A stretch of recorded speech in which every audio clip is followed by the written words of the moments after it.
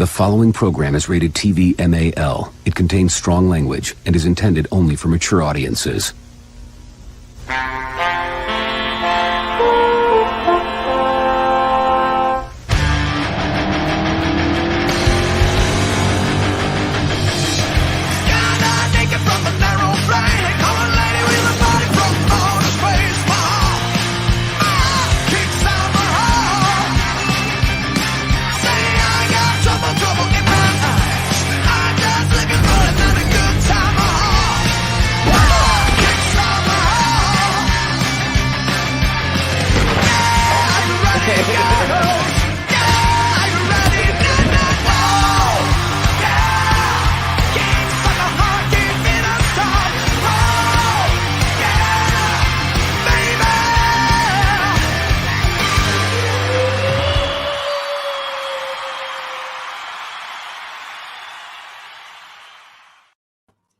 The following program is rated TV MAL. It contains strong language and is intended only for mature audiences.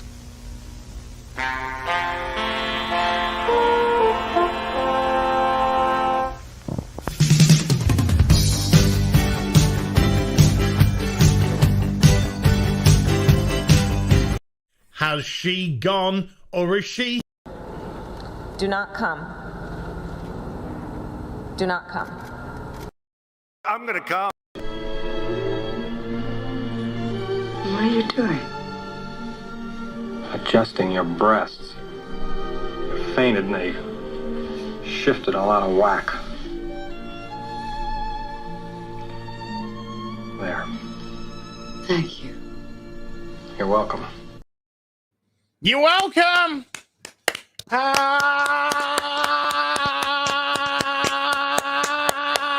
Am I trolling you? Why? Why would I troll you guys, huh? Why would I just just play? To understand that was what we call artsy. It's if you connected the individual clips and the pieces, as was sending you a very complicated message. Yes, one of world peace, love, and unity. If you can figure it out, Az will send you 10 Az points. You can spend in the Az store. Don't say that too quickly if you're drunk. What? Dragon says some ass, boy. I flame in my ass. Oh my. Hello, everybody. Welcome to the Real BBC. Gary's on the road today. He's moving house. However, at some point during the stream, he will be popping in for a Literally, little bit. his house is on the road. He is Yes. his house on wheels. Yes. Pretty like cool. those great black and white movies when they're moving house and they're literally moving their house. And then the house tends to fall apart as they're driving across the country and the lights say, "What me? I'm falling apart in the country." It reminds me when in Terminator 2, they have that little car with a little shed on it, and it gets all busted up because T-1000 hits them in the back of it. Remember that? I like Terminator 2. It's a cool movie. It's a cool movie. It has like really cool villain line. It's like Just explosions. It's just like you guys Power blow up his guns.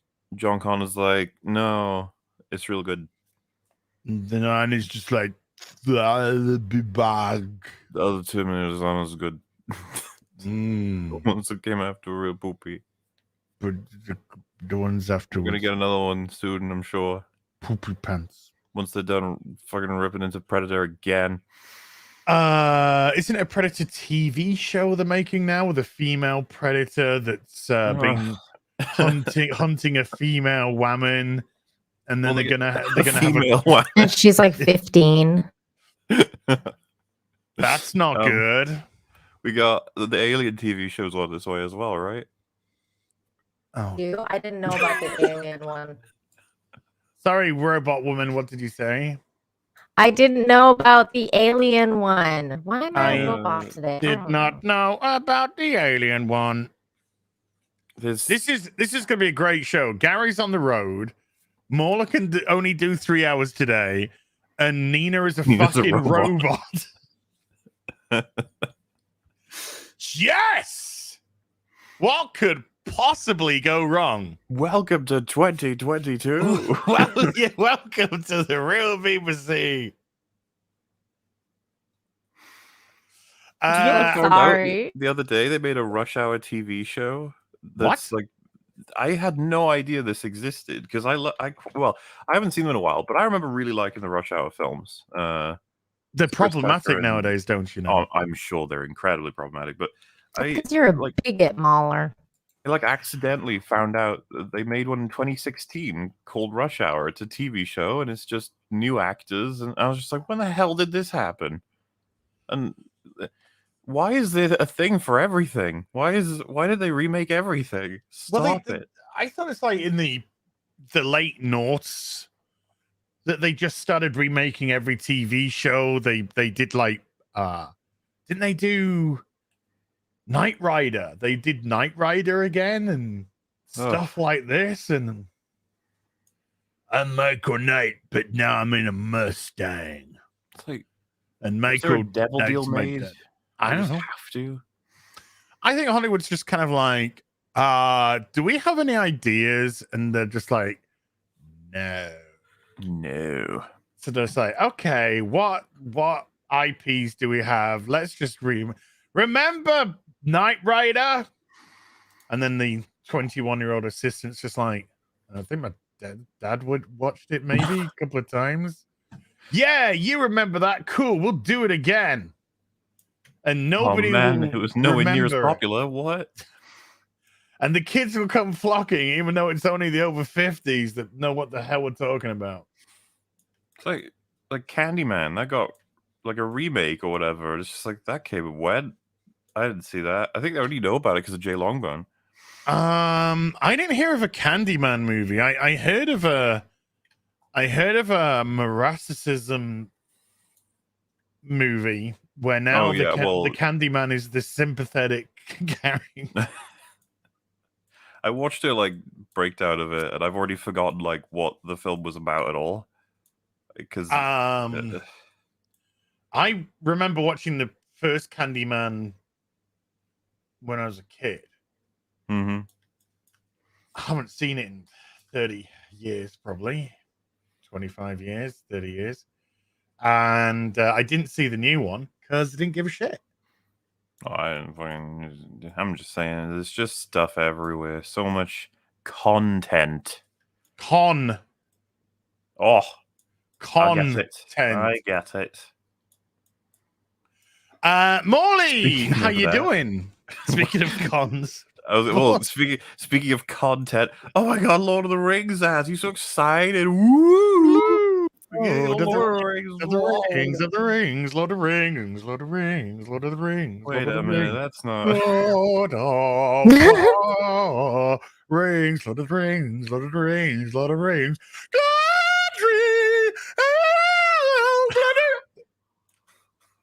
Hello. I am very excited about all this great media we got on the way. What other events are there? Boba Fett finished up, and they're already they launched. Was it the poster came out the second the finale finished airing? Yes. Okay. We got other stuff. Don't worry, we got other stuff. The millisecond that the final bit of the credits for the end of Boba Fett lifted up, Disney put out a stunning poster of Kenobi in the distance that's been shot with a wide, telescopic lens, walking on a sand dune.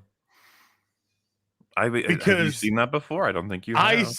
I see it every time Disney put out a Star Wars fucking poster. Because they have I was supposed to say they have one set. It's not really. They have a green screen. They just don't want to do anything but desert with it. Here's the Mandalorian. He's walking on desert sand. Here's Boba Fett. He's walking on desert sand. It's going to be so exciting. Here's Ben Kenobi. I can't wait to see. Oh, God, I've already forgotten his name. Cassian Andor. Oh, that's coming. When's that out? I think I can't believe that's got a season 2 already as well. Nice. What? Yeah, but it did. Who was the person who I think it was an actor accidentally confirmed that it has a season 2 already. It's but nobody even fucking. Why? They have a season 1. Season 1 must be baller, man.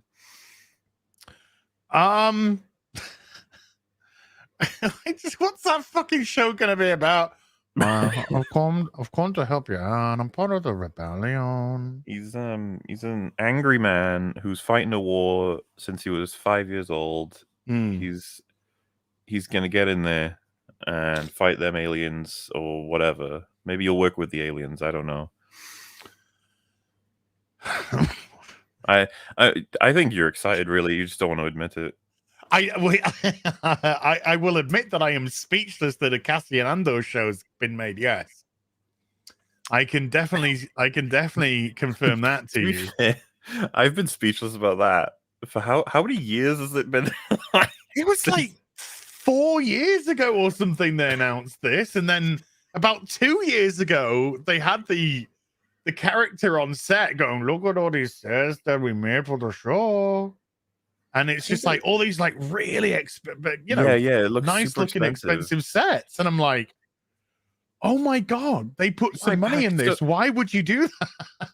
Well, why? Because, like it's become very clear that the production for Boba Fett was a complete like, oh God, disaster. Like they rushed it all and stuff. It's like, why didn't they give the Andor level of money and focus into the Boba Fett show, a character that people actually like? I think they probably used the Andor sets.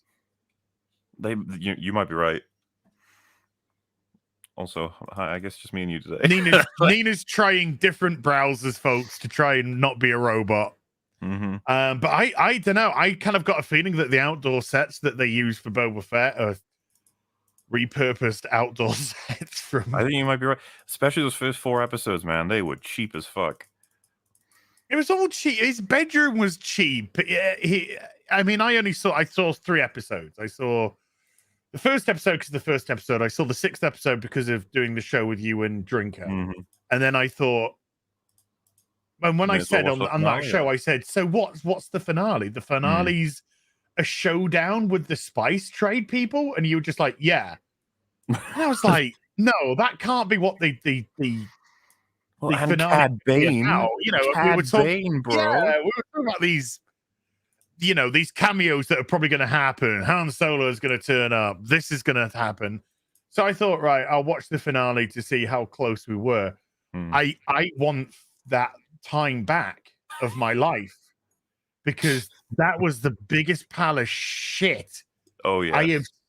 My brother, the normie Star Wars guy, the guy that looks at the X-Wing and goes, "Oh, X-Wing," because he remembers it because we used to play it. He doesn't, he doesn't read any extended universe. He doesn't follow any of the news or anything. He's just that kind of normal, regular Joe who's like, "Oh, Star Wars," and he texted me and he went, "Well, that was a fucking lot of shit." You did mention he was becoming more based, so he is becoming more based, yeah, because that. But he liked episode 6, you see. He liked episode 6 with Luke. You like to see the Luke. It was so funny because because you said you watched the finale, yeah? So you saw the part where like Boba Fett was like, right, we have ruin or fortress. Let us choose the fortress. And then they go, don't do that. And he goes, okay. Where the little girl who looks like she's just gone through puberty, who is hanging out with the disco dancer with the one eye, and she's just like, no, let's dig in here. And he's just like, okay, we'll dig in here with respect. And what makes it even funnier is they don't use the ruins for cover. They just run out there anyway. And hide behind breeze blocks, literally blocks on the floor. While there's huge 2 robots with massive shields are going around wrecking everything, and they're hiding literally behind stone blocks on the floor with their heads sticking up like this. They show it get like hit with all kinds of explosives several times and just doesn't do anything. Nothing happened, yeah. Just like, wow, these fucking droids are useless, huh? And even when they hide behind the stucco wall, and they just fired at the stucco wall, and the wall was just, what was it made out of? was it titanium blast shields covered in stucco? I like the part where she says we can't keep running because it'll be a dead end in the city, and it's like, what? Oh no, we've just entered Mos Eisley, the only city that doesn't have a fucking exit. I was so confused by that. Like, what are you talking about, woman? Like, what? And then it just got so dumb. I mean, I was already like, this is the dumbest thing I'm seeing as they're running away from the robot that can't hit them. Yeah. Right in front of them. It can't hit them. The robot can't hit them. Those robots really tested the average person's patience for lack of aim. Stupidity. Yeah. They were programmed by stormtroopers. But there again, you look at stormtroopers in A New Hope and stuff like that, and they're not that bad. No, they're not that bad. They're not bad at all. And because even the heroes are missing, it's like. Yeah, I mean, it's so crazy. Like, remember, Return of the Jedi, Leia and R2-D2, they both get shot. It's like, God, when you have that many people firing on you, it's like you're gonna have to have one of them get shot. Otherwise, we're all just gonna be sitting here like, what the hell's happening? And not in their bloody Beskar armor, for fuck's sake. My patience, and then was it? Isn't Boba Fett's armor not meant to be Beskar armor? It was supposed to be Durasteel, but they've retconned that now. They've retconned that, and it's now Beskar. Okay, fine, whatever.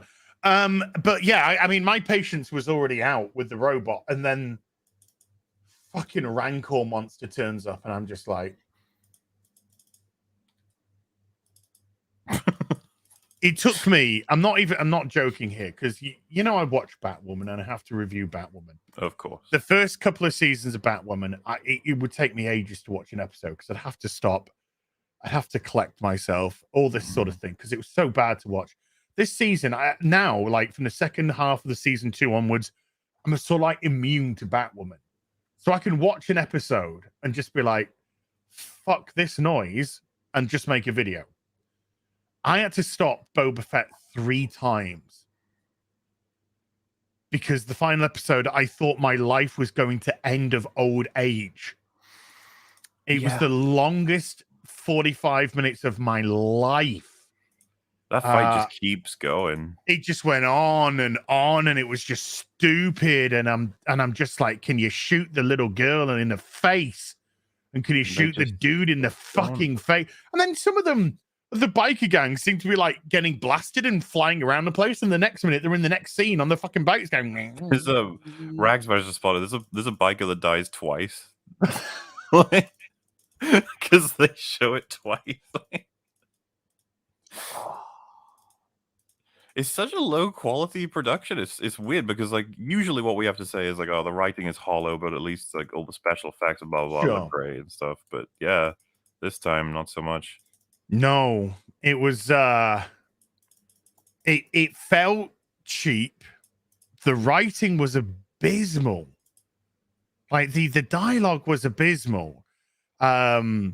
It's now fallen into typical TV show not serendipitous events, but things just happen.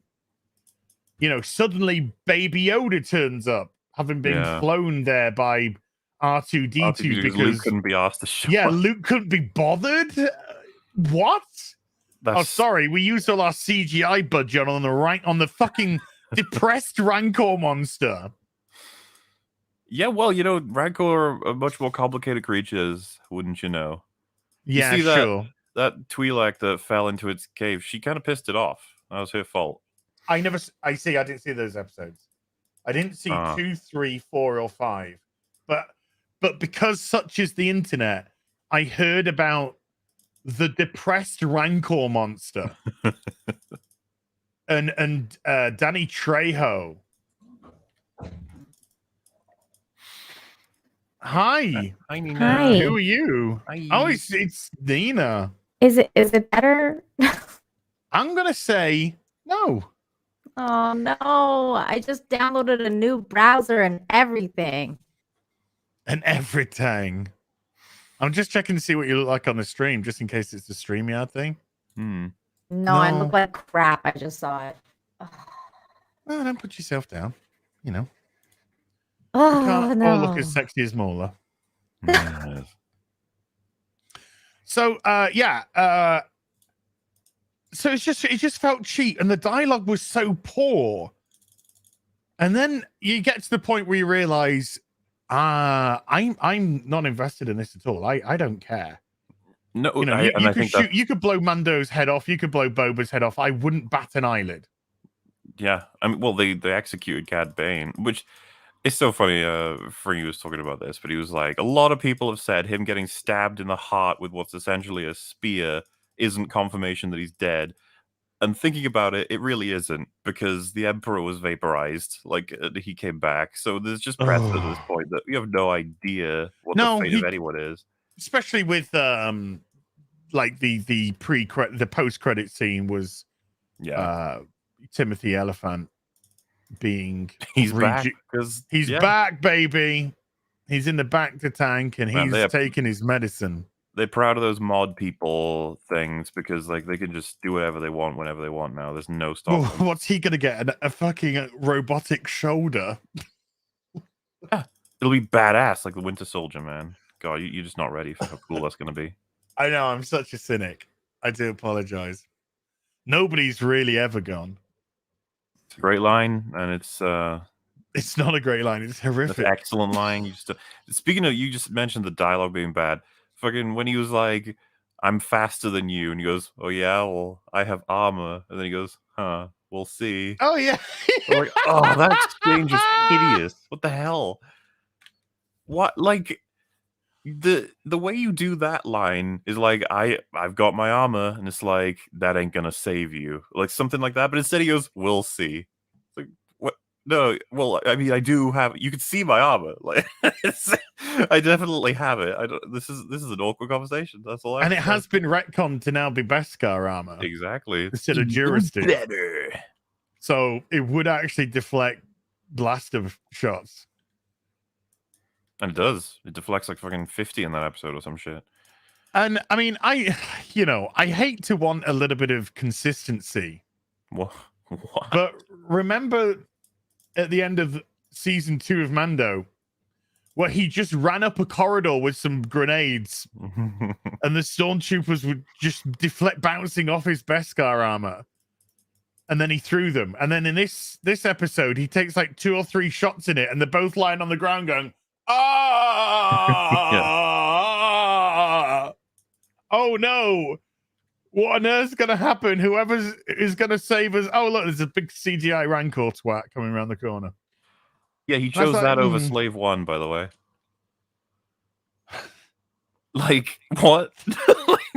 Well, that's because Slave 1 was busy in the shop having its name changed to Fire Spray, which sounds like a venereal disease.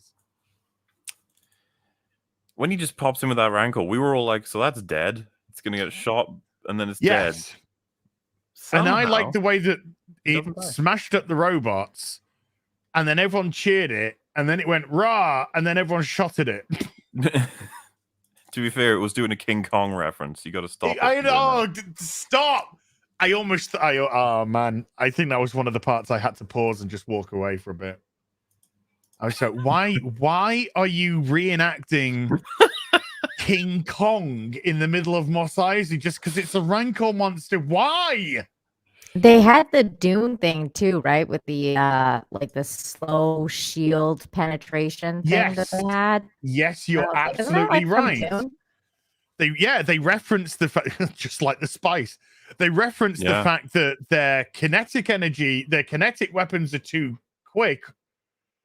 And their other weapons are too slow to penetrate the shields. So it's just like, oh yeah, they're just doing Dune. And dude, the spice stuff, they literally rely on you having seen Dune to know what the spice is, because like they don't explain it. They're just like, what is the spice? Watch Dune, it tells you. Okay. But all of this, to me, none of this was the dumbest part of the episode. You know what the dumbest part of the episode for me was? What's that? When the 2 Gamorrean guards were very accommodating and just walking off a cliff. Yeah. You didn't even give him like it could have been a way more interesting death, but they just sort of walk off and they're like, oh, well, that's it for us. We're done. There is a train. A fucking train that's a good at least 100 meters away from the cliff edge that goes past, and then there's people on the other side. So they literally let those people just walk up to them and bully them back 100 meters. Did you not think to maybe step to the left or the right? They did not. Jesus. So awkwardly done, that scene. It's like they filmed it in 5 minutes. On a sound, on a sound stage with a green screen because they couldn't get that projector thing going.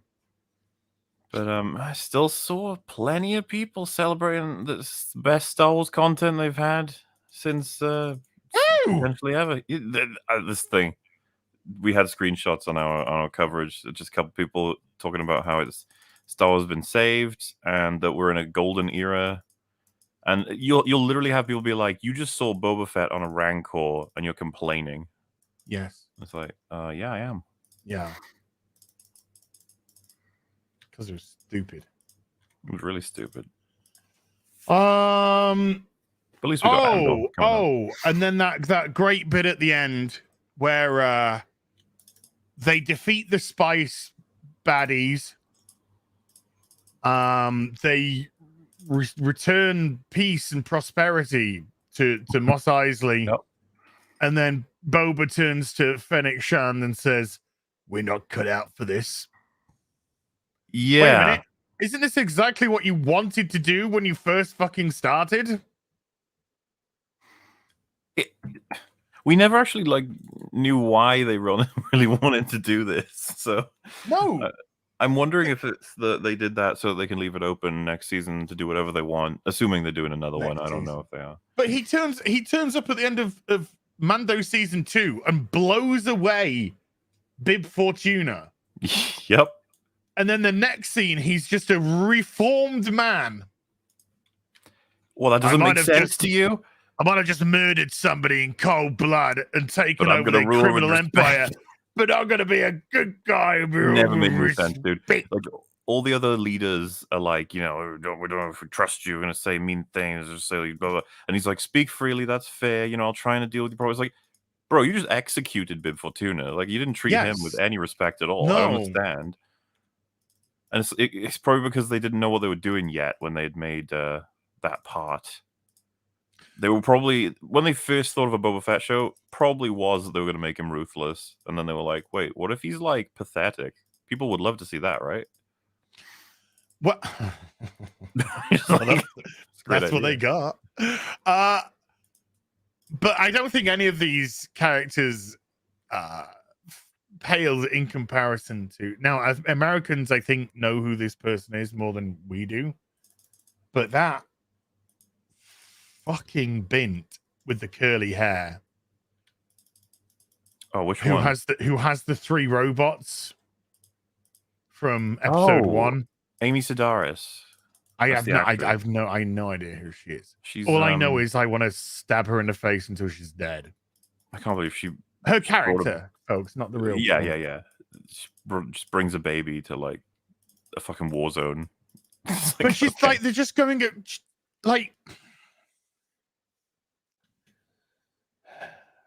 be calm, be calm. When you're in the middle of a life and death struggle, when the story, from what I could gather, because it doesn't seem to have been too complex a story, is that all the people who you try to bring together and say, hey, let's all rule with respect, all turn against you. When you are fighting for your very lives and existence, you have a screeching harpy going around going, it's time for comic relief moment. And then there's a big robot in front of her. And Mando's just there going, turn around. And she's like, what? That's really funny. Why don't you find it funny? Turn around. I'm just like, things like that just make me want to throw rocks at my TV. Yeah. That's not funny. Things like that are not funny. I've heard they're extremely funny and everyone loves her and they want their own. She's going to get her own show, I'm sure. I don't even know. What's her name? Twat. I I don't even know if they've said what her name is. I in the don't. Yeah, show. people. I don't know. What's chat? What's her name? What's that character's actual name? By the way, does anyone know? She's called Pele Moto. I never would have guessed that in a million years. Curly Sue. Curly's.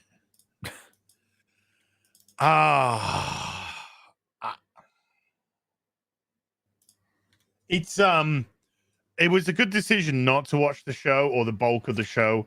Mm-hmm. I should have trust my instincts on that finale and realized that after the discussion that we had, there was only one way that this was ending, with a stupid fight with no stakes in town. With Boba then deciding, time to leave. Time to leave. Yeah, that's all I got. You gonna be watching the? You gonna tune into Andor? Dude, you know, hashtag I stand with Gina Carano. Hashtag Gina Carano did nothing wrong. I cannot wait for the first episode of Cassian Andor. I am gonna have popcorn here, sody pops. I'm gonna have fucking a big sofa, cushions, a woman with a big like leaf fanning me. I am here. I am there for that. I think this is gonna be an absolute fucking disaster of a show. And I want to see that first episode because I am almost certain I'm gonna fall asleep during it of boredom. Wow. See, that's hate right there. It's hatred. No, that's an anti-insomnia device. It's true. That's what that is. What about Kenobi then? Oh God, they're gonna destroy everything. You can barely keep track of what things they're trying to destroy. It's like, because the thing with these prequel shows are hold on 2 secs. I'm a man, I can't multitask. Oh, I know the feel. So the thing with these prequel shows are, we know that they have to get to a specific position to start whatever. So we know that Kenobi has to get to a specific position for Star Wars. Yes. So there's going to be no stakes, because there's going to be no stakes with Leia, and there's going to be no stakes with Luke, because we know the position that they're in at the beginning of Star Wars.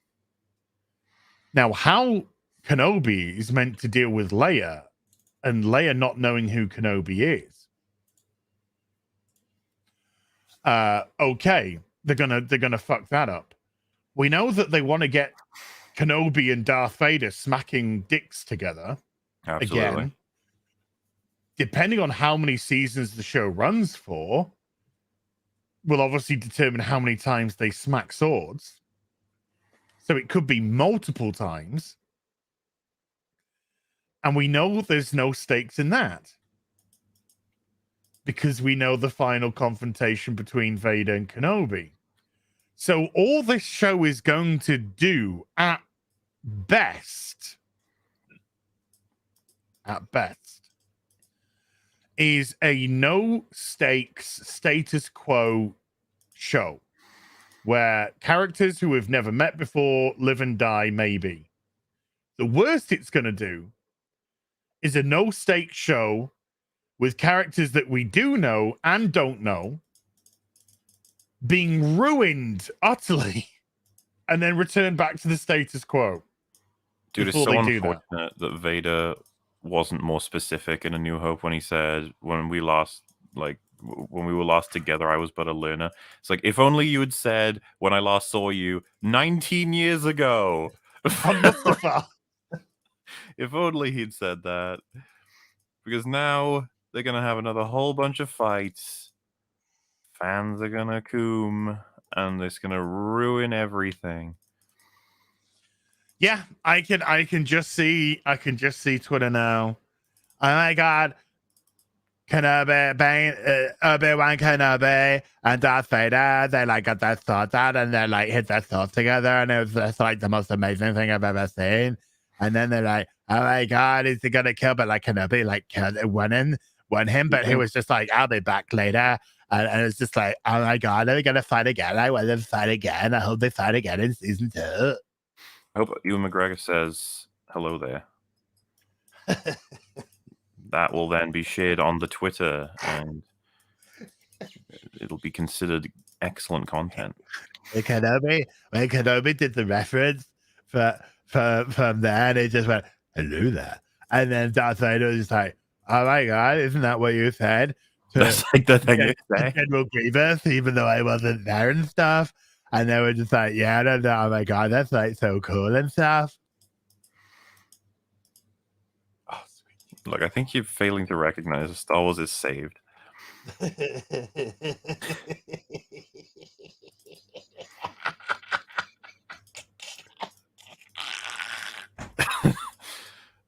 It's like this. That's what we got as to choose between. It's like TLJ, this highly produced absolute nightmare, or Boba Fett, this shittily produced, like just little shot, just spreads across the carpet, and we're like, oh.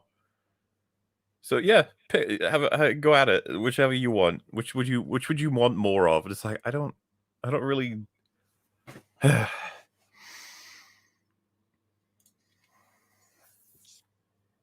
Do you ever see Gundam videos where he goes to that clip where the guy just goes, kill me now?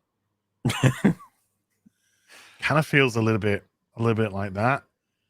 But, like, they could tell a good story with Kenobi. They could tell an interesting story with Kenobi. And they could use, because Hayden Christensen looks pretty good. I think he looks pretty good for his age, considering it's been nearly 20 years since his last appearance. And with maybe just a little bit of digital, and maybe even not necessarily, they could do some bit of makeup. They could do some nice flashback scenes, because let's just be honest, Kenobi would probably be more the age that he age appropriate for what he should have been. Because he was like a 32-year-old man. Yeah, 19 years, he aged for 50 years. He's on Tatooine and aged 50 years and 17 the sun, years. Man. It's that sun. So he's probably more age appropriate anyway. So you don't really need to do anything with Ewan McGregor. So you could have some interesting flashback scenes to their Padawan, and maybe even use that to kind of flesh his fall to the dark side better than the prequels. Maybe put in some of that Clone War stuff as well. But I don't want to see them fight. I don't want to see Vader and Kenobi fight. I don't want them near each other.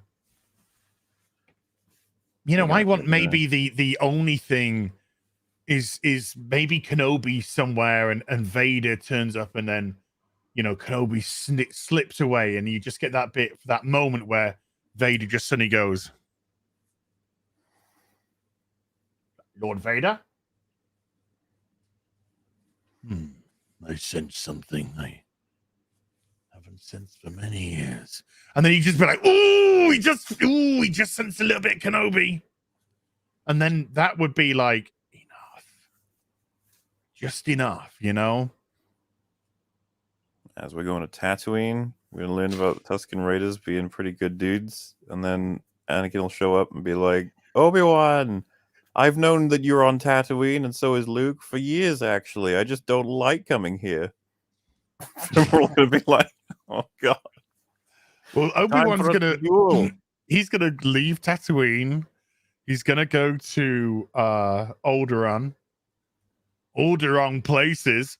He's going to go to Alderaan, and then he's going to prostrate himself in front of Jimmy Smits and say, my white privilege as a Jedi is a terrible thing, and I should be berated by brown and black people for 10 episodes. And women, of course. Yeah, he'll team up with Leia and they'll go on adventures, and she'll teach him how to be a better person. I gotta stop my face.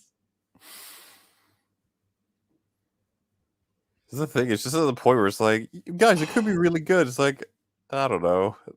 It seems pretty unlikely. Huh? I don't want him near Leia. I don't want him near Luke. Oh, I don't want any of if them. if there's a story, make an original story.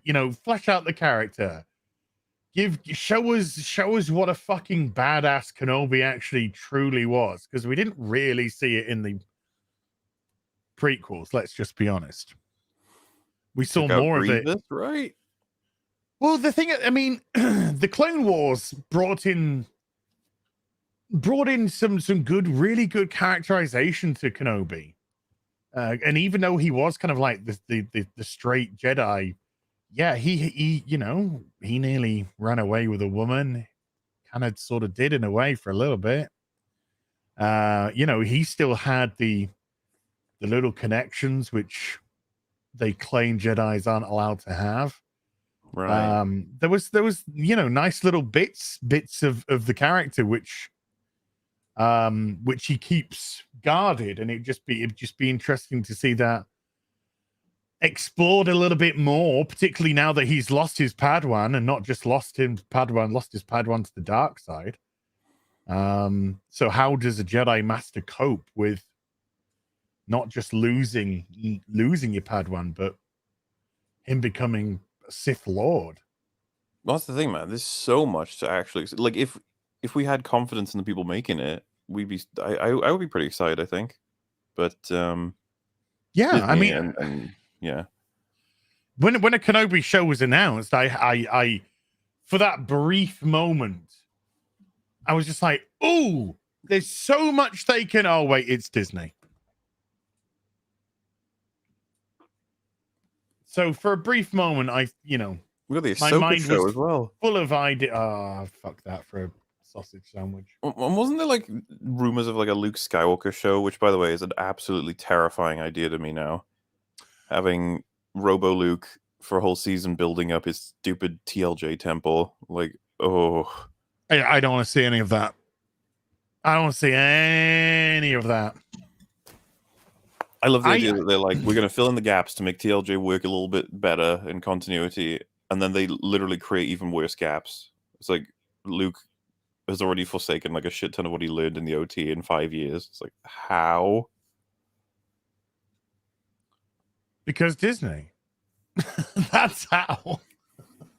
Because it's as Lucas himself said, it's in the hands of the white slavers now.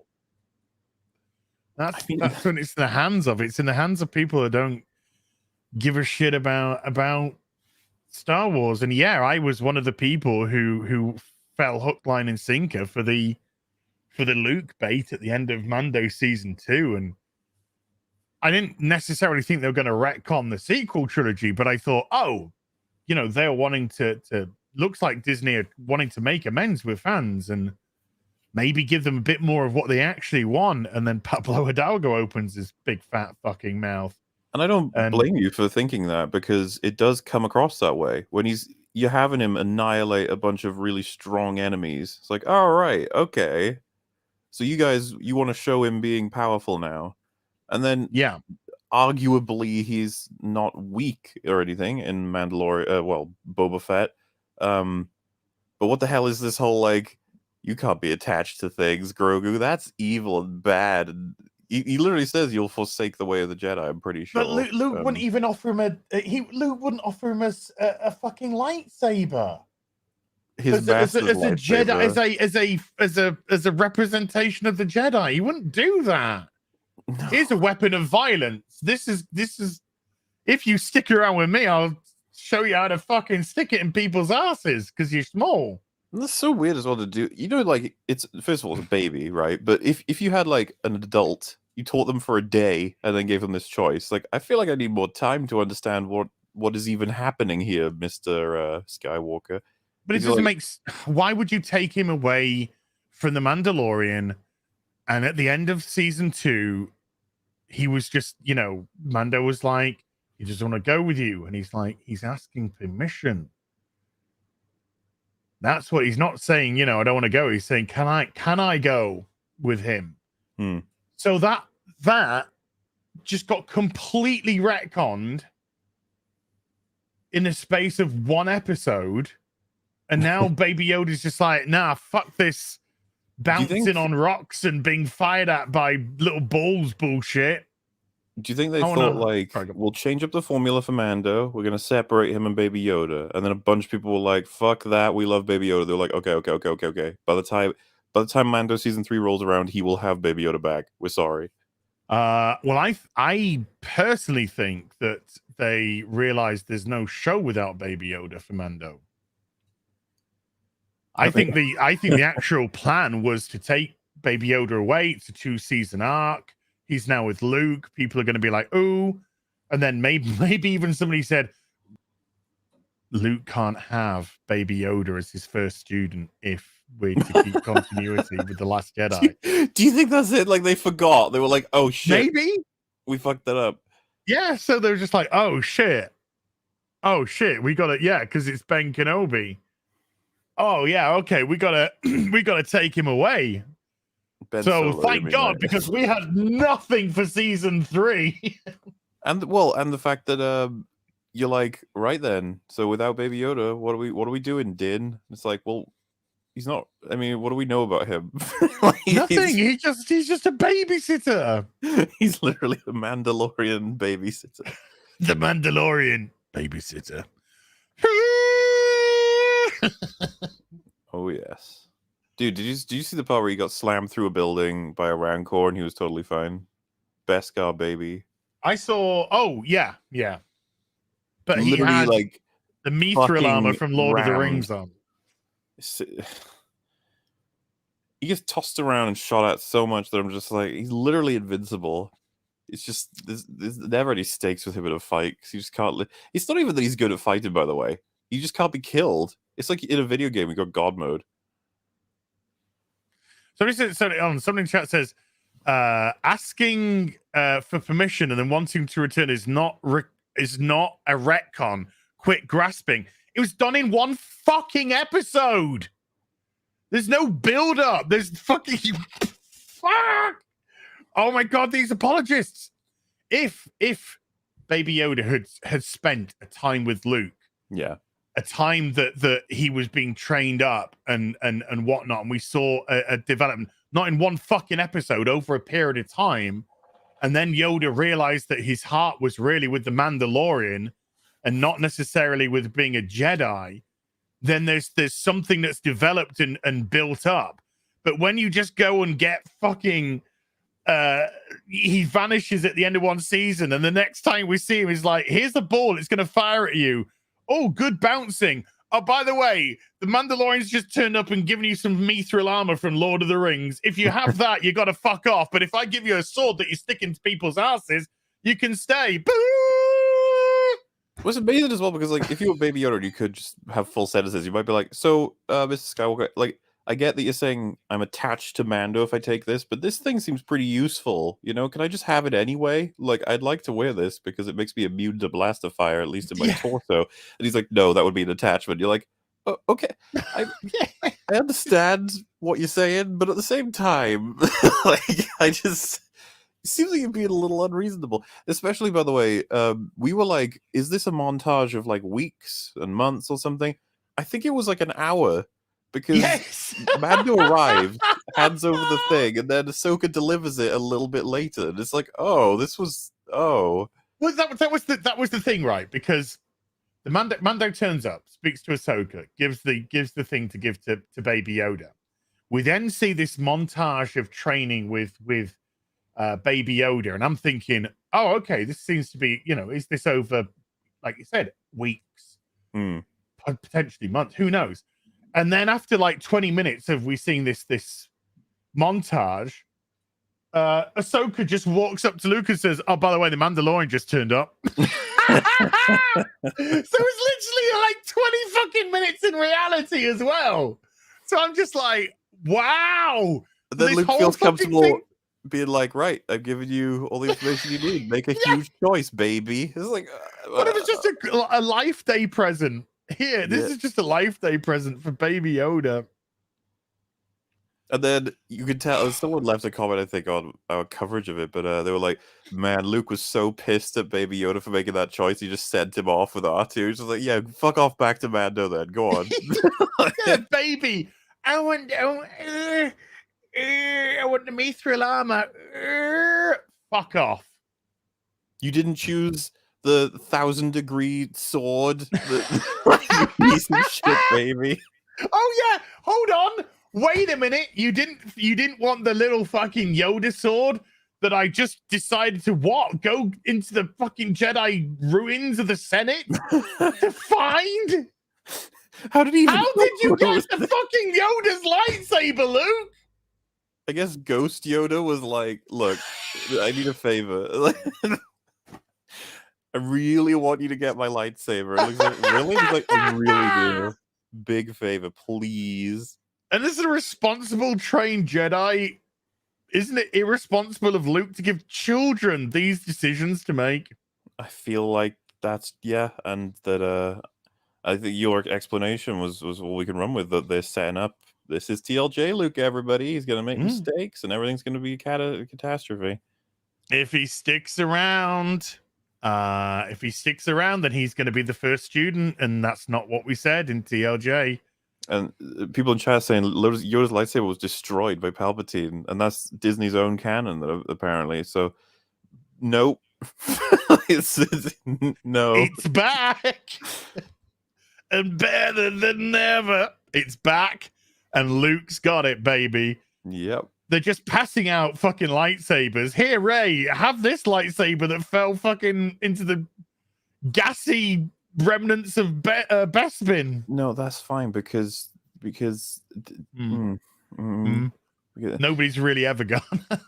I'm pretty sure it was I've mentioned this before because I found it out related to the work I've done on The Force Awakens, but that's how The Force Awakens was supposed to begin. It was a scene of that lightsaber floating through space, and it would eventually be grabbed by a hand.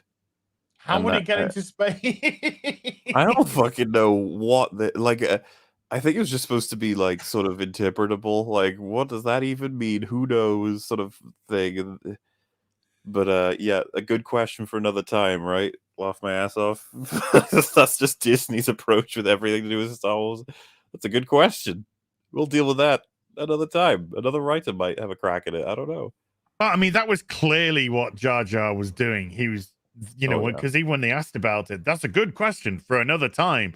I.e., that's a good question, which I don't want to go into. I don't want to think about it. So I'm going to leave that to somebody else. Maybe that good old boy Ryan, that good old boy Ryan Johnson, he'll come up with a belting reason for it existing. Oh no! I would love like the genuine initial thoughts that JJ had after seeing TLJ. He must have been like, "Wow, dude, you just shat on everything I set up, everything, every thread." Yeah, then George Lucas would look over at JJ like, "Oh yeah, he shat all your work. That must suck, man." I mean, at the end of Empire, the rebellion's in a terrible position. Luke's just had his hand cut off. He's just discovered that Vader's his father. Spoilers. He's just discovered that Vader's his father. Han has been placed into carbonite and taken away to Jabba's palace by the merciless bounty hunter Boba Fett. Yeah, who took him away with respect. And things look bleak, but you know where they can go. You know that, okay, they're going to go after Han. They need to go after Han, and they need to save Han. And Luke, he needs to continue his training because he's not good enough to defeat Vader yet. He got his ass handed to him. And what is he going to do about knowing his lineage? Yeah, what happens now that he knows that Vader's his father? How does he respond to that? So there's like areas that is going to happen. So even though they're at this low ebb, you can see the potential in where they go. And then at the end of TLJ, I'm leaving that cinema and I'm just like, where you go? Literally, where do you go? You've destroyed the rebellion fleet.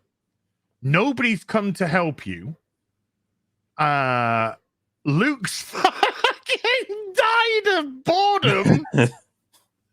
went out like a fart. You know, yeah. and it's just like you have literally cut up. You know, Snoke's gone. The was lightsaber's been subversive. destroyed.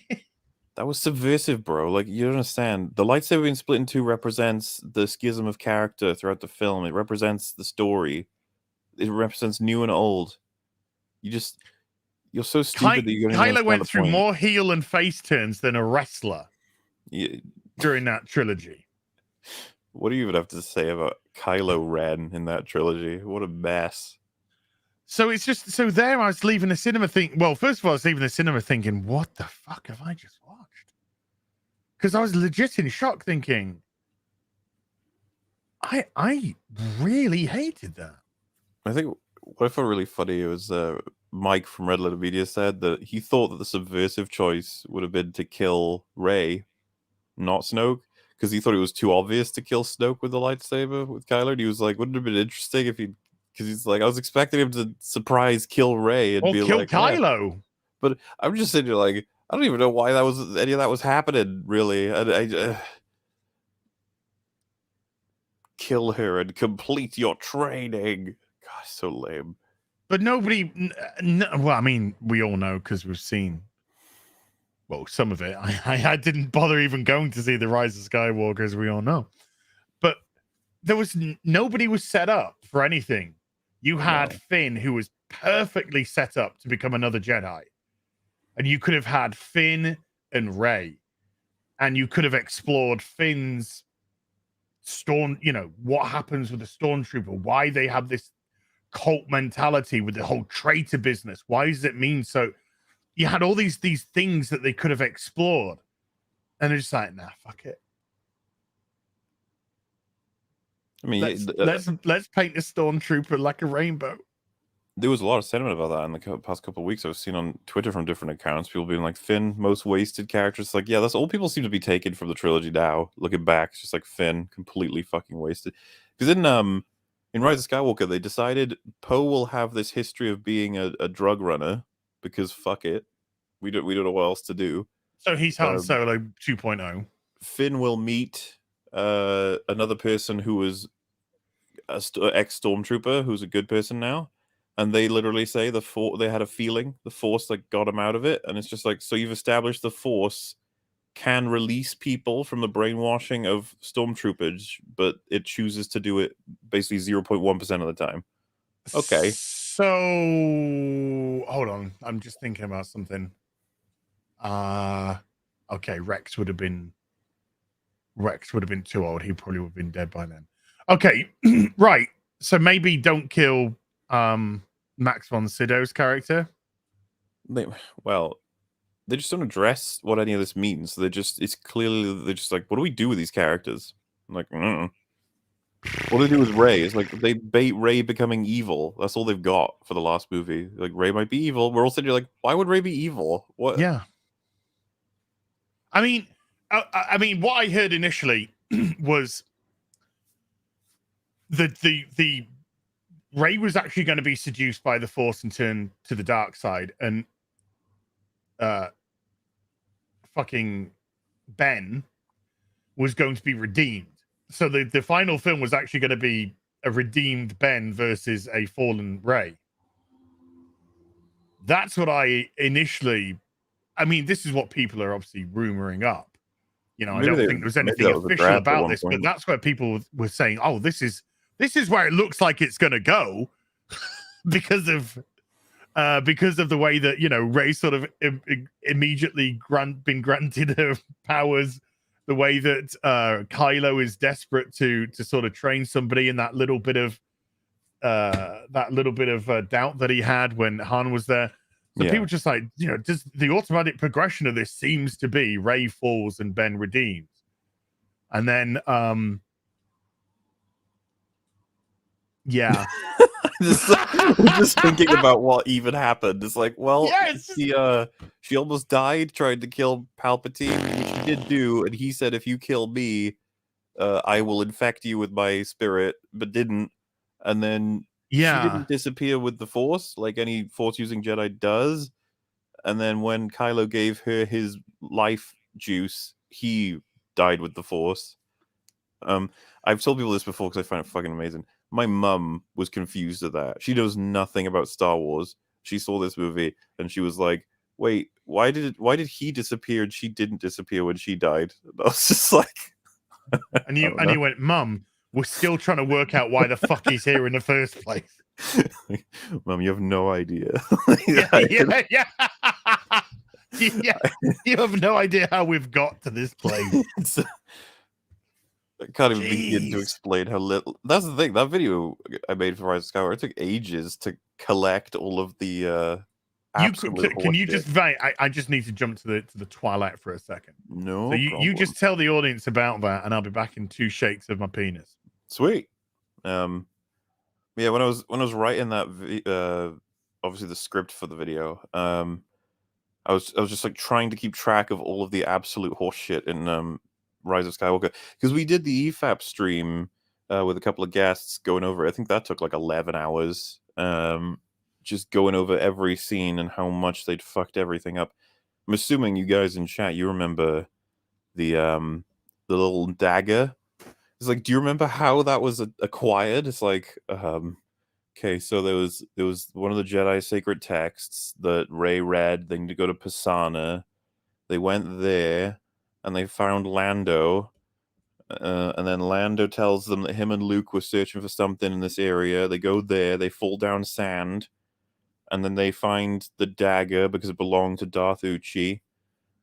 That dagger, when opened up and read, gives you coordinates to a moon where a piece of the Death Star fell, and that night that dagger lines up with rubble and then points to the room you need to go to get the little McMuffin that'll take you to Exegol. It's like, what the who wrote that? Like, why would anybody have that? First of all, you don't need to have that shit. You could just cut most of it out. Like, those texts can talk about some, I don't know, distant Jedi temple, maybe. Actually, why would you even need that? You just have the Emperor rise. Just be like, but look, even though, by the way, that was an absolutely insane decision as well. But if we're doing that, why do you need any of that crap? You could even focus more so on what that planet with Poe's old friend. Oh my god, I'm just reminding myself of all the things that happened in that film. Babu Frick's planet, guys, remember that got blown up? And we don't even... The next time we see Babu Frick, he's just chilling happy. And Zori Bliss is the other character from that planet. She doesn't seem to carry the... It's just like... don't you think losing your planet would have an effect on you? How'd you guys feel if Earth was blown up and you were just chilling on Mars with some other Martians? Like, oh, you know, rip Earth, I guess. That's fine. Plenty of planets to chill out on. They needed filler. I think you're absolutely right. Though they should be begging for any bonus time when you've got characters that are so uncharacterized. There's like, oh shit, we got plenty of time to actually use. It's like, no, we got to fill it up with what do you even call it? Like a little adventure searching for little bits and bobs that lead to little bits. It's like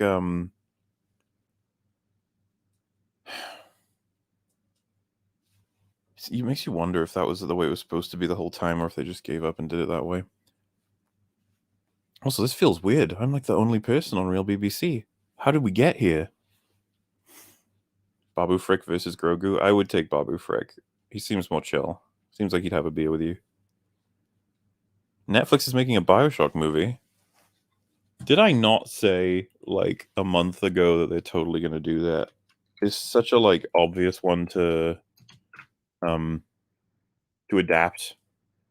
Now that video game adaptations are going to get a little bit more respect and popularity, I don't know. They just Perfect gave up. time. So true. Hello. Hi. You're right. It's true. You're right. Bioshock is getting a Netflix live action film. Yeah. We'll see. We'll see. We know exactly how that's going to turn out. I feel like it'll be bad. I feel like it'll be too low budget. I feel like they won't be writing it for the sake of meaning. It'll be references. We'll see. We'll see how it goes. You just think about the beginning of Bioshock 3, I think. Infinite, yeah. Yeah. Yeah, the when you launch into Colombia. When you start off on in the town. Oh fuck! It's been so long since I played that. When you're in the town and you're going around and have like the sideshows, and the sideshows are very anti. Oh, they ain't doing that. They'll do Rapture. Yeah, they'll do that. That'll be the mess. That'll be the whole thing they'll be pushing. Oh, I would assume they'd want to do Rapture because that's going to be what fans will want to see. But we'll I don't want to give people what fans want to see. Did you No, watch Cowboy Bebop? Fucking hell! Surely they need a little bit of bait though on the hook, right? They need to put like the bait is Bioshock. That's the bait. That's always the bait. It's the IP that they buy. Yeah. After that, woof, we are in unknown territory, dude. See, because there was a time where I would have heard that the movie's happening for Bioshock, and I'd have been like, "That's fucking great, man." But right now, I'm just like,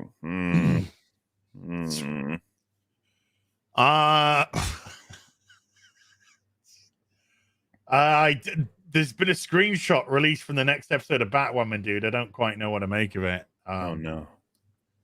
Can you make anything of that? I don't know. It's just CW Batwoman. It's the CW Batwoman a year after lockdowns. Okay. Is that show getting a season 4 yet? What's happening? It hasn't been officially announced. I would be shocked if it doesn't get renewed. When is it going to stop? There's only 13 episodes this season. They only got a half season commission this season. How many are out? 11 are out. There's only 2 more to go, and they're both Black Joker oriented. Yay! Black Joker. Wow. He's black, and he laughs. He's the Black Joker. I miss He Jacob dyed Kane. his hair purple because he's a fucking retard. Black Joker. You pretend like it's not everything you wanted. Dude, if for Batwoman, this is everything I ever wanted. We all know the truth. You love it. If they said to me, because obviously I review this show for shits and giggles, and they said, hey, what would be the most stupid thing that they could do that you would love in the show? I would be like, oh, just turn the Joker black. It's kind of funny. It's just like, of course they did that. And what's the okay? So what's the origin story? I don't know. The Joker sticks the joy buzzer to a black boy's head and turns it on, and it makes him Black Joker. It gets rid of all his empathy. Oh, is that how that works? All right then. Oh, don't you know? No, we haven't seen it yet. So Marcus is Black Joker. And by the way, if there are a couple of people who are a little bit like, I mean, just calling it Black Joker, yeah, it's a little bit sort of on the head. No, this is also what articles have referred to him as. That's just Black the name they've given Joker. Him.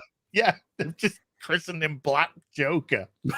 And his origin story is when he was a child, the Joker came onto a school bus, put his joy buzzer to his forehead, and turned it on, and that wiped away all his empathy. Now, is that like a scene, or is that told? No, you just get told it. Okay. And then the best bit is, because this is how electricity works. Oh no. If you place the joy buzzer back to his head and do it a second time, it will return his empathy. What? So the joy buzzer is so damaged after 20 years, 10 years, whatever, that it can only be used once more Oh, So Alice wants to steal the joy buzzer so she can shock herself to what getting her the empathy. fuck? You're not serious. That's not actually a. Oh my god. It's a literal sanity button. Like, you gotta grab it, it'll give you empathy back. What the fuck? What? They have It's no like- idea what they're doing. But Alice, this is not how you lost. This is completely different. Number This one, this isn't is how you completely lost different. Is this just like a fucking magic joy buzzer now that returns, hey, psychos, we're going to just shock you and you're all going to be okay again? It's got empathy in it, and it'll provide it to people. If But get shocked by they it. found the person, they found the woman who made it, because of course the woman made all of the Joker's toys. Mhm. They find the woman that made it, and the woman fixes it and says, there's only one charge left. It's only good for one charge, and then that's it. It's going to be destroyed forever. And I'm just like, well, you made it. Just make another. Oh, God. Just make another. Well, why does it have to be a stupid buzzer? Why could it just be electric in general? What is it? How does Because that that's work? not how electricity works, and that's not how electric shock treatment works. Because this show being like, yeah, you get shocked, you get empathy, you know, that's how it works. Or it gets taken Yeah. away. It depends on whether Or or it not gets you have taken it at the away. If time. it's the Yeah. first time, it takes it away. If it's a second. They don't give a shit. Apparently, they're going to use it on the CNN news crew. Ah. Maybe put it to the ground and it'll give all of Earth empathy. Oh. Well, I mean, that's the last two episodes of them going up against Black Joker, with the hope that they return Marcus back to normal, and Alice is gonna try and steal it for herself to make her normal again, because she doesn't like being a poopy pants. Ugh. This is how shit works, dude. You know, I'm going to This- disagree with that. I don't agree that that's how things work. The show told me, dude. This is how it works. These are dem rules. These are dem rules of the show. 2 episodes left.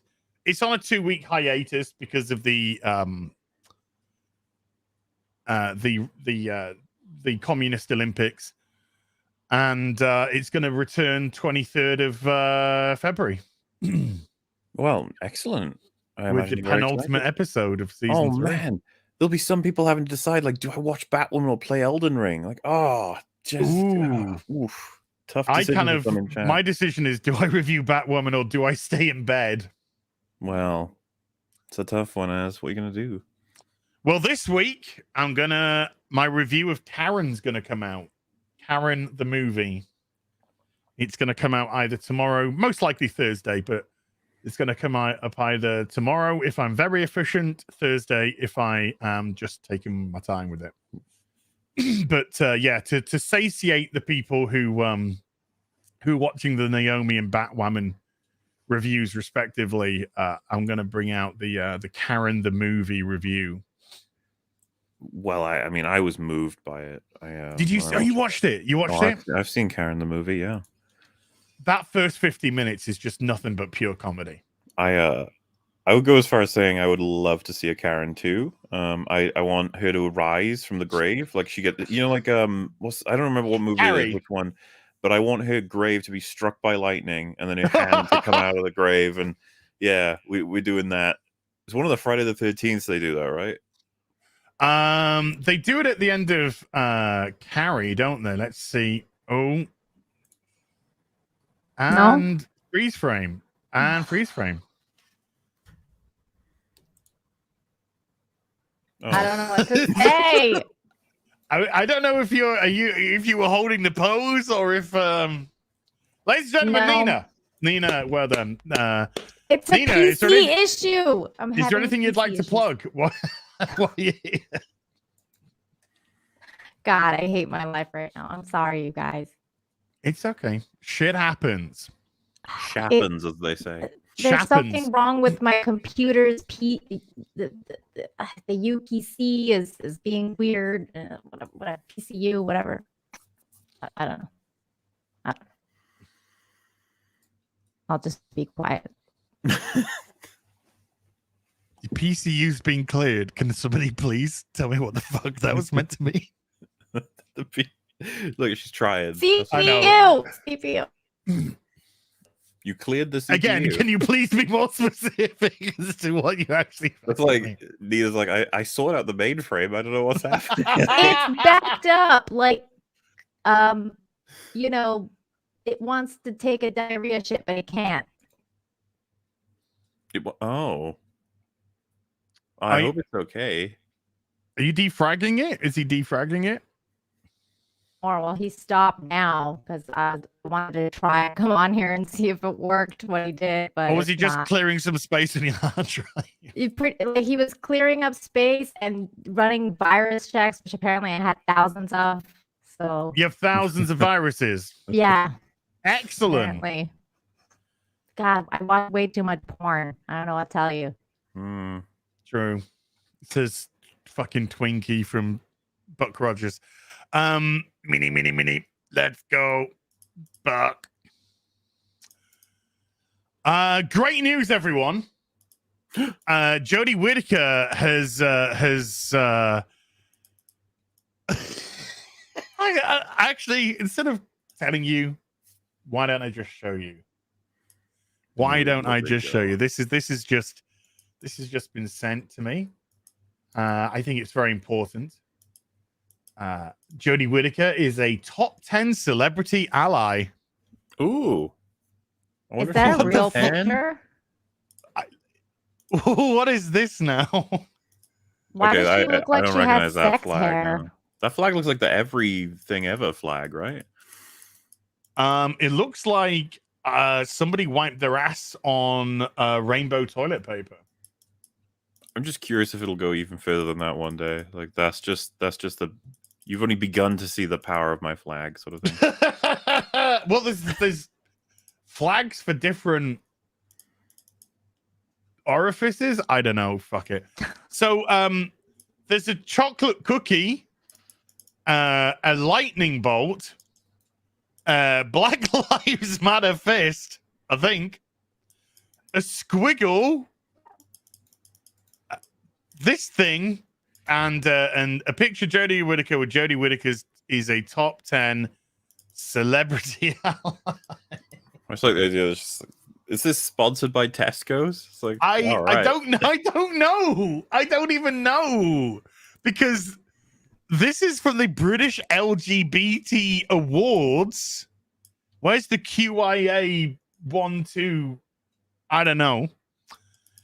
Voting is open, folks, so you can still vote if you've missed out. Jodie Whittaker has graced our screens for years, and now she's gracing our celebrity ally category. Bless. How come we're not in this celebrity ally category? Huh? What does this even mean? Can we vote for her? I know I would. Can we vote for her? I'm pressing the voting link. Can you put the Twitter thing in the private chat so I can vote? Oh no. Yes, I will. If your computer will allow that, you robot.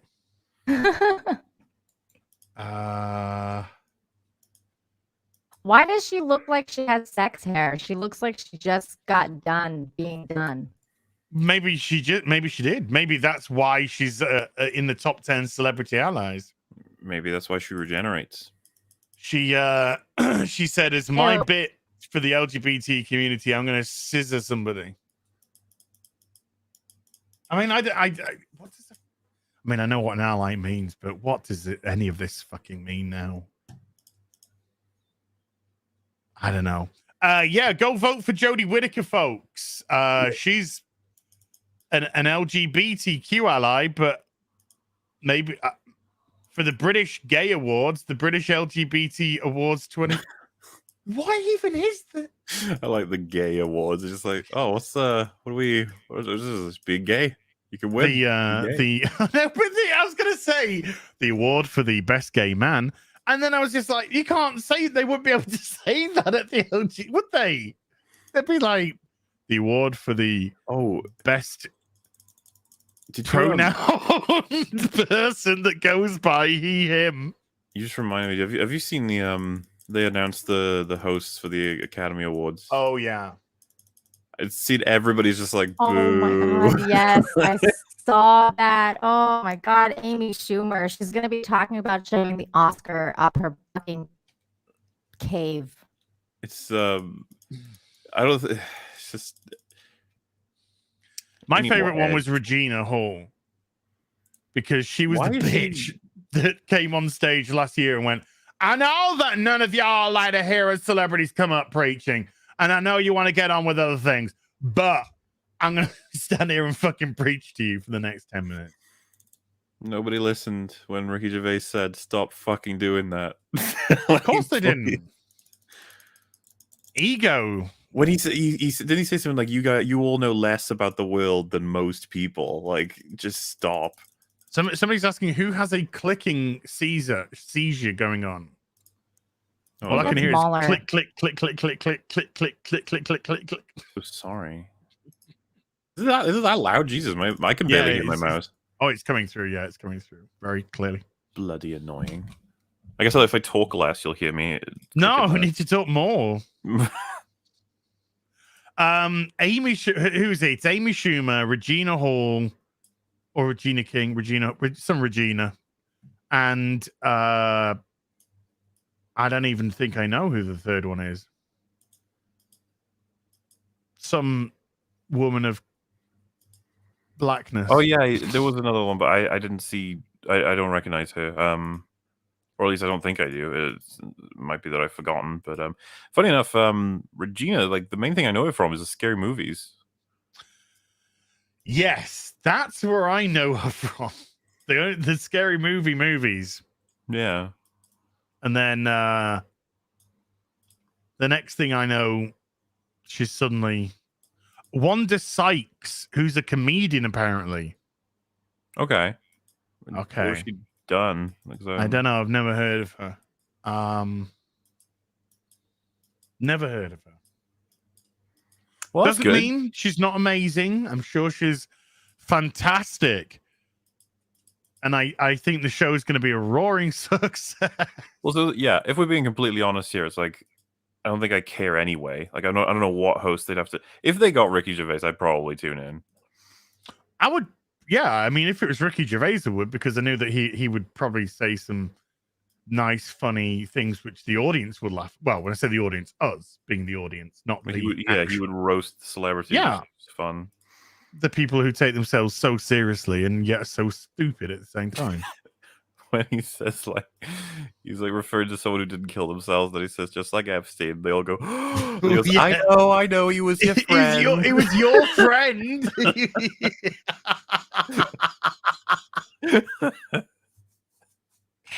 Oh man. Do you remember what he said? We were going to do the in memoriam this year, but to be honest, it just wasn't diverse enough. It just wasn't. Yeah. It's just perfect. That's going to happen one day. Well, when he did the Golden Globes, I think it was the first one he did, not the second one. He did the first one, and then Robert Downey Jr. came on and was just like, remember when Ricky Gervais was just like a funny fat guy?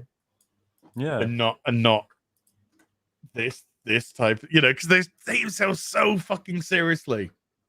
Look at this. Looks like I'm jerking somebody off camera. Hey, you know what? You got to do what you got to do. I know. I got to earn that bucks, Oh, there we go. Shaken, but not stirred.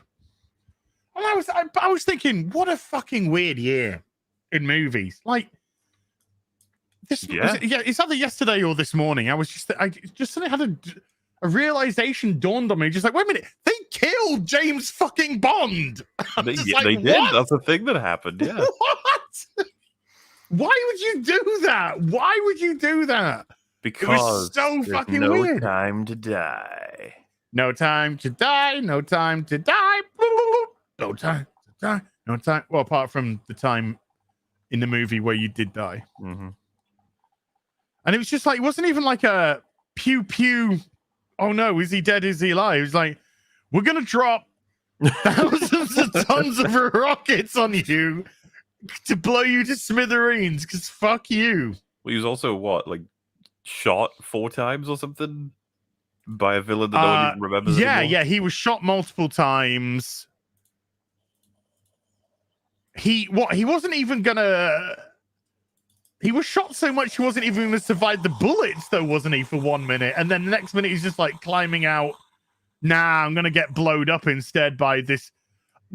But it didn't even make sense because, like, we need you to open this door, this roof, so that the bomb can come in and blow up the base. Which seems strange. And then it was a cluster bomb. So how the fuck did they know that if it's a cluster bomb, how was it gonna fall into the fucking hole? Dude, Matrix Resurrections happened as well. Oh my! I gave up. Look. I've watched a lot of shit in my time. We all know that. I am mentally damaged because of it, but we try not to talk about these things. Now you got empathy. I've got empathy, but I gave up halfway through. I just gave up on the Matrix. I just stopped and fucking walked away. I just gave up. I came close. Me and Rags really considered turning it off at about an hour in-ish. Or it was 20 minutes and then again an hour in. I was about, after 20 minutes, I was still in shock at what I was watching. Yeah. And then after about, I think it was like 45, it's either 45 minutes to an hour. I was just like, I just can't do this. This is ridiculous. Absolutely fucking ridiculous. I'm literally watching them watch the Matrix movie half the time. It's so fucking stupid. And just actors there saying the lines from the first Matrix movie, like, I need to say this at this point because this is how it, and I'm just like, you fucking nuts. And I know you just don't understand. It's so meta. It's just like so meta, and it's like the reference. They know that. No, fuck off. It's shit. It's just shit. Absolute donkey dog shit. I wonder if that'll get any awards. I hope not. Red Letter Media loved it. I'll never understand that. I couldn't believe what I was watching when I was watching that episode of Half in the Bag. You just don't understand. They just don't. These plebeians who are our audience, they just don't understand the Matrix. They just don't understand.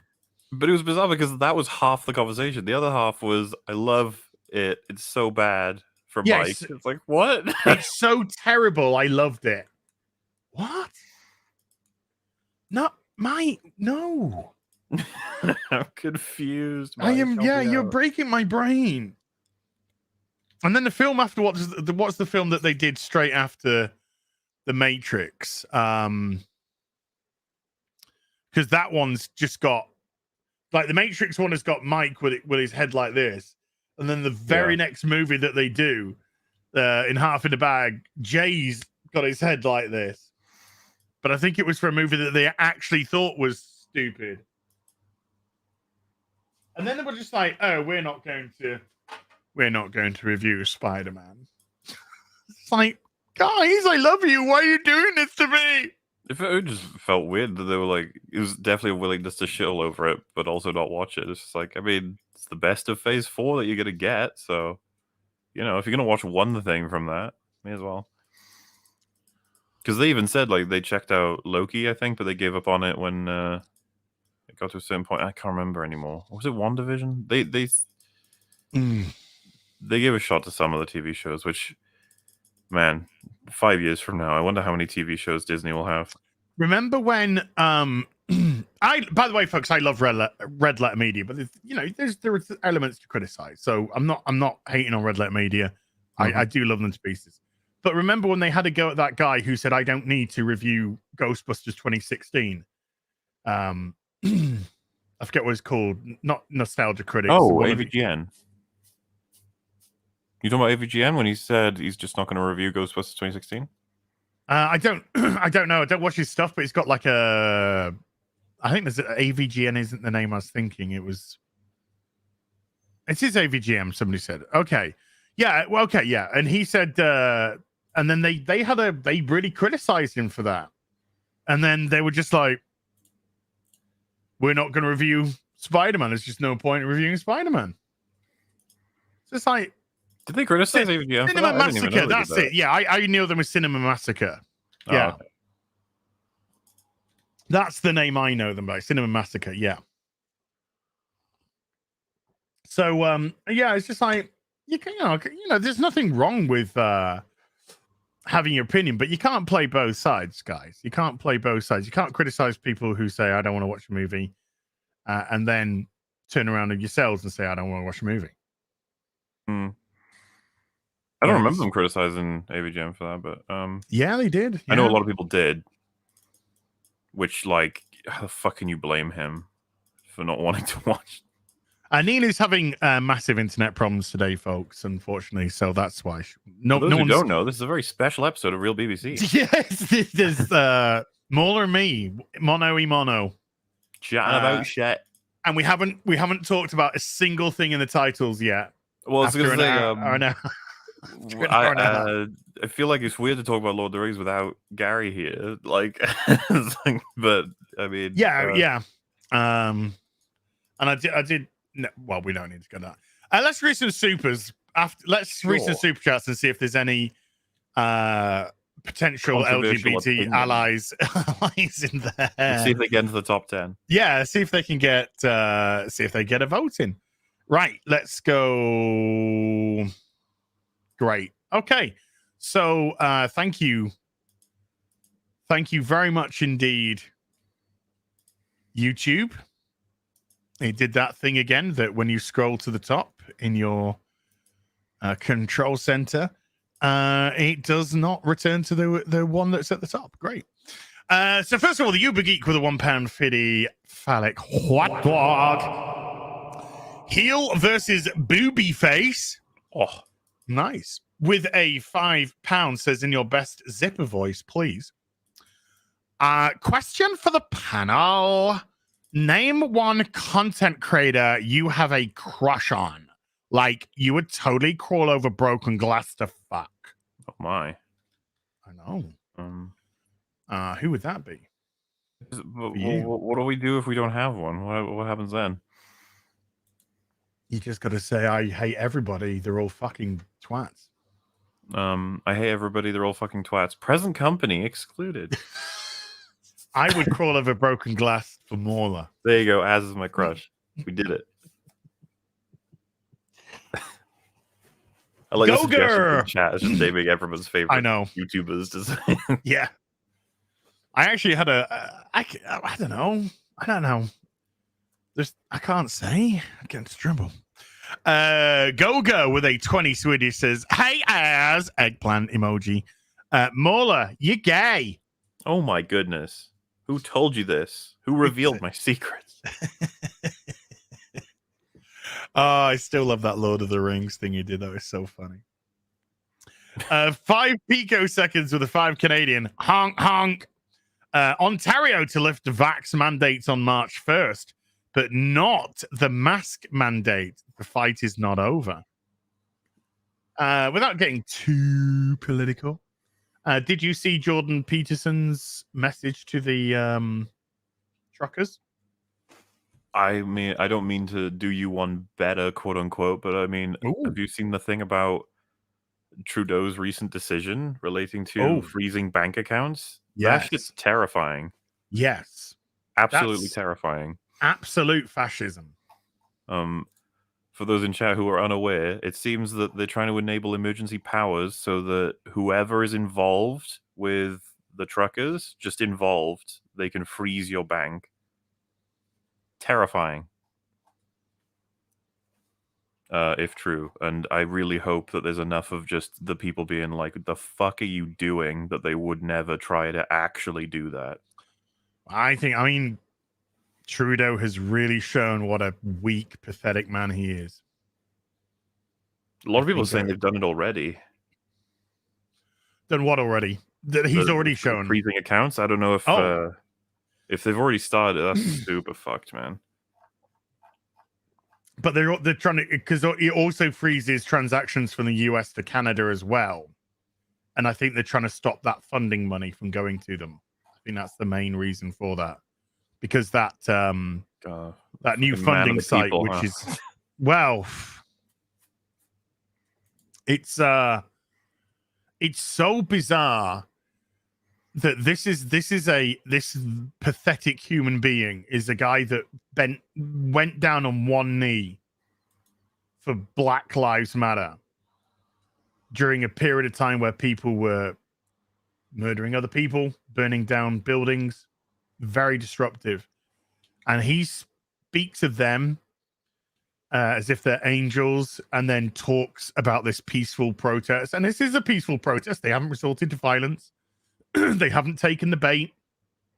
And he's resorting to these people as racists and white supremacists and all of this type of business. And it's just like, you are a vile human being, Trudeau. A vile human being. Just me. If you need to be heard, the truckers are being heard. They haven't burnt a single building or murdered anyone.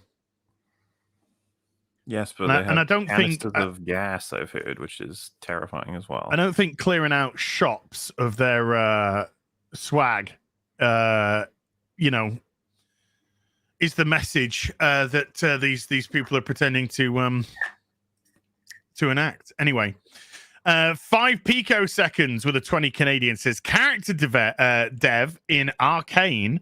Let's use this fight to show what these two characters mean to each other, while doubling as a quick way to show off Eco's power set. Character development in Boba Fett. I grew up surrounded by water. So, yes, I'm going to make you watch Arcane at some point. And I know you are, but you have been harassing me. I will way. continue to harass you. That sounds like a really I bad love it when you say that. Valentine's Day card. Like, I would harass you. I will. I would sexually harass the shit out of you. But yeah, we've talked before about how bad the dialogue it is in Boba Fett. But I don't even know if you saw that episode where it's episode 3 where someone tells the guy like he deals in water and his water's being stolen by thieves, and Boba Fett's response is, "I grew up surrounded by water." It's like, why did you say that? Like, what the fuck has that got to do with anything? God, I wish the other characters would be like, I don't give a fuck. My water's being stolen. I don't care where you grew up. Help me. My money they stole my money that was in this black bag. I had a black bag once. Thank you. Thanks for that, that really helps. I'll tell you what I have been watching. Oh yeah. I've been watching Reach Around. Reacher. On Reacher, and it's good. I like it. I saw your tweet where you were like, "It's just what I need right now." It was the first episode I really enjoyed. I really enjoyed that first episode, and I'm 5 episodes in now. I've only got 3 left to go, and I'm glad that I kind of stopped there because I was sort of watching it tired, right? And like when I started watching episode 1, I wasn't tired. So it's nice that rested, and then I can watch the rest and be like, ooh, you know. Feeling I genuinely hate when I'm just like really into a show, and then it's like final episode, and you're like, I'm so tired now, and you just don't appreciate it if you're tired. So I turned it off when I realized that I was too tired, and I'd sort of been zoning out a little bit. But yeah, I've been enjoying that show. It's a fun show so far, and there's for the most part, it's really annoying because when I say it's really annoying, there's just a couple of little wokey bits, and they're like tiny, like absolutely tiny. And it annoyed me because it was just like, they're tiny, so there was no reason for them to be in at all, other than you wanted to just stick a little thing in, which was just a little frustrating. But other than that, like the 3 main characters, there's a black man, there's a white woman, and there's Reacher, and they're all really well written and really well done. And so you're not thinking of them in a diverse way, and it seems horrible to have to say that, but we live in an age of identity politics, so you kind of have to say it. It's just well written, and it's interesting because one of the bits that has like just a tiny little bit of, you know, come on, That character's, I don't think, very well acted at all, and not. So it's kind of like, But other than that, when 99% of it is like really, really good. Well, 1% I can dismiss. I think I've seen pretty much everyone recommend it. So what's the deal right now? Is the whole season's out, yeah? And it's Yes, I am referring to the strip club. Somebody said in the strip club. Yes, I am referring to the strip club. Is it like because I really don't know anything about it. Is it based on something or? Yeah, the Jack Reacher books. Oh, because there's Reacher movies, right?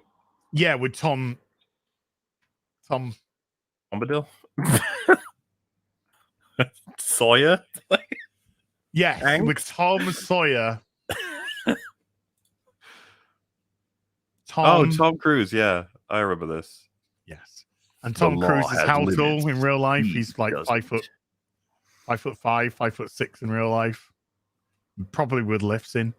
And Jack Reacher's the 6'5" guy in the book. So that was what people were were criticizing with the Tom Cruise movies, was he was like short ass, and Jack Reacher's 6'5", 270 or something.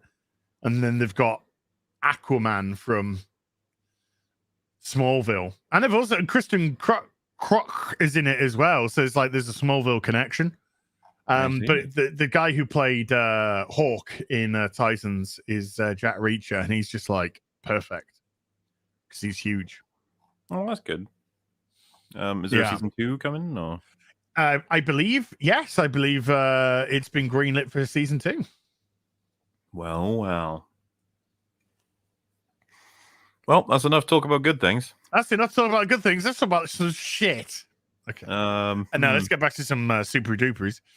Mikey Gusler with a 10 says $10 says, as go to Jay Longbone's latest stream at the 6-minute mark. I mentioned to her about how you're releasing the Karen video this week, and her reaction is priceless. Check it out. Mikey, I saw this super chat before the stream started, so I had a quick little look, and Jay Longbow was she just giggles and says, "That vanilla motherfucker," and I just burst out laughing. It's just great. She went, "About time, that vanilla motherfucker." I loved it. That was great. I love Jay Longbow. She's awesome. She is so fucking funny. She's great. She's fucking great. So funny. That laugh just is infectious as fuck. Oh yeah. And she's fucking based as fuck as well. So God bless her. Marksman at 117B with a $5 says, Mauler, I finished Smiling Friends, and I must say we need to see what happened in the 100-year war between the aliens and the giant spiders. Oh yeah, I'm sure they'll sort that out in the sequel, the second season rather. But Smiling Friends, just it's a beautiful show that really talks about friendship and what it means and why it's important. And smiling's important. It can, I'm not saying you should smile all oh dear, you don't need to smile. Oh no, oh dear. But smiling is good. It gives you powers, and that's what I've learned from that show. Nice. Still fully recommend it. I think you'd enjoy it, though. You probably find it absolutely absurd, which is a plus. I don't mind absurd. Absurdity's fine. Mm-hmm. Lyle Hammack with a $10 says, I just read the second Vanity Fair article. I'm just stressing the second one. And Galadriel is not the general in the Northern armies. That was a mistake in the first article. She is not in command of any army. Gil-galad is in command.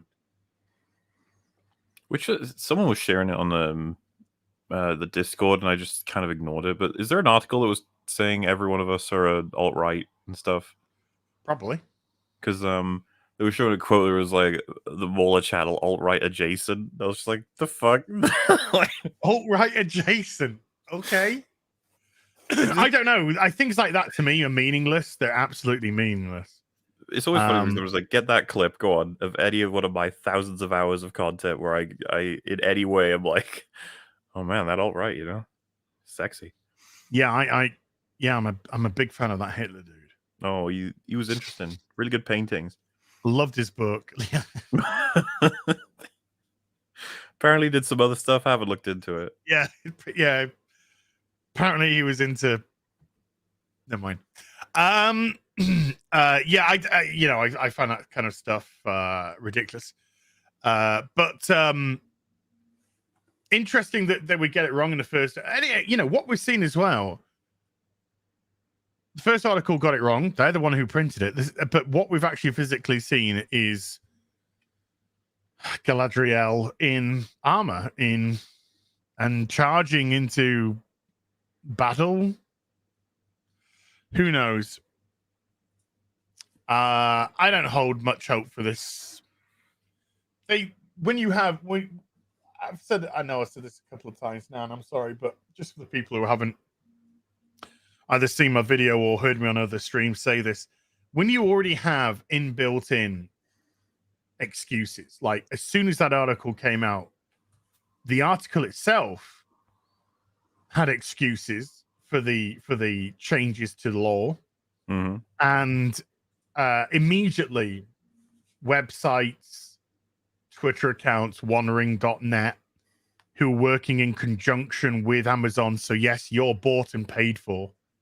It doesn't mean that you have to physically receive cash money. You have decided to go into partnership with Amazon to promote this. You are now their bitch. You're bought and paid for. Shut the fuck up. They themselves had some, it all set up. It's just a bunch of racists and to me, that automatically shows bad faith from the people creating the project, because they know exactly what they're doing. They know that they're perverting the law for their own ideological purposes. I think we all knew that they were definitely 100% definitely not going to be doing the thing that everyone wanted them to do, which is to actually fucking pay attention to what they're adapting. But I think this has probably made them realize a little bit, like, ooh, we might not get away with it. Damn. Like, the fans are going nuts. I never seen such a movement, dare I say, in the comment section for a trailer that, like, there are trailers, you've seen them, I've seen them, where they're absolutely abhorrent. The Lord of the Rings one, like, it could have been a lot worse, but that doesn't matter. It's bad enough that the fans are like, nah, you've crossed the line. And just seeing that quote from Tolkien everywhere, it's kind of cool. Not gonna lie. I like the way that it was in Russian for a long time, because obviously they always claim that Russian bots. so they just put the quote in Russian and kept posting it. So that was quite funny. But I watched a Ripper video yesterday. Because I can't more often than not, I'm working when he does his podcast, so I tend to catch when he does the snippets. And he had this, excuse me, 30-minute debate. I say debate. It was a bit of a farce. I'll go into that in a second. With one of his haters about this Lord of the Rings business. And I say debate was a bit of a laugh, because every time he would, like, the guy was clearly not hinged at all. And every time he sort of like either made a comment to Ripper or asked a question, as soon as Ripper went to answer the question, he'd just talk all over him. Right. So Ripper really didn't, he was biting his tongue well and being very professional about it. But the guy clearly didn't give a shit about answers from Ripper, listening to answers from Ripper. And monetize your haters. Absolutely. We talk about that here. Monetize stupid people. And the guy, one of the guy's arguments points were other fantasy franchises have brought in black dwarves, black elves, etc., etc. And as soon as I heard him say that, Ripper said exactly the same thing I was thinking, and Ripper just responded with, "This isn't any other. It's Lord of the Rings. This is Tolkien. And I was just like, perfect. Yes. So you're saying just because there's a bunch of homogenized fantasy, which is dollar store stuff, you call Tolkien dollar store? No, this is such a well-respected, well-loved. Yeah, his foundational works at this point for people. He stands out in fantasy. So one of this guy's argument points was just homogenize it. Fuck off.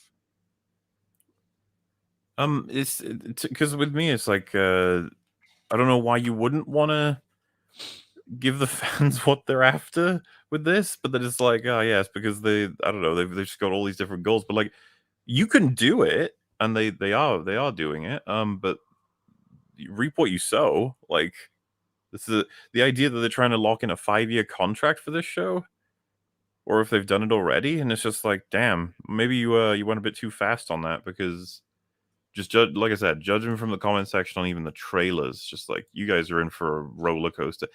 Actually, like I think I can't remember if we've talked about this yet, but it does seem to be like we're going to be getting a TLJ for Lord of the Rings event, because like it seems like everybody's going to be watching this, and most people are already not happy.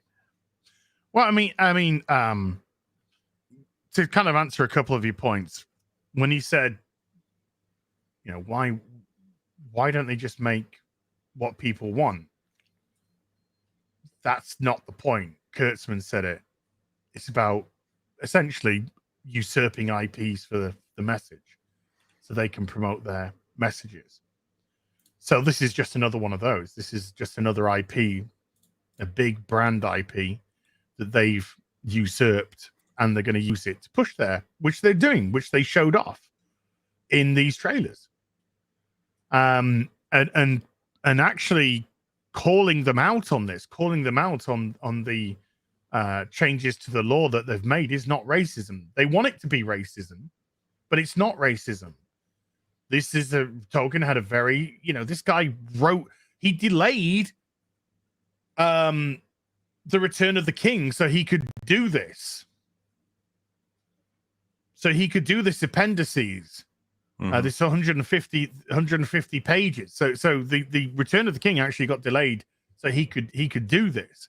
He had very strong rules, and when he says build upon my legacy, that means, to me, I'm not trying to twist and pervert, but to me that says with what I've built, expand upon it. Now, expanding upon it doesn't, to me, say rewrite my law.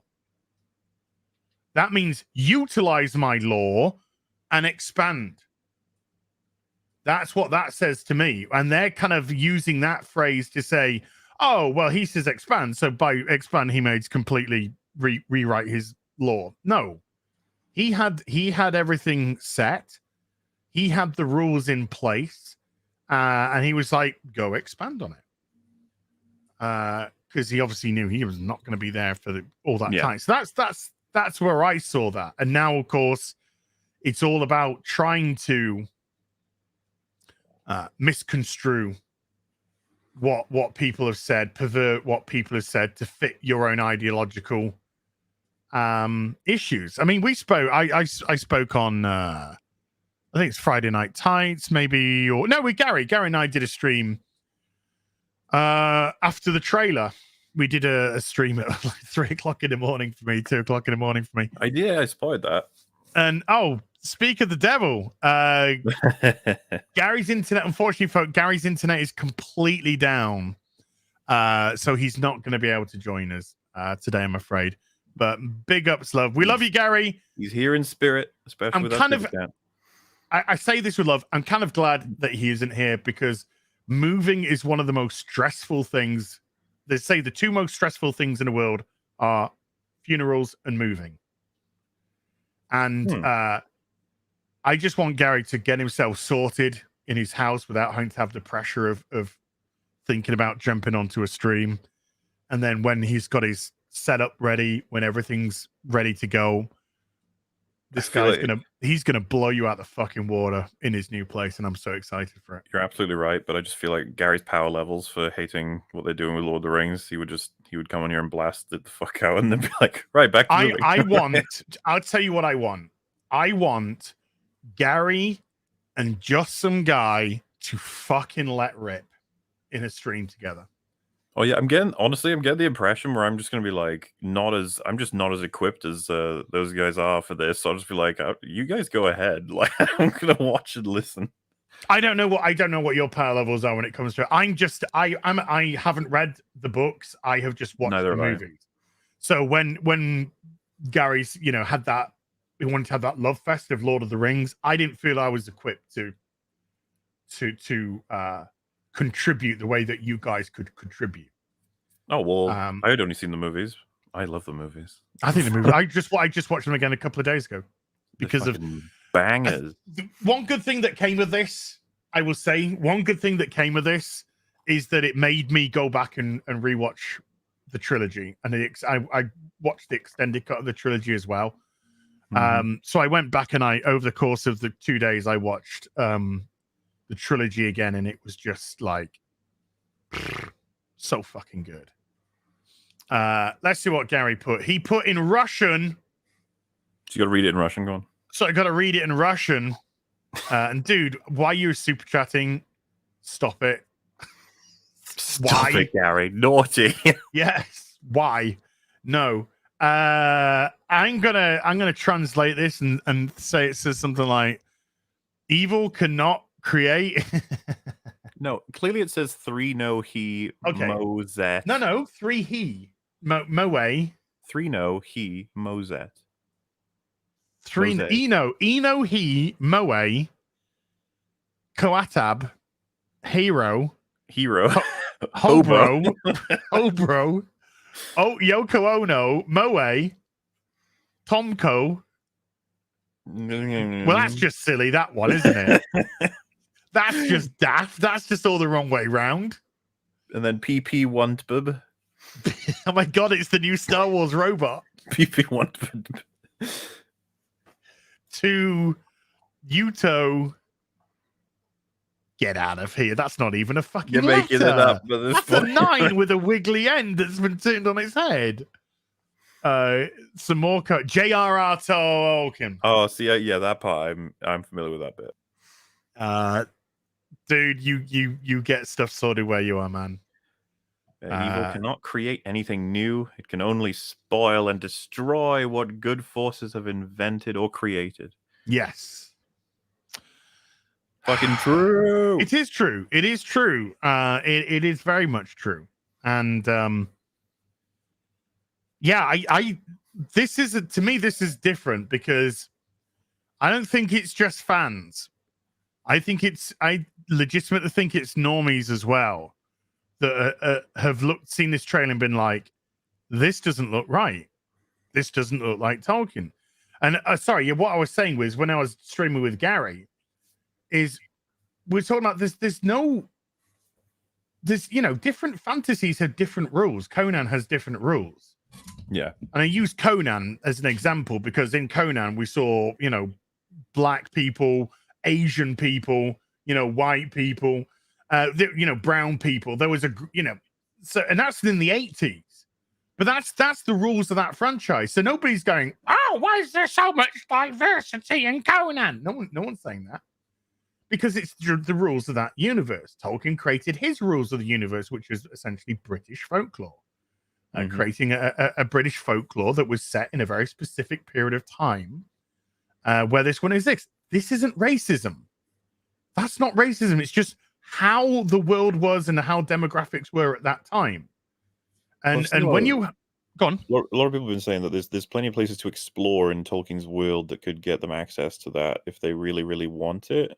Yeah. So they're gunning for like Gondor or the Shire. South of Mordor. Yeah. That's what I've heard. Obviously, I don't know more about it because the films don't really go over that. No. Sorry, you go ahead. No, well, I was gonna say they're doing they've also announced an animated project. Joy. Absolute joy. something like about Rohan, and that's going to come out in 2024. So yeah, and to me, I mean, I also have a problem with like the Witcher TV show, because the Witcher TV show is meant to be, again, sort of the same time as Lord of the Rings, but in Eastern Europe. This is Slavic, Polish folklore. So again, to have a bunch of minorities in that, which isn't disrespectful to minorities, doesn't make sense, because that's not how stuff was back then. In Witcher season 2, there's a black barmaid with a Jamaican accent, and I when I hear stuff like that, I'm not mad because there's a black woman in the show. I'm like, you keep taking me out of this fantasy because this doesn't make sense. And I shouldn't be having to think about the fantasy, because the fantasy should just be leading me. You know, that's why watching Lord of the Rings is great. It just leads you on a fantasy adventure. I shouldn't be thinking about why are they talking about their prejudice against these people. However, they've got a diverse group of colors in their, inn, and they respect women, but they don't respect witches. Why don't they respect witches if they, the laws don't make sense. And when stuff doesn't make sense, your brain's just like, eh. I don't know what you mean. I love it when things don't make sense. And I was going to say, on top of that, like, just, is there plans? Do we know anything yet about like this being used as a sort of a baseline, and then they're going to start making loads of shows, like trying to turn Lord of the Rings to the next sort of Star Wars Marvel thing? Because like they'll get a Witch King show, and he'll become a crime lord, and he'll ride a Balrog in the finale, and he'll fight robots with lasers. It'll be great. Well, all they have is access to the 150 pages of the appendices. That's the only thing that they've been able to acquire. But they can make shit up, right? Like, what I mean by that, because I remember reading, I think it was Gary's video, where they go over, like, they're not allowed to contradict it explicitly, but I'm assuming they can add stuff in that they want. I think they can do stuff which is in the Second Age. So they can create, I mean, this Rohan business is set 300 years or something before Lord of the Rings. The Fellowship of the Rings, I should say. So that's going to be, I don't know. I fear. I fear when people get hold of franchises and the first thing they do is make ideological decisions. I fear for I fear for that franchise, because it's never going to lead anywhere good. Having people preach their ideology to you as if it's absolutely correct, and if you disagree, you're wrong. That's not how you create fantasy. That's not how you create stories. And yeah, I don't know. Like, we can say it for a million years. Just like, you could have got some goodwill. You could have adapted. So we say, I've not seen the show. No, I've not seen the show. I've seen a trailer for the show, and I've read an article about how they're positioning the show. So I am operating my responses off them. Well, I think you guys know a lot more than I do about like the intentions of the writers behind this as well, right? There's a lot of stuff to read about right now about what's going to be in this show. Granted, can't say whether or not the show is any good right now, definitively. Mm-hmm. We have it's to just watch that it, yeah. there's always, I mean, this is just fandom, basically. We're just speculating based on what we know. Which, by the way, I did that back with when Boba Fett was announced. Do you know what I said back then? Was that show will be fine, because it's just going to be Boba Fett shooting people, mercenaries and stuff. It'll be fine. Like, it's not going to be something that we'll love, but it's going to be easy to make that show. Wow. Yeah, there's nothing wrong with speculating based off the information they have provided at all. Okay. We've not got a great expectation right now. No, but we could. I said on Gary's stream, we could watch the first episode and be like, "Oh my god, this is fantastic." But it is up to them. It is up to them to impress us, not for me to be giving them the benefit of the doubt, particularly with what they've said. Oh, I just realized, we're going to be getting this with Amazon Prime, right? Yeah. Man. Ugh. Yeah. It's kind of funny. It's like, I love my posting services and sub shows on Amazon, but like, it's like, you've already paid for Lord of the Rings. It's like, yeah, technically, Yes, I guess. technically, yeah, because I pay for Amazon Prime every month. But Reacher's on Amazon Prime. Reacher, I think, has been really good so far, and I've thoroughly enjoyed it. I'm trying to think of what shows I've watched on Amazon Prime that I chat. What good shows are on Amazon Prime so we can think about how it's not total garbage. I tend to watch on Amazon Prime. I tend to watch older stuff. There is a lot of older stuff on there. Yeah, Buffy and Andor on there actually. So that's how I tend to use my Amazon Prime. I don't. Oh, the Grand Tour. I haven't watched things. Oh, the Grand Tour. Obviously, we love that. We watch. We've been like having our own little parties together with that, haven't we? So, yes. But I didn't see the other Jack one, the American Jack one.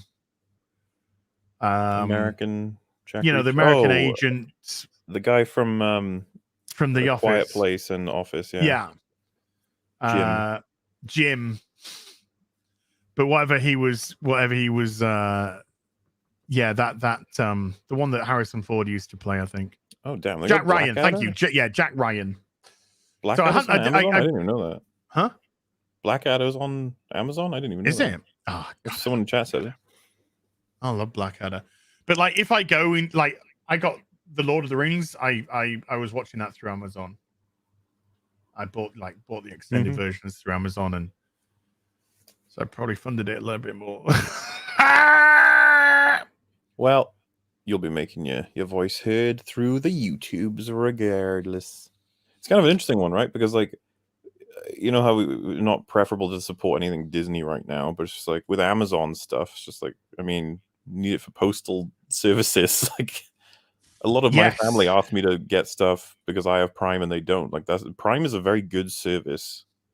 For the cost and the delivery and the expedience of that delivery, it's superb. The price. You get bonuses on Twitch superb. As well, which I did take advantage of the other day because I've been playing some Lost Ark, and there was a Lost Ark bundle for free because of Amazon Prime, and you get the free Twitch subscription, which I try and give out every month to different same Twitch streamers. Some video games, like League of Legends is one, you get in-game money that you can only buy, but if you have Prime each month they give you some of that, and so you can buy things in game. It's like, fucking hell, it's a really good service that is like, yes, and you funded Lord of the Rings with it. You're like, oh, you guys. But you fund Lord of the Rings, but you fund a Jack Reacher, or you fund a Jack Ryan, or you fund an Expanse, or it's not just going like to that one thing. They come out with something just horrendous. I don't need to name it. You know what it is. And then we move on sometimes to stuff where it's like, wow, this is excellent. I really want to support this and get more of it. Which is uber frustrating. Because you want to speak with your wallet, and then they produce some good stuff on there. Yeah. So you're in this horrific dichotomy of awful stuff, which we all know what we're talking about here, folks. And then you get stuff. I mean, you particularly have been singing the praises of Arcane, Squid Game, of course. There's a lot of Korean stuff on there, which is amazing. My mum, who's 78 years old now, just turned 78 years old. My mum has only ever known terrestrial television in the UK. And I have given her access to my Netflix, and she's had that now for the last couple of years. She just, every time I speak to her on the phone, she talks to me about how amazing it is, because she just has this plethora of shows. So it's just like, I can't get rid of it for me. I can't make a statement for me. Because they've been taken away from her, and I don't want to take it away from her. So it's frustrating. when I was a young'un, my dad just had like an enormous VHS collection, and Ladies. gradually and begrudgingly converted it all to DVDs. Mm. And then when Blu-rays were announced, he's like, "You're fucking kidding me." And then 4K now as well. But and then I remember like the idea of Netflix. He was like, "Why would I need that? I've got Netflix on my bookcases, like shelves and stuff." And then the first day, like he properly trying it, he's like, "Okay, this is actually amazing." And I was like, "Yeah, I know, right?" Like it's just everything is all there. But yeah, collections now are just becoming less and less common. And you know what? Should probably hang on to them. Physical media. Oh, amen. Right. I think I've told you before. It's such a sad reality we're in, where I watch like a show or a movie I really like on something, and I'm like, "Oh yeah, I'll pick up the Blu-ray." It's like there isn't one. And you're like, oh, that's uncomfortable. Netflix shows, only like half of them even get Blu-ray versions or 4K versions and stuff. I mean, like if Squid Gay, Freudian slip, right there. Bit of Squid Gay. You know what porn I watch now? If Squid Game comes out on 4K, I've got to snap that up. Absolutely. But I tend to get, like somebody said to me the other day. They said, "Hey, Az, are you going to get the 4K Ghostbusters set, even though it's going to have the code in for Ghostbusters 2016?" And I was just like, I don't need to, because I've got a 4K 2-pack of Ghostbusters 1 and 2, and that's all I want. You gonna get Afterlife on Blu-ray or no? Nah. I didn't think much of the film. That's one of those. Yeah, because I still haven't seen it, man. I don't know. I didn't get encouraged enough. I saw everyone else's sort of coverage of it was very middling and fine, and it didn't piss them off. And that seems to be our standard now. As long as it doesn't piss us off. It didn't piss me off. There's nothing obnoxious in it. Maybe a little bit too much saccharine, but it wasn't, to me, it wasn't. And hey guys, I understand if you loved it, Gary loves it. To me, it wasn't a Ghostbusters film. It was just a love letter to Harold Ramis, and it didn't, to me, hit what Ghostbusters actually was, or those beats, or that tone, or anything. So I watched it, and it was fine. Like the acting was fine. I like Paul Rudd. I didn't have a problem with, there wasn't anything that I particularly had a problem with. I just didn't find it that enjoyable. It was very middle of the road to me. It was a film. I saw it as yes. Will I watch it again? Probably not. Not because I'm a nasty poo-poo pants face, but just because it's not something I would, go back and to me, there's no rewatch value in it. It's not something I want to go back and rewatch. But but to me, the original Ghostbusters is one of the best movies of all time. It's not just a great movie. I think it's one of the greatest movies of all time. I think that's fair. And so to even come close to making anything that matches that is going to be nigh on impossible. But yeah, to me, Afterlife, nah, I'm okay. It's like Spider-Man. I think Spider-Man's a 7 out of 10, 7.5 out of 10 film, but it's got some great bits in it, and it's got some stuff which you could sort of scooch past. Mm-hmm. But it's got some really, like the third act is. I love the third act of that film. Woof, and a lot of the second act, by the way. But the first act is kind of like, but sort of like second act and third act are like, yeah. Feels like the people who made it were aware of what Tobey Maguire fans are going to want to see, what Andrew Garfield fans are going to want to see. Oh yeah, and R.I.P. Ivan Reitman, by the way, passed away. Yeah. A couple of days ago, which is really, really sad. But I mean, he's made like some of the movies I loved as a kid. Like I loved Ghostbusters as a kid. Fucking loved Stripes. Don't know how many times I've seen Stripes. If you haven't seen Stripes, folks, go watch Stripes. It's so fucking funny. And again, it's how it's written by directed by Reitman, and it's starring Bill Murray and Harold Ramis and John Candy, and It's just such a funny film. Animal House, which is great. Yeah, Ivan Reitman did some amazing stuff, and I'm glad his son did Afterlife. You know, I'm glad. That's nice. It's a nice father-son thing. Yeah, but I don't think it holds a torch to Ghostbusters at all. So it was a nice. It was just a it was a fond farewell to Harold Ramis, a proper farewell to Harold. Yeah, R.I.P. John Candy. John Candy was Jesus. Love that guy.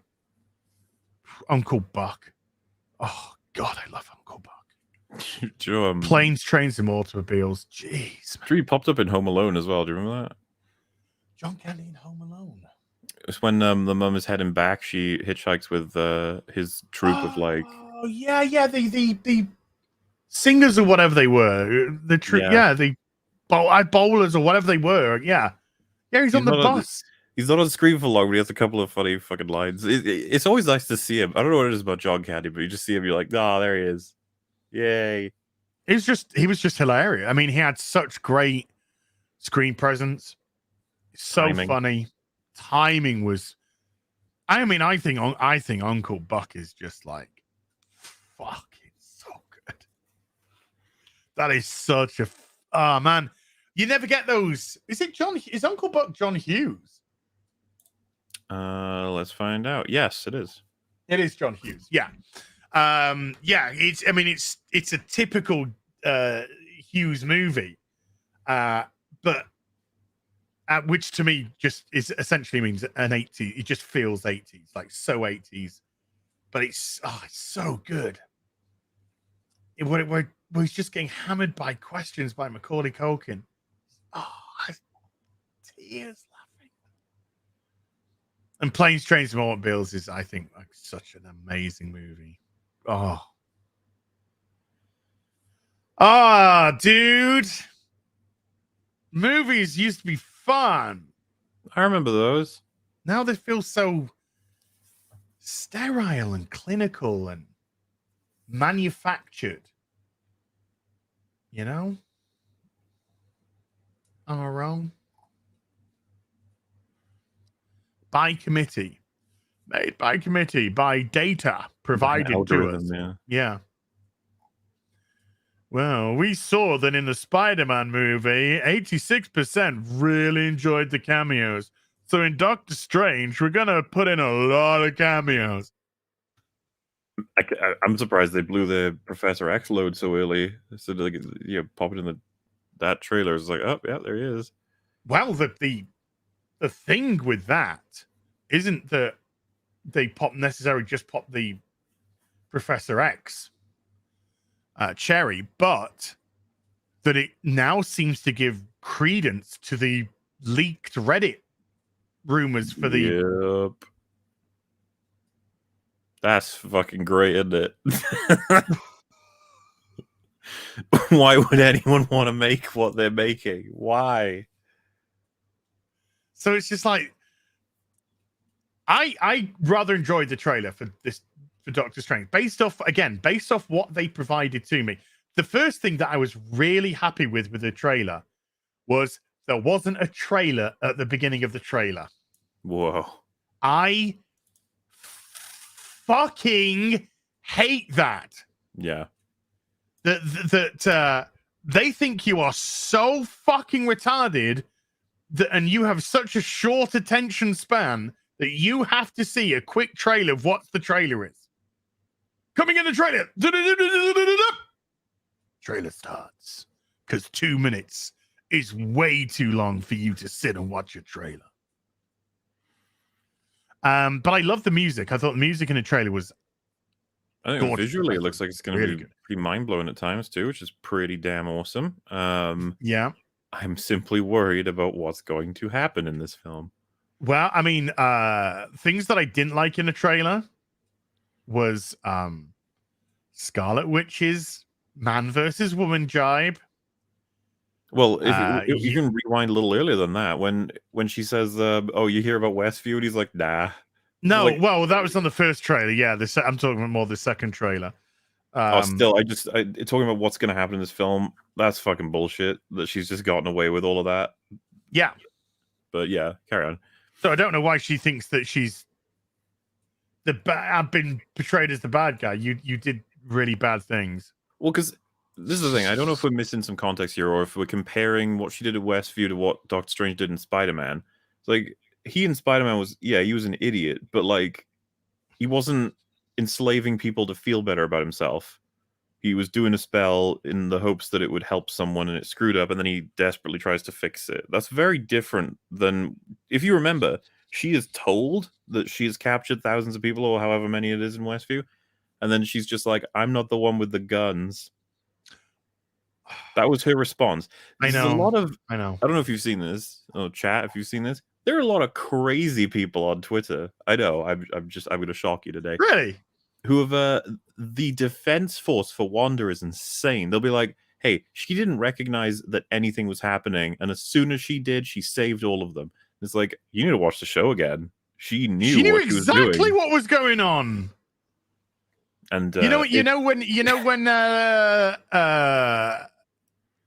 Agatha, it was Agatha all along.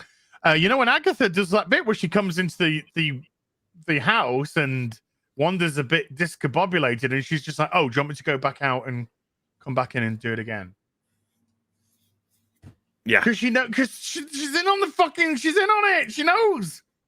But like, so from what I'm gathering, this film is going to turn Scarlet Witch into much more of a villain, and they're not ready for that. Those people, they want it to be nice and awesome. Oh, dude, I'm kind of worried that they're going to turn Scarlet Witch into the villain, and then by the end of the film, she's the hero. I don't know how they're going to do that. That's what worries me. Because and I don't want to say what they are, folks, because there will be people in chat that don't want to know anything. But based off these rumors, these leaked rumors on Reddit, this is going to be a very wild film. But I guess we could say, without it spoiling anything, it's just we're expecting Cameo City this time around. We are expecting the city of Cameo population fuckloads.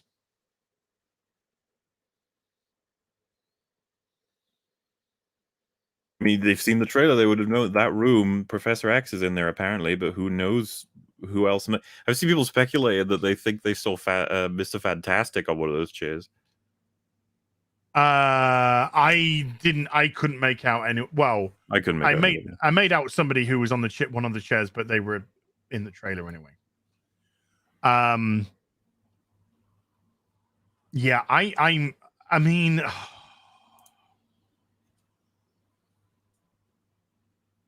I want to believe it's like the X-Files. I want to believe, but I don't know. We are going to give it a shot. Yeah, I mean, it's our job. It's our job. It could be incredible and amazing. I get that a lot. Why do you do that? Why do you watch these things anyway? It's kind of like my job as a YouTuber with the YouTube channel. The thing is, a lot of people will decide to see it based on what we end up saying about it, and so it's important that we let them know if it's worth their time or not. Yes. Sam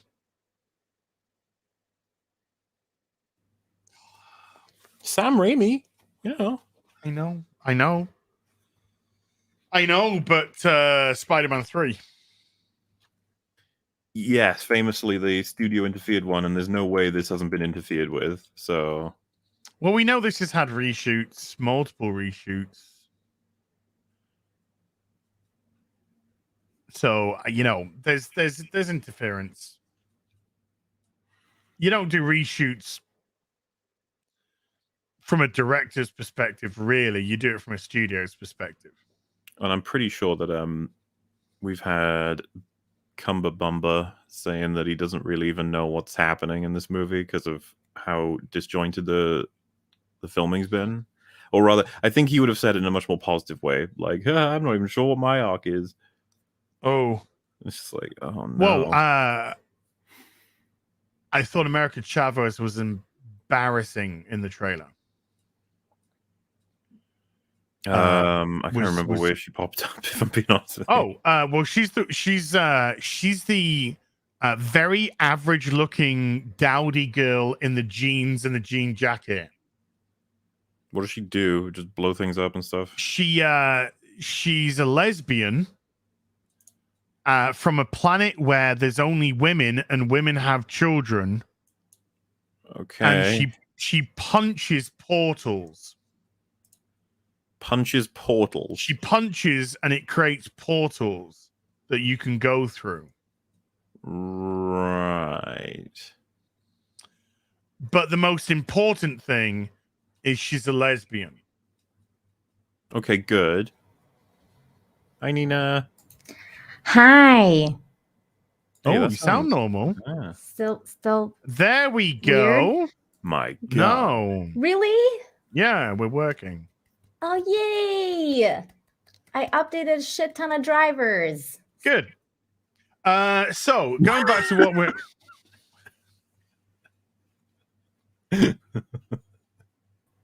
I deserve that. I deserve that. I don't know what they're going to do with America Chavez in this though, but that's when she was screaming while punching, I'm gonna get the shot because I've got the trailer here. I'm gonna just get to that shot because I saw that and I was just like, oh no. But there's like I liked when Cumberpatch Kid is with Cumberpatch, and then the other Cumberpatch is just like, things kind of got out of hand. And I was kind of that was quite funky. It's kind of like everything's hit the fan. Well, I like Shit's hit the fan. the shot of Wanda with half her face and covered in blood. That was great. That's very kind of. Oh yeah, Stephen that King. was really cool. The shot of the blood coming down our face. I wish the MCU could get a little bit more oh, edgy, you know? Jeez, that is Fucking embarrassing. wish. It's too bad it wasn't white. Never mind. I like this trailer. It doesn't seem fair. I didn't like that part of it. Oh, that's Ooh, just that's so cringe. bad. Oh, Yeah, if Scarlet Witch is talking about how it's unfair how she's been treated as a result of the Westview shit, I'm going to be very upset watching this movie because that's your new hero. That's your new Marvel hero, by the way. hell yeah. I can see myself. Hell yeah. I wear denim jackets too. Oh my god, they're back in style right now. I have one from like the 90s that I brought out of the closet. This is America Chavez, folks. This is the lesbian portal puncher. Is Captain Marvel in this? Not that I'm aware of, no. Because there's that one shot. It's around 136. I thought that was I can't say who I think this is. Well, you kind of did there. I heard it. Oh, did you? I'll Wait, tell you. I'll put in speculate. the private chat. I think Well, this no, is. I'm sure. You're okay to say who you think it might be, right? Based on how they look. That's who I think. That's who I think they are. I feel like we can speculate, right? We're allowed to, can't we? Okay. So- But who do you think it is, Mola? So I was talking to Fringy about it, and this is the shot he must have been referring to because I wasn't sure. But he said he thought this was either going to be a variant Iron Man of some kind, or it could be like, I mean, judging from it, it could be some form of the Human Torch, but I doubt it. I think this is a variant Iron Man. I think it's a variant Flame Boy from Fantastic Four. He's gonna say flame on, and he's gonna Some people saying Nova. Is it Nova? fly around. Could be Nova. I mean, But Nova have a fin. Wouldn't there be a fin? well, on that I would just go as far as saying like there's evidence against all the choices, right? Like, Yeah. This is Mm-hmm. it's kind of hard to say. Like it doesn't look much like an Iron Man. It's like, well, I don't know. Maybe it's just a robot. Could be that they don't even look like that in the final vision. It could be. It could be multiple different things. It could be Riri Williams. It could be. I don't know. They look. The character looks. It could be a. See, I think that's a silver mask on. I can't believe we're getting Mordo as well. Like this movie is packed. Mordo, the sorcerer that's going to try and take Strange's powers away. Oh my god! For a second, I thought you said Mordor. I was Mordor. We're getting Mordor in this. I was like, We're what? getting Mordor. Whoa! I wouldn't be surprised they try and get a crossover going eventually. Sauron versus Darth Vader versus Thanos.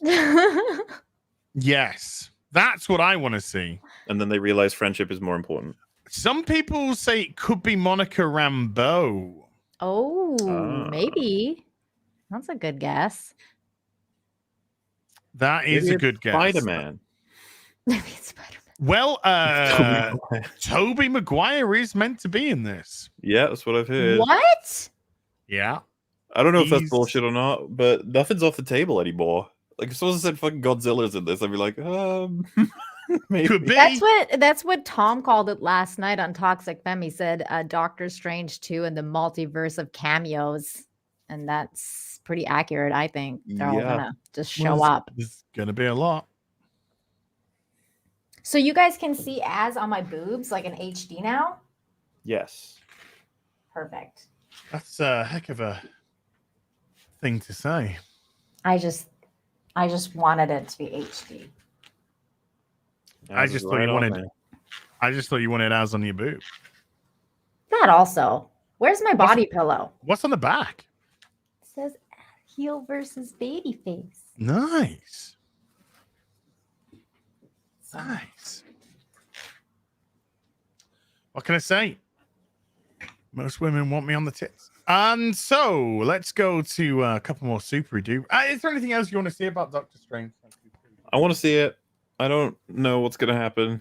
I want to see it too. I'm very, very intrigued. I mean, again, like I have very little hope that it's gonna be great, like the way Spider-Man was.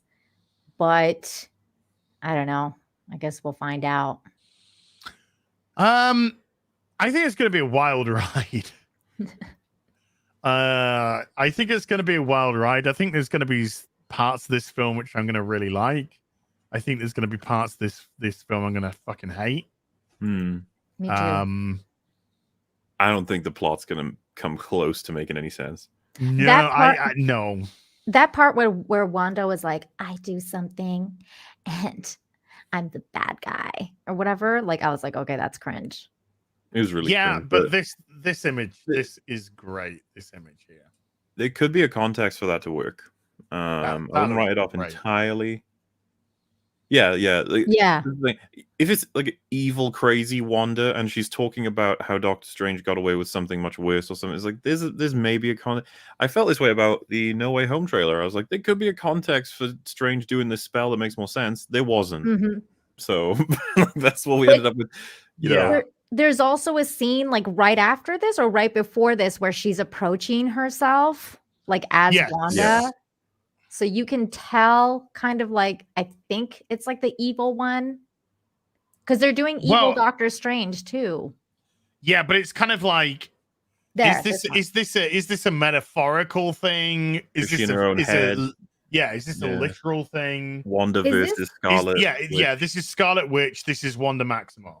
Is this a set from WandaVision or is this another? Yeah, it looks like it. This is her house in WandaVision, I think. Or maybe her house. Some other house. Yeah, I don't know. Yeah, I don't think. No, it's not the WandaVision house because the front door's over here. She looks a little. You're right. Different. Like her face looks a bit different. If you just a little bit further than this part, if you play for a sec, when they get the close up, she just looks a little bit different. I'm not sure what it is. Not here.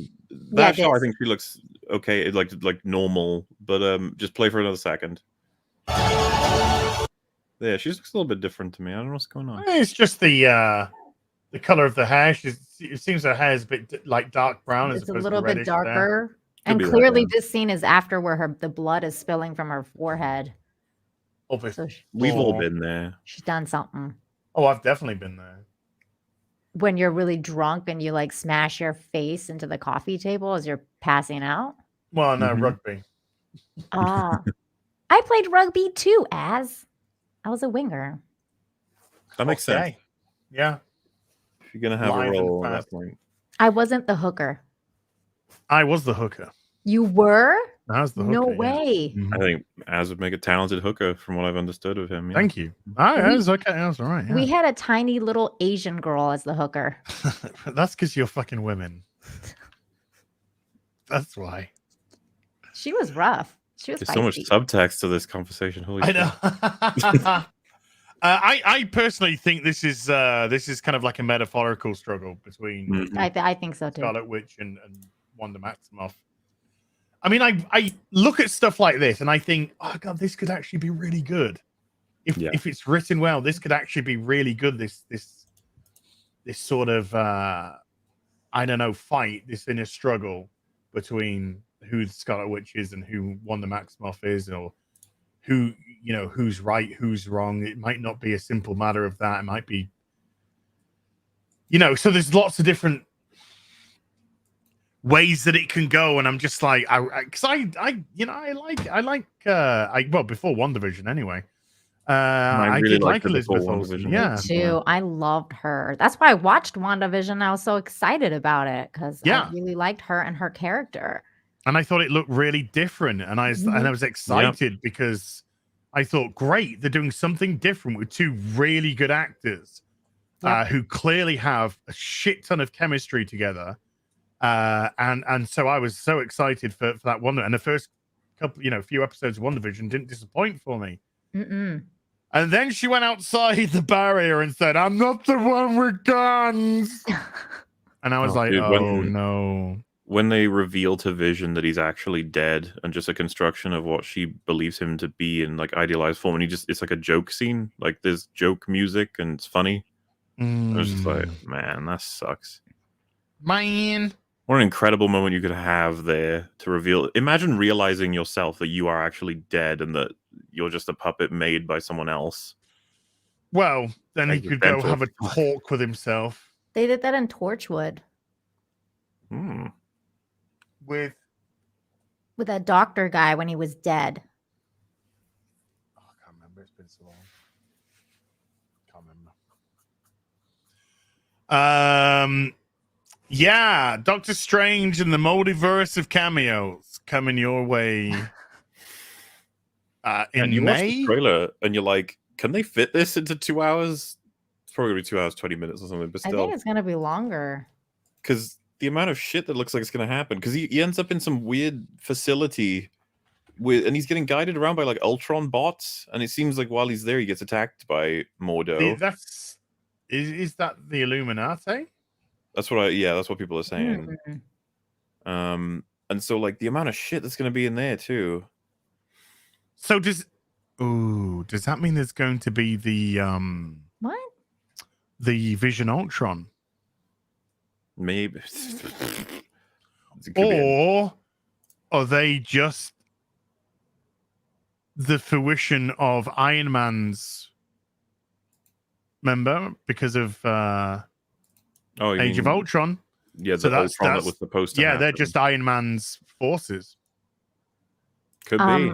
I just like Googled it because I wanted to see how long the movie is, and then there's like Marvel fans saying Deadpool is going to be in it. Deadpool? Why would he be in it? He's getting a third film.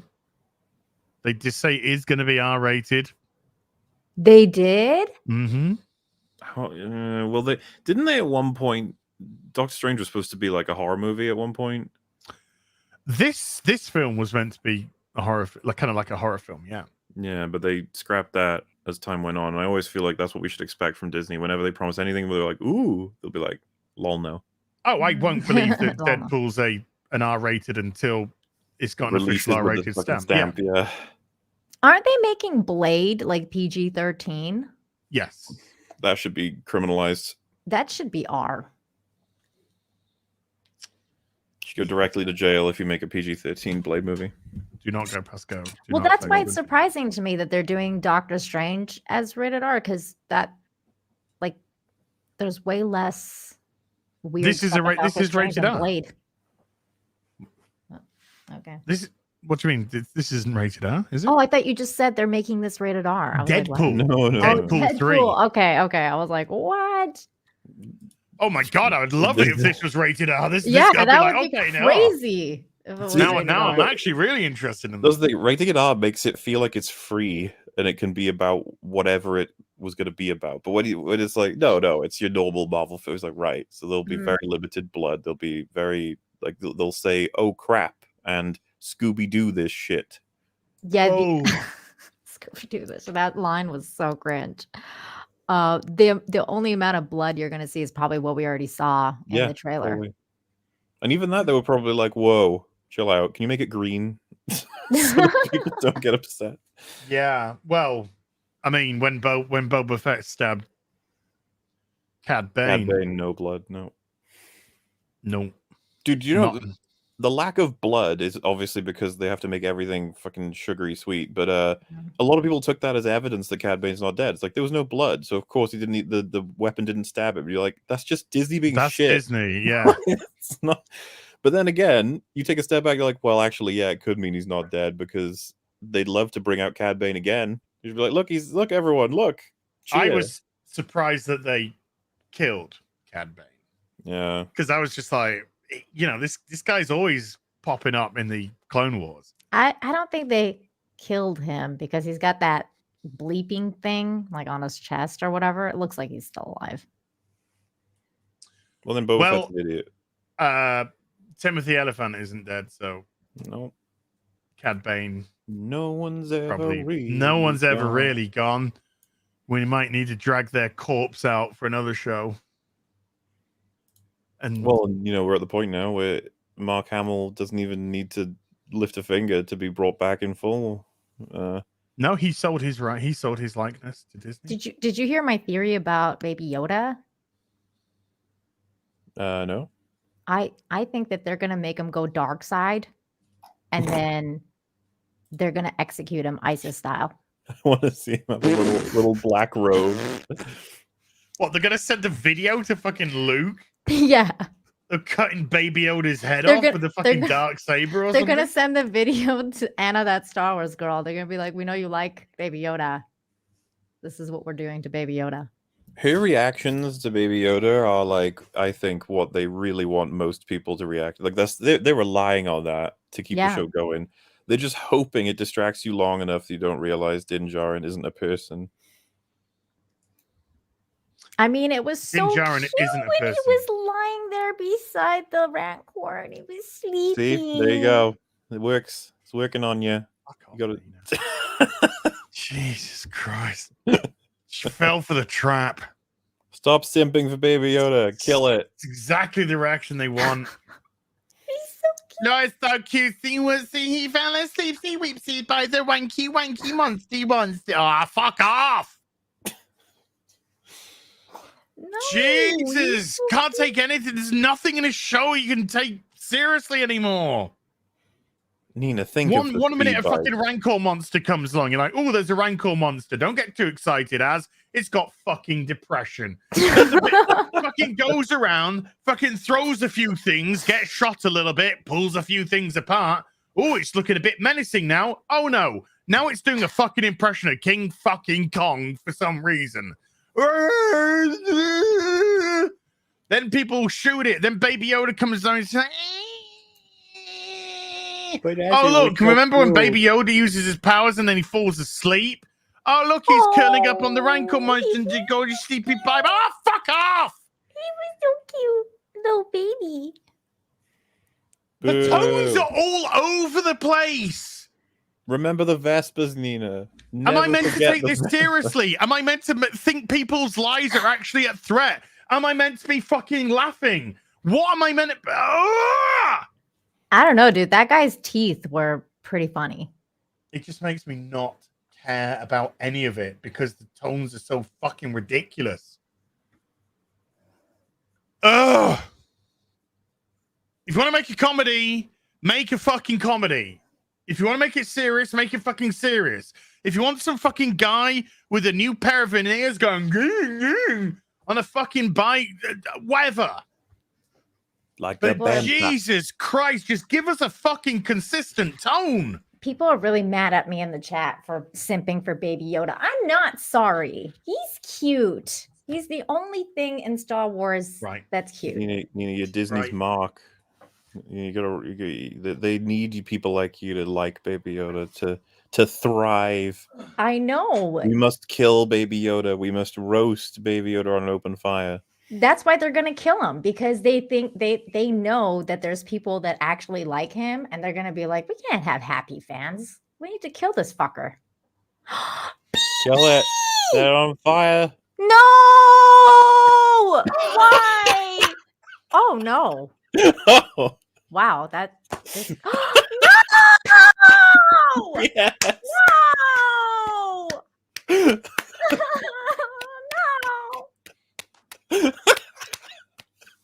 Why? Why?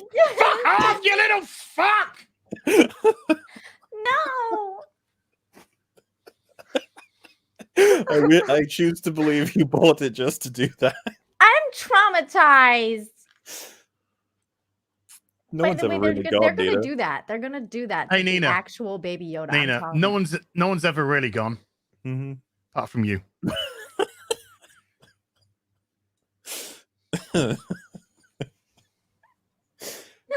Oh, I'm so sad right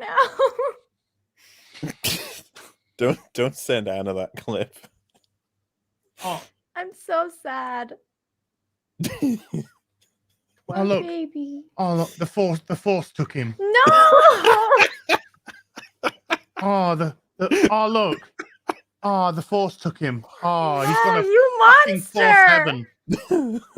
You're worse than Darth Vader. He killed younglings too. Yeah, What are we but going to do now, Master Skywalker? Fuck you up. just like Baby Yoda. Just like Baby Yoda. Broke my heart. Like any other characters. Rest in peace, Baby Yoda. Like any other characters you want to like? I used to like Luke Skywalker, but now he's Jake Hold on. Skywalker. Okay. Jake. I think With he's his gonna titty want to milk. tear up any of your hot toys. A little bit too expensive for that.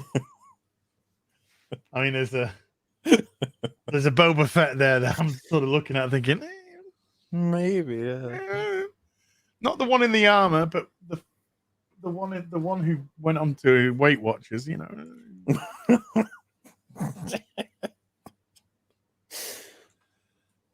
Yeah, fall over, you old doddering old bastard. The guy who aged fucking 30 years in the bloody.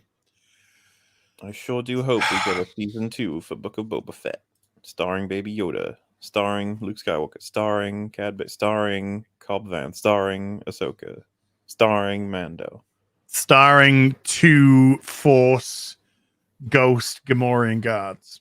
Guest I starring. mean, Boba you know, Fett. I was surprised that they didn't like, you know, guest star Ahsoka or somebody else in the finale. I guess they just brought back Baby Yoda. That was the special guest star, I guess. I don't know. Yeah, because people couldn't go a season without him. And Mando won't be going a season without him, literally. Baby Yoda merch, I think, has peaked.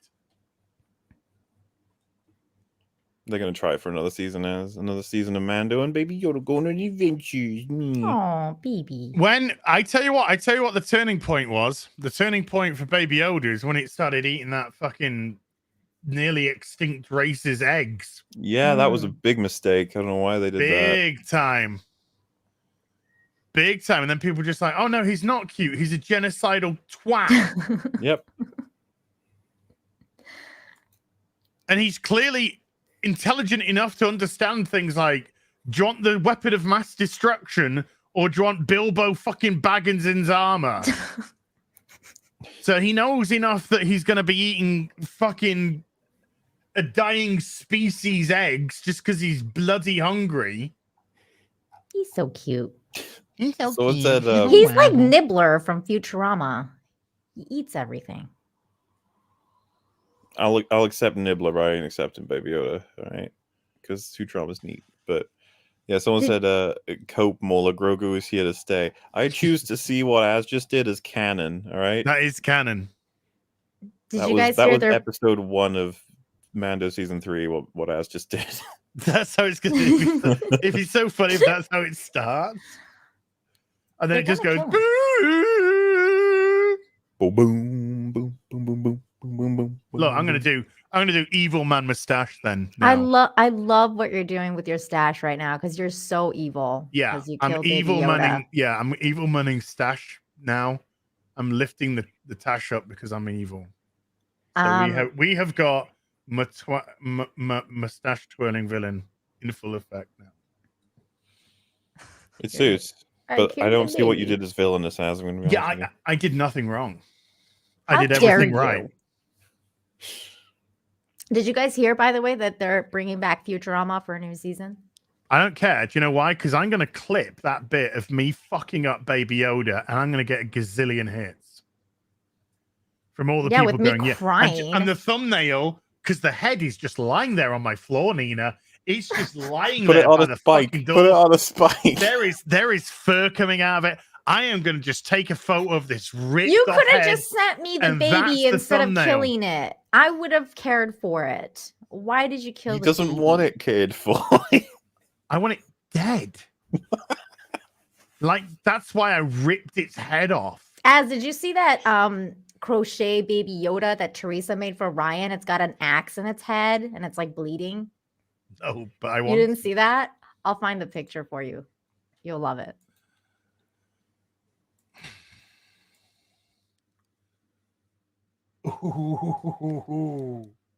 Oh, this is a cheeky boy. Hey, I'm gonna put this up. This is a cheeky boy on Twitter. Do you know how the orcs first came into being? They were elves once. Oh my god. Don Lemon. Well, then it fits far left ideology. I did a lot of Ideologues? ideology. Yeah, it does. Remember, orcs are black people according to them. Oh god, don't remind me of the fucking extra credit shit, man. Oh, Yeah, exactly. such a headache. I am amazed. Somebody didn't say, "Wait a minute, you think?" Well, I mean, I saw plenty of black people posting. Wait a minute, you think we look like orcs? Oh, okay. Set it on fire, as. Is it head on a spike, set on fire, take photo, thumbnail? Thumbnail. I feel like Az is gonna send me the head like cartel style. I'm gonna like, oh, it's a package from Amazon. Oh, it's from Az. And I'm gonna open it. It's gonna be like Baby Yoda's head, and I'm gonna cry. And he's gonna Have color the ketchup fluff over it. red. So it's Yeah. like- Get some of my Warhammer blood paint and just start, doing it out the eyes, out the mouth. Oh my god, you're so evil. What's in the Poor baby. box? What's in the box? What's in the box? What's in the box? Oh my god, that will so be me. It's Baby Yoda's head. Fuck. It's funny because nowadays I'd watch Seven and I'd be like, nothing of value, mate. Nothing of value. I feel like Kevin Spacey played himself in that movie. Have you seen American Beauty? Yes. I feel like that's the one you'd say that for. But all right.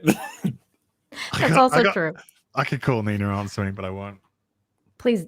No, because Okay. I'm nice. I'm nice. You're nice. I'm nice. You're nice. You just murdered Baby Yoda. Yeah. I'm Well, really nice. As you said, he was going to become the villain. He's going to be Sith, and as a Jedi, Yeah. took him out. As Jedi. Hey, look. I don't know if you're aware of this, but I'm kind of a witcher in my spare time. Yeah. Hmm. And see, Grogu had to be slain before he hurt more people. Yeah. Grogu's not a monster. He's an alien. I will fuck a Grogu up. Okay. Okay. Good.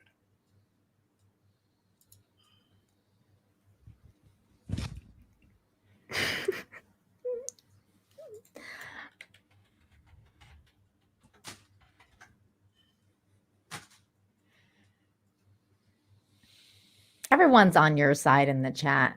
I feel so alone. It's because people here. I'll read a tweet. Nina, that might explain it to you why. I freaking love women who watch shit just because of a cute character are making me mad. For the record, I haven't watched a Nina, single that was written by a Disney- woman, by the way. I haven't watched a single Disney Star Wars episode of anything. I haven't even watched The Rise of Rapatine. You haven't seen Book of Boba Fett? No. Don't bother. Yeah. Do not bother. I just think he's cute. And that's why you're evil. And As must remove your head. This guy, Andy Masterson, he makes I love Andy Masterson. 1 in 6 stuff for me. He just private messaged me saying, just when I'm about to send you a package, you go do something else I have to go and create. What's he gonna create? Oh, Baby Yoda's head getting ripped the fuck off. No, Andy, don't. So I'm gonna get a 1 in 6 from Andy of a ripped head, ripped body of Baby Yoda.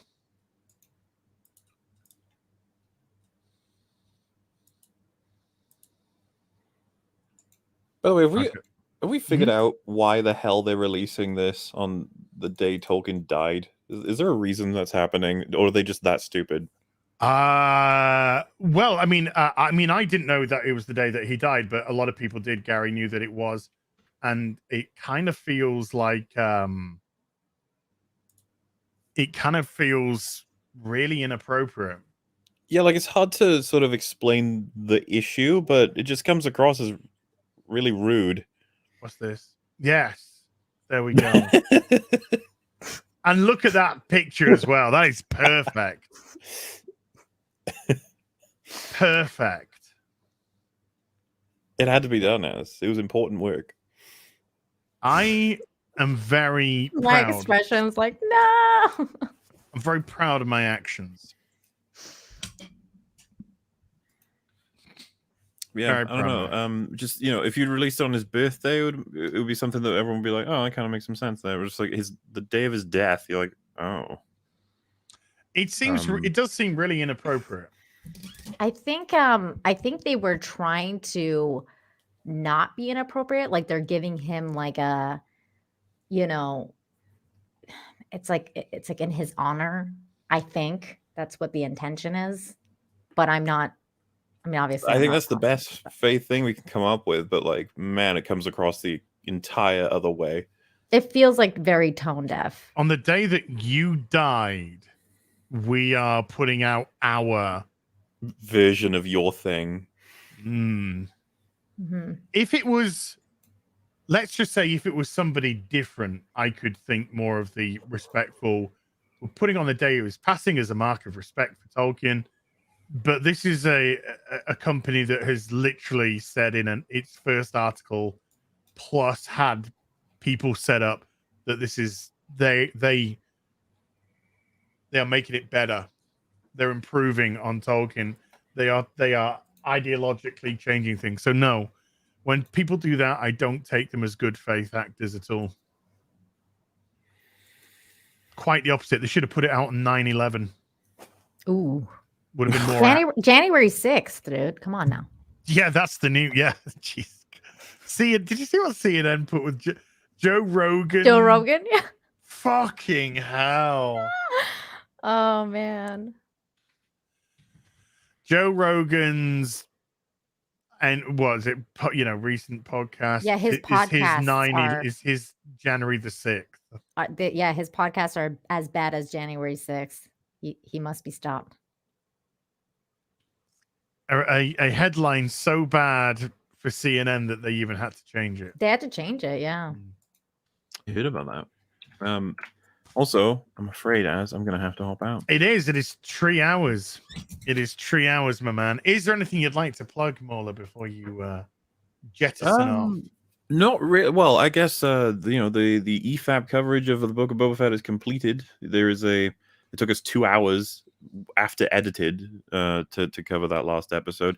If you want to see a bunch of people losing their minds reacting to everything they decided to put into that show, that's on the old Moolah channel. And well, I'm working on a big video, and it's getting closer now to release. I'm getting a little excited. So it's my favorite time of video making, where after fucking months of staring at timelines, I'm almost hitting the render button. Can you tell us what it's about, or is it like a surprise? That's a surprise. If I can figure out when it's actually coming out, about a week before, I'm probably going to announce what it is. Okay. I'll let people still speculate forever. It's fun. Well, it's probably it's probably not a Picard review. Probably not. Maybe, but maybe. Yeah, I wouldn't want to rule it out. But yeah, as per usual, it was a pleasure. Thank you so much. Sir. Always a pleasure having you. Sorry about that internet stuff there, Nina. Yeah, sorry, you guys. We'll hang more at some point, I'm sure. And Gary, it's been a show. pleasure. I seriously though, if he's listening, it's just like I hope the move's going great, dude. Can't wait to see you again next week. All I needed was for you to be ill this week, and it would have been a cracking. It would have been. As like, look, okay, I don't think they hate me. I just there's a lot of things that happen at once. This is just a coincidence, folks. Thank you all for tuning in, chat, and see everybody next time. Bye. Cheerio. Cheerios. Well, at least I'm here now. Be still my beating heart. Let me here, look. Oh. No. Oh. I have to keep rewatching it now over and over. The torture is not going to be over for a while. Look at them eyes. No, the baby. Telling that stuff. Look at that. No. Oh yes. Why? Yes. Why? Yeah, those cold eyes. That is a man who enjoyed what he just did. I'm so sad. And is unaffected by the woman in distress. You're a real man. And now with my new villainous mustache. Mustasha. Fuck it. I'm gonna call you out on what you said. Fuck it. I'm not a nice man. All right. I saw your tweet. Saw your tweet. About you being a monster? Oh no, I love that. Oh. I saw your tweet where you tweeted at Trudeau saying, I voted for you because you were handsome. Hey, fucking women. That's why these dickheads get into power. Hey, because women are just like, listen. He's so handsome. Hey, I'm gonna go and vote he for had him. good policies back then. I voted for the party. We vote for the party in Canada. We don't vote for the individual. Nina, you put in the tweet, I voted for you because you were handsome. He was hot.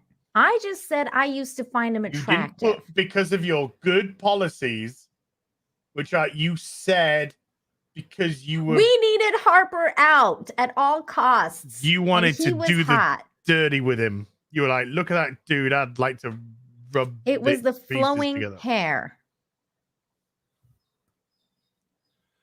But now I can't even think of him without throwing up in my mouth. Like I cannot believe it. He's disgusting in so many ways. Fucking hate him. By the way, I think my internet problems was related to this because my Twitter is very active for the truckers, and I think that Justin Trudeau is in a conspiracy with Amazon and Disney to take my channel down. So my channel was under attack, and I'll be making a 10-minute video about it.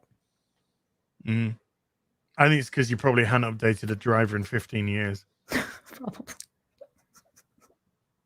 Seems to be working now. I don't even want to know what your GPU was running on. My PCU? Yeah, UPC. sure. That woman language you just used then, yeah. Everybody's calling me a fake geek girl. I don't know how to fix computers. Fake geek girl. Hey, I know Star Wars. Nina, I think we've just proven that you don't. What? I don't watch Disney Star Wars. I know Star Wars. Let me talk to you about Baby Yoda. No. I just think he's cute. Can't we find anything cute anymore? What has this world come to? I think that fish behind you is cute. That's Clownfish's Steve. Yeah, he's so cute. He is. I just like cute things. Steve doesn't deserve to have its head ripped off, though. Steve's not an obnoxious little twat. Steve didn't try and commit genocide against a species. Hey, you don't know that. He's a fish. He eats plankton all the time. Yeah. So where's the genocide? Oh, never mind. The genocide of the plankton. Plankton lives matter. Plankton. No, they don't. Okay, let's read some more super dupers. In this wonderfully disrupted show of weirdness. This is my megaverse of madness, multiverse of megatons. Hey, Grogu is 50 years old. I did not kill a child. 50 years old. Kill a baby. Lyle Hammock with a... Oh, no, we've already had that one. Will of the Fans with 125 Argentinian laser pistols. PHP is Filipino pesos. There you go. But I'm a Brit. Doctor Who, season 11, episode 1, brought me to Gary, and I'll be fighting with you soon. Ooh. Thanks for showing me I'm not alone. Hi, Rags. Oh, fighting with you soon as mean alongside, not fighting. Okay.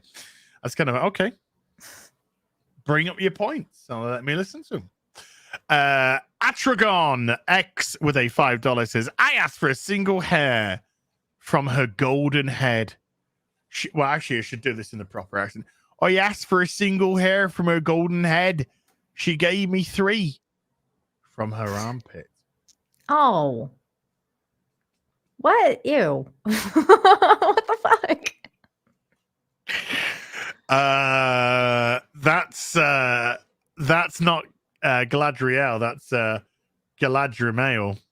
Oh no. Taker 610 with a $5 says Boba pulled a Biden, retaliated against innocent people because he's just that incompetent. Perry needs to put Biden's face on Boba in that scene. Oh my god. Some guy called Aaron with a £5 says, seeing as Star Wars has the fandom menace, I think we need to call the true Lord of the Rings fandom the Fellowship of the Ring from here on out. Or just call shit out and don't have to think of names to call ourselves. Yeah, we don't need hashtags. Where we going, we don't need to, like, Blazing Saddles, where it gets the thing. It's just like, here's a badge, and those Mexicans, badge. Don't need no stinking badges. Yeah. Oh god, that's a good movie. It's such a good movie. Lyle Hammer with a $5 says, a lot of people, especially the normies, are going to watch this show and like it. My two friends saw the trailer with me and loved it. They will watch. We'll see. We will see. Is he talking about Doctor Strange? No, talking about the Lord of the Rings, Power of the Rings. The Rings. I think a lot of people are going to tune in for the first episode for sure. I think a lot of people are going to tune in to see what it's like. Even people like myself who have not been impressed with their language and not been impressed with the trailer. I will still see if it's just incompetence, really. Incompetence of people who are trying to push an ideology, but the actual show is pretty sound. Yeah, pretty sound. I'm not gonna lie, in as much as I don't think that it's gonna change much from that. I think we're gonna see exactly what we're gonna see. But I'll give it the benefit, and I'll talk about it. I was watching your breakdown of the trailer with Gary, and I agree with you guys. Though I think it's like they're really counting on that normie clique. Like I don't think they made this for the fans. They made it for the normies that have no idea what's going on. That's why the whole thing with Before the King and blah blah blah. Like they're making it for that. The Zoomers and shit that don't have any idea like about Lord of the Rings, a movie or anything like that. And that's what, just popcorn eating people that want to get away for a minute. I don't know. No, that's what I think. I think they're counting on people to not think too hard. Yeah. Don't think, just watch. Just consume. This is why when you hit a fandom and people within the fandom say, about this, that's what they hate. Because they don't want you to think about it. That's why they had their built-in, you're just racists and bigots. It's homophobes. like, no, because listen to every single person who's criticizing it. Nobody is saying it, I hate black people. I don't want black people in my films and TVs. That's absolute nonsense. People are picking out Tolkien lore against you. And that is what's pissing you off, because you're going against obviously the creators of the show are going off on this. They know that they are twisting this for their own ideological purposes. And as I also discussed, that's probably the reason why they didn't put the beard on the black dwarf lady. Yeah. Because they didn't want it to look stupid, because they were putting a black powerful woman. And so an ideological decision has now affected a law decision within that world, because they are more interested in pushing the ideology as instead of the actual law. Which is really funny though, because I was saying last night, like it's the only time that people would have been fine if they had like put a beard on a woman and made her look like more manly, because like it actually was in the lore. And the only time that they would have gotten away with it and people would have been happy about it was this, and they didn't do it. And I think it's really funny because that just, like we can call that anti-trans. No, like are they being like anti-trans? No disrespect, but we shouldn't even have to play these stupid games. I know. It's saying anti-trans, if it's anti-trans, yeah, exactly. This is it. These are the people who make these ideological decisions. They can fucking argue and wrestle with it with the other ideologues. Yeah. No, I get it. Yeah. So to even go there, it's just like I'm not going to play your stupid game. Yeah, I hear you. It's all like, but it's just bad decisions. The wrong people will turn on them enough anyway. Oh, they will. Woke on woke crime. Yeah, this is why ideological decisions, you can just sit back now. We can just sit back and not do anything. Because there is going to be some part of the trans community that's going to just suddenly say, oh well, I'm a trans and I'm also a lover of Tolkien, and you didn't put a beard, and then this is.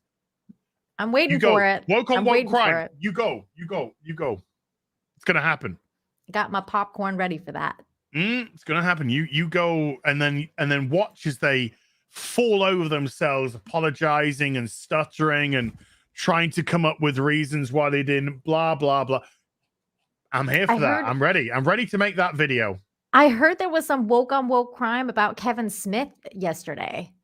I don't know. Go to do tell. I forget exactly what happened, but Tom was telling me that people got mad at him because he said something about, oh my God, what did he get? What did he get? But somebody in the chat will know. But apparently people are trying to cancel him right now, like his own team. People are mad at Kevin Smith at the moment. People are always mad at Kevin Smith. I'll find out in a second what it's about. Yeah, have a look and I'll read a couple of supers.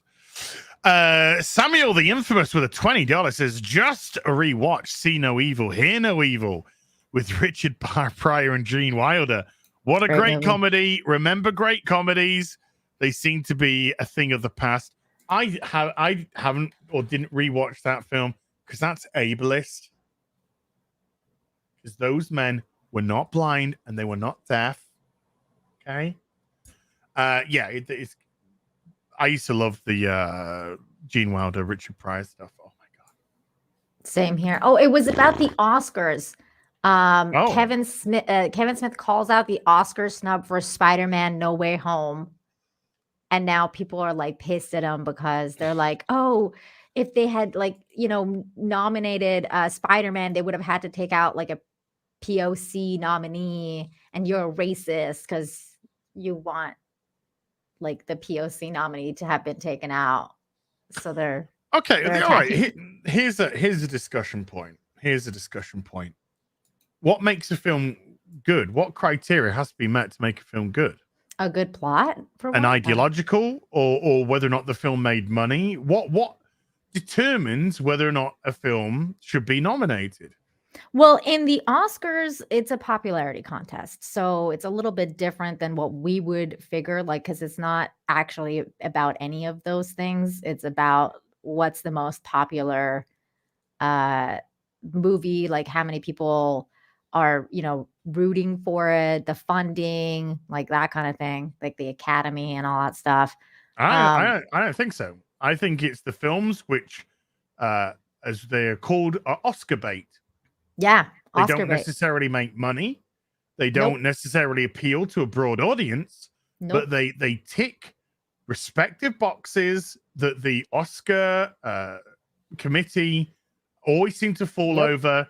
That often includes racial diversity. It often includes disability. It often includes those type of things. And when was the last time you saw a comedy even nominated? When's the last time you saw a superhero movie nominated? No, Oscar. It's all fucking Oscar bait. It's the perfect example of what you're saying is the movie The Lost Daughter, and Olivia Colman's nominated for Best Actress. I watched that movie and I was like 2.5 hours of my life gone. Like it was the worst. It was so bad. I was like, what is this? And now she's nominated for it. And I'm like, of course. I think Black Panther doesn't count. That's a shit movie. But it's Oscar bait because it was just about, there was a lot of black people in it, so that was enough for the Oscar committee. Didn't make a lot of money. The Oscars have become a joke. They've been a joke for donkeys. Yeah. And Kevin Smith, you can go fucking eat ass, mate, because he is eating ass right now. Oh, is he falling over himself to apologize to these people? Probably very soon, I would assume, because you know how he is. Yeah, he's a absolute piece of shit. Mm-hmm. A liar. He'll bend over. And he's like, and all he wanted was Hollywood to accept him. That's all he wanted. And then when he got it, fuck the fans. He's a fucking fake.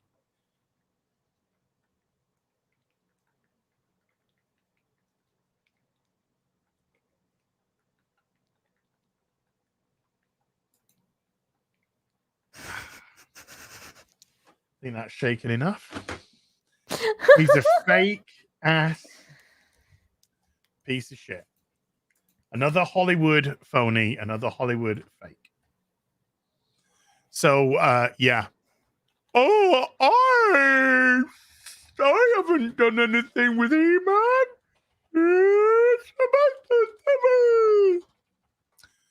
Notice how nobody spoke about season 2 at all. Mm-mm. Haven't heard anything. I think Drinker was the only person who made a video. I think we just might have discussed it on a stream once, but I think Midnight's Edge also talked about it because Andre and Tom are huge fans, so they're talking about it. But that's it. That's all I know.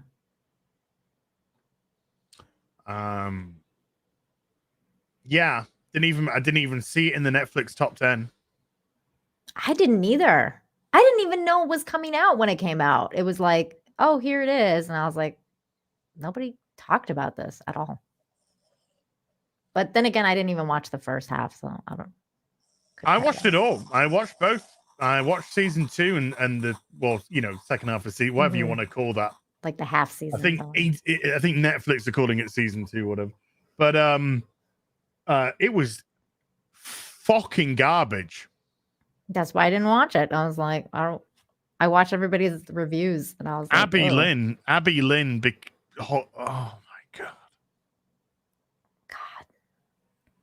god. He-Man and Skeletor becoming bit players so that the proper heroes of the story, Teela and Evil Ink, could fight one another because they're the best, yes, in the universe. They're the women with the vagina. Why'd you hate strong women, Az? Yeah, why? I hate strong women. I do hate terribly written women, though. I kind of hate women that look like men and they can't be like women. So you don't like Abby from The Last of Us Part 2? No. That's a I just think women should actually, especially like in cartoons, like hold on. Did you see the last, or did you play The Last of Us Part 2? I played part 1. I didn't play part 2. Totally different game completely. I know. That was actually good. I saw Ryan's and D-Day Cobra talk about it, and I was like, why am I going to play this game? I'm not going to play this game. Did you watch the Abby sex scene? Yes, I did. I saw it because I was watching all the coverage, and I was like, holy fuck. Honestly, what did you think of the Abby sex scene in The Last of Us Part 2? Speechless. I thought it was a gay scene. I thought it was gay porn. Yeah, no, I absolutely agree. It was like two men fucking. Who was it that said that? Somebody, was it Mahler? I don't know who it was. It was either Mahler, Ryan, or D-Day Cobra, or somebody. They said that they got a hit on their video for showing that scene, and then they disputed it by saying that it was two men and it wasn't a woman, and they released it. Yeah, they disputed the sex scene. Yeah. And said that it was two guys, and that's a male chest. And YouTube agreed. Yep.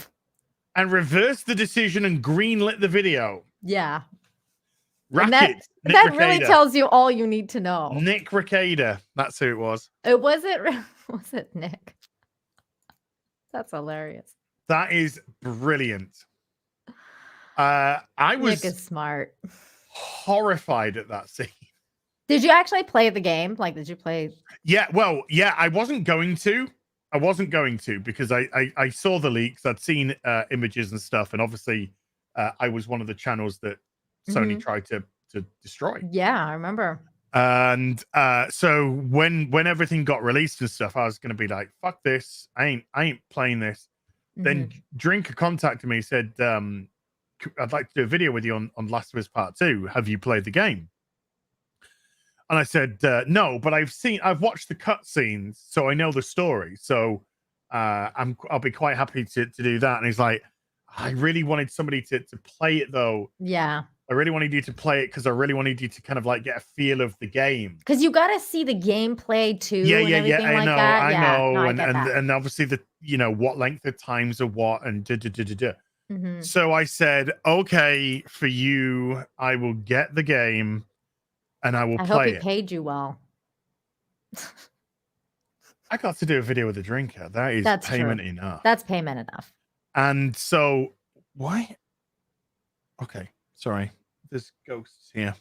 Is it Belle? Oh. So I played the game, and I finished the game 30 minutes. What? Before the stream started.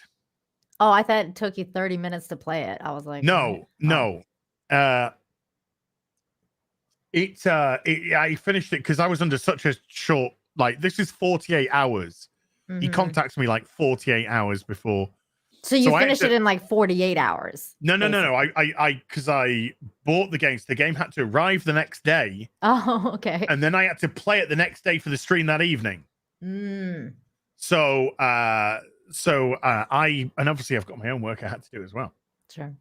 So I managed to finish it like 30 minutes, but before that fucking stream. But when I got to that scene, I was in shock.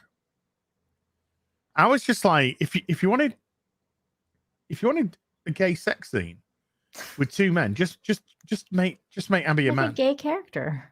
Just make Abby a man who's gay, and that's the. And this was just like, oh jeez. But trying to make a woman look like a dude so you can simulate a gay sex, that to me verges on really fucking weird. Really fucking weird. And that's what they did to Tifa too. Like they made her look like a man, and you're like, dude, what? I don't understand. I mean, not Tifa. Sorry, made a mistake. Tila. That's what I meant. Tila. They're gonna come for Tifa soon. As prepare yourself. No, they're not. Because they watch this show and they're like, "Oh, I love you, Tifa. I've loved you for years since 1990s. I love you." Yeah. She knows. She knows. If ever a video game character could be a real woman, and mine. Only her, not Triss. No. I'd forsake everything and everyone for Aw, that's sweet. What if she likes Baby Yoda? I love Baby Yoda.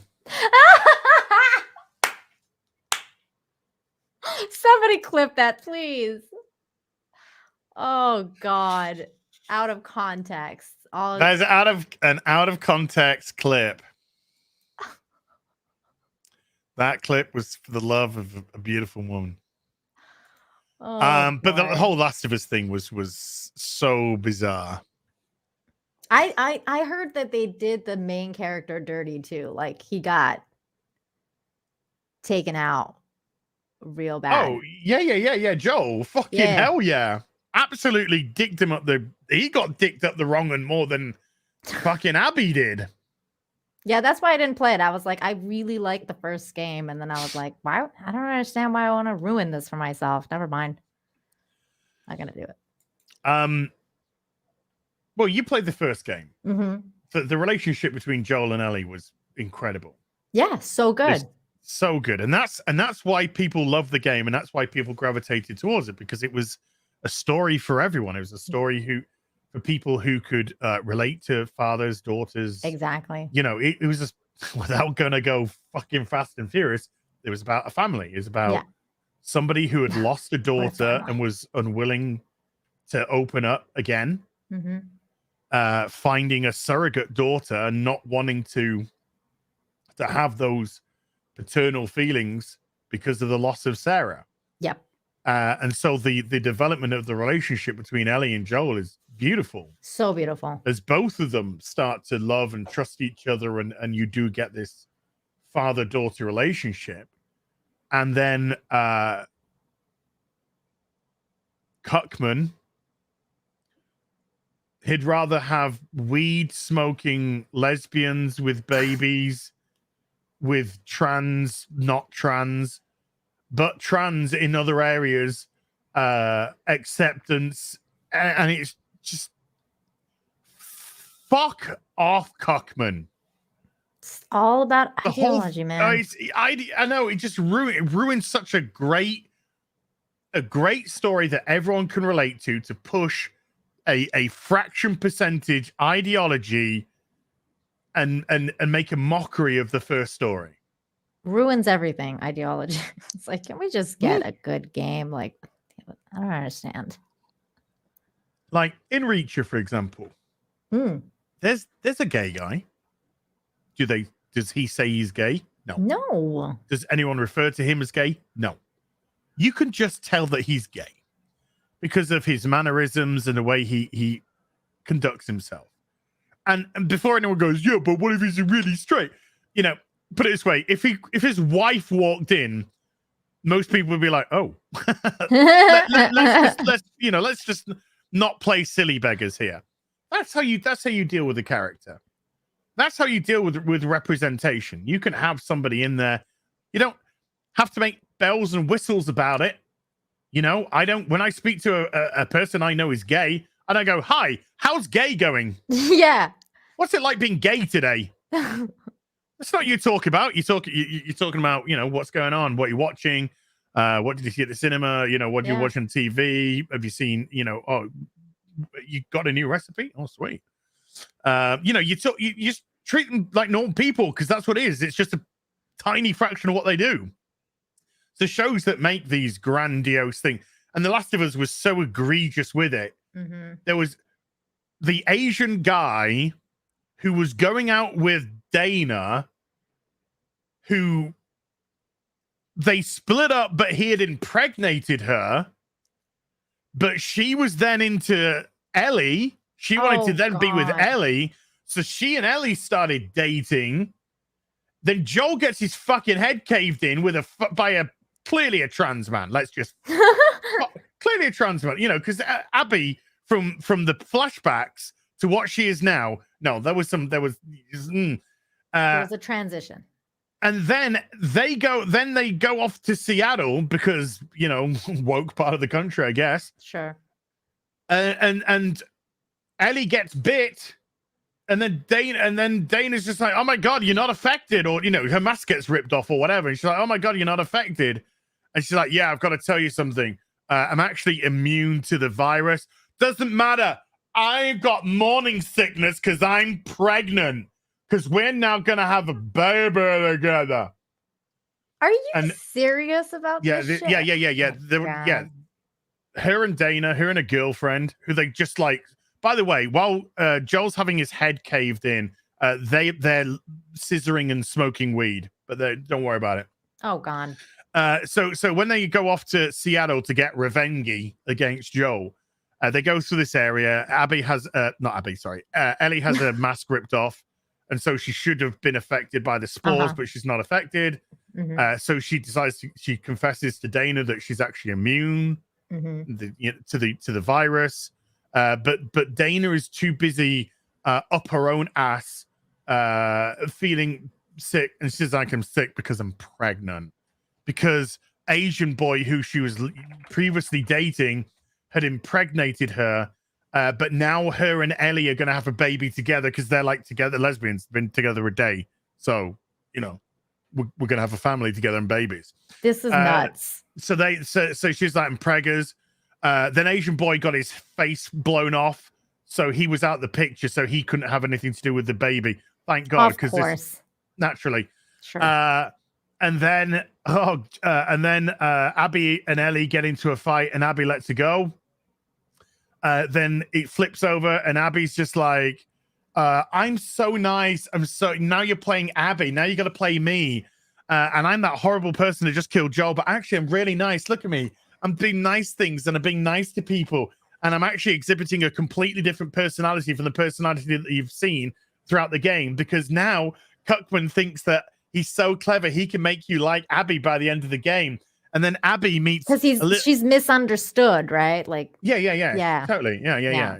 She just fucking sticks protein bars up her ass. Yeah, and then she comes across a member of a warring faction, little Asian boy and a little Asian girl. But the little Asian boy is actually a little Asian girl. But they identify as a little Asian boy. You see. In this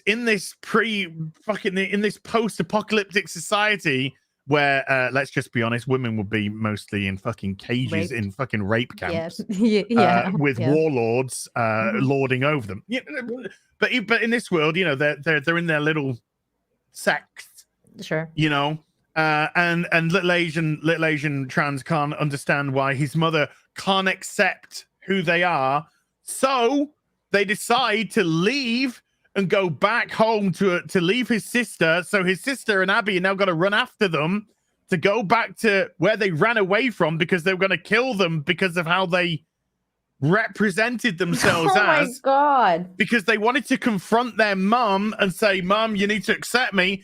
By the time they get there, the mum's dead. The mum's dead, right? Yeah. Because they killed the mum. Because the mum came after them when they said, Mum, accept me for who I am. So they killed their mum. So they were like, quick, get the little boy girl out of here. So they get the little boy girl out of here. And then the sister gets fucking killed because another guy went, oh, we don't like any of yous anyways. And they shot her after she'd had a fucking arm amputated. And then Abby's just like, I respect you for who you are and how you represent yourself. And then they go off somewhere. So I can't even fucking remember. They go off somewhere. Fat Geralt punches the fucking boy in the face. Girl boy in the face, and they fucking smack themselves on a garage door. And everyone should be like, oh, but actually we're all fucking pissing ourselves laughing because the game's so fucking shit. Then Abby gets put in a Jesus thing. And then Ellie turns up and is like, oh, I found you. I tracked you down. I'm going to kill you for killing my fucking surrogate daddy poos. And so they have a fight, and then she bites Ellie's finger off, and Ellie's like, fuck you, I'm going to fucking stab the shit out of you. And then she's like having these flashbacks of Joe, like going, fucking fuck her up.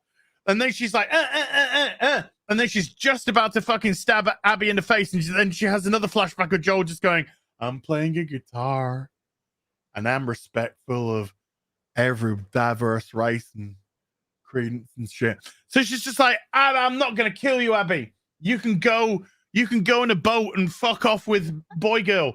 And I'm going to go home, and Dana's left me with a kitty, and I've got no finger anymore because you bit it off and I can't play my guitar. Be sad.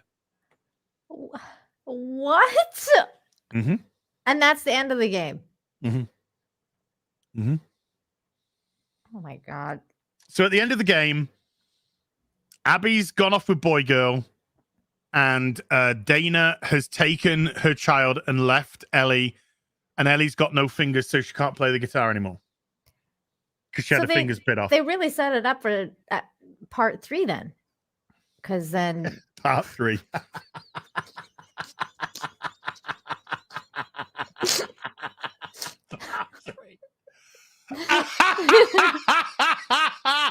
That's funny.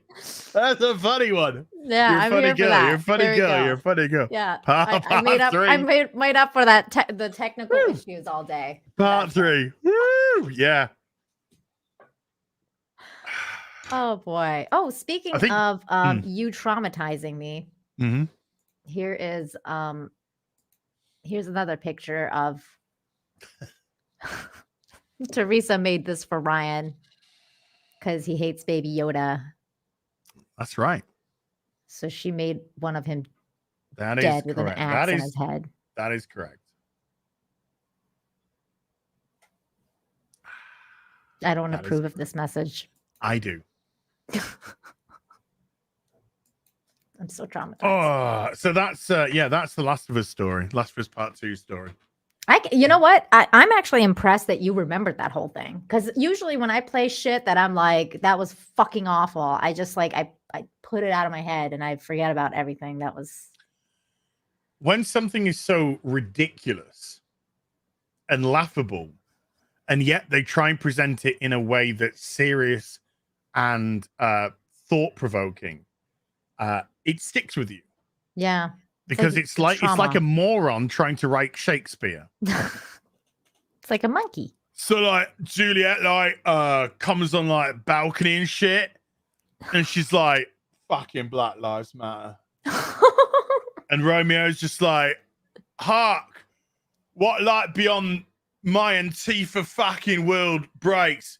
It is like the East, and Juliet is the sun or something. I don't know.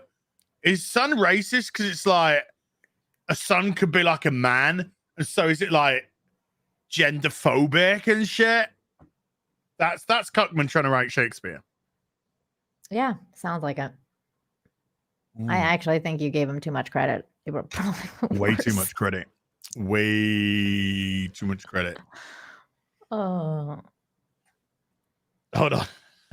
Oh, hold on. Okay, we're just gonna watch this. okay. I don't know what it is, and I don't know where it's gonna go, but we're gonna watch it regardless because I like what I saw initially. Oh no. Oh no. Oh no.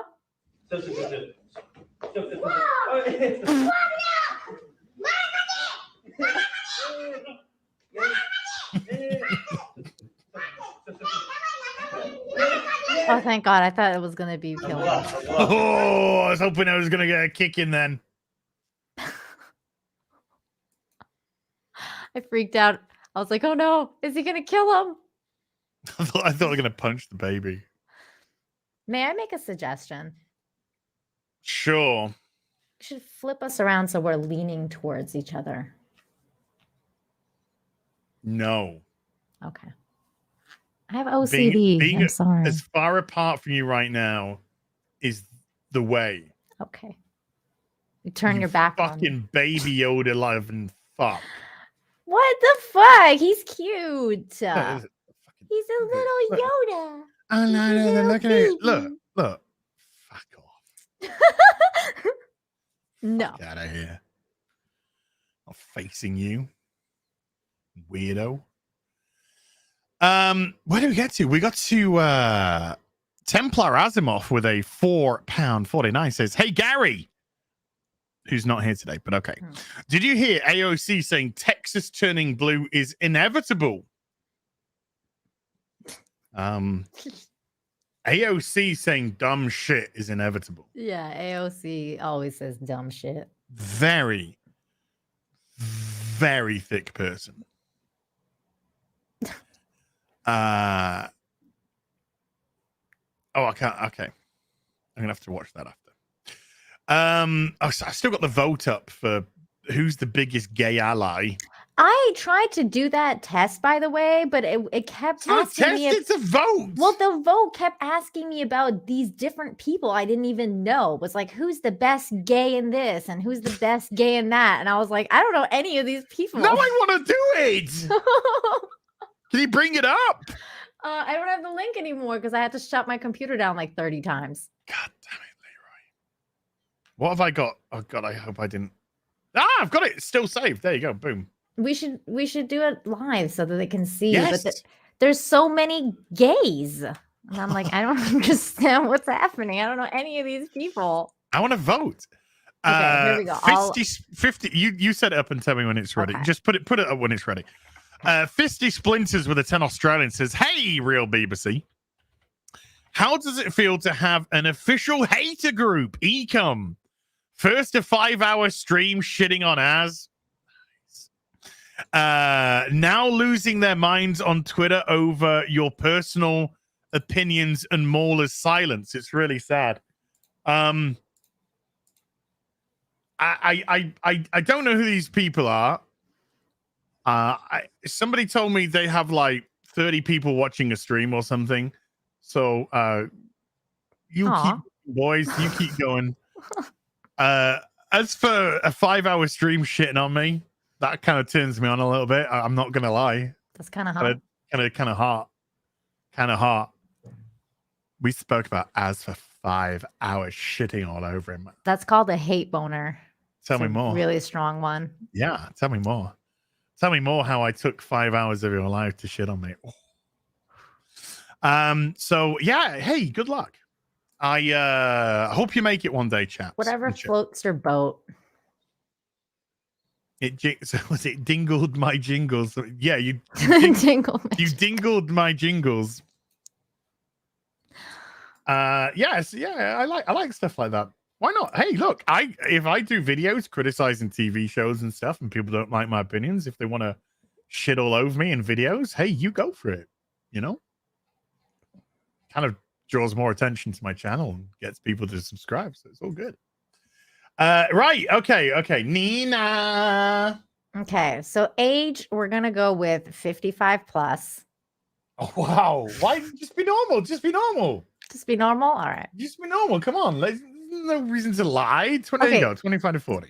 So broadcaster or journalist? Okay. Alan Carr. Ben Hunt. I can't see the drop downs. You can't? No. Oh, why can't you see it? That's weird. Then it flashed out for a second. Then. Do you see it right now? No. Well, I'll just read them to you. Yeah. Alan Carr. Right. Ben Hunt. Who? Ben Hunt. Right. I'm gonna have to put. Okay. Well, I know how to spell Hunt. Oh, with an E at the Hunty. Yeah. So Hunty. Ben Hunty. Okay. But Ben Hunty. Ben Hunty, darling. Ben Hunt. Ben Hunt is a British journalist, presenter, and senior reporter at Vice News. Oh. Wait, whoa.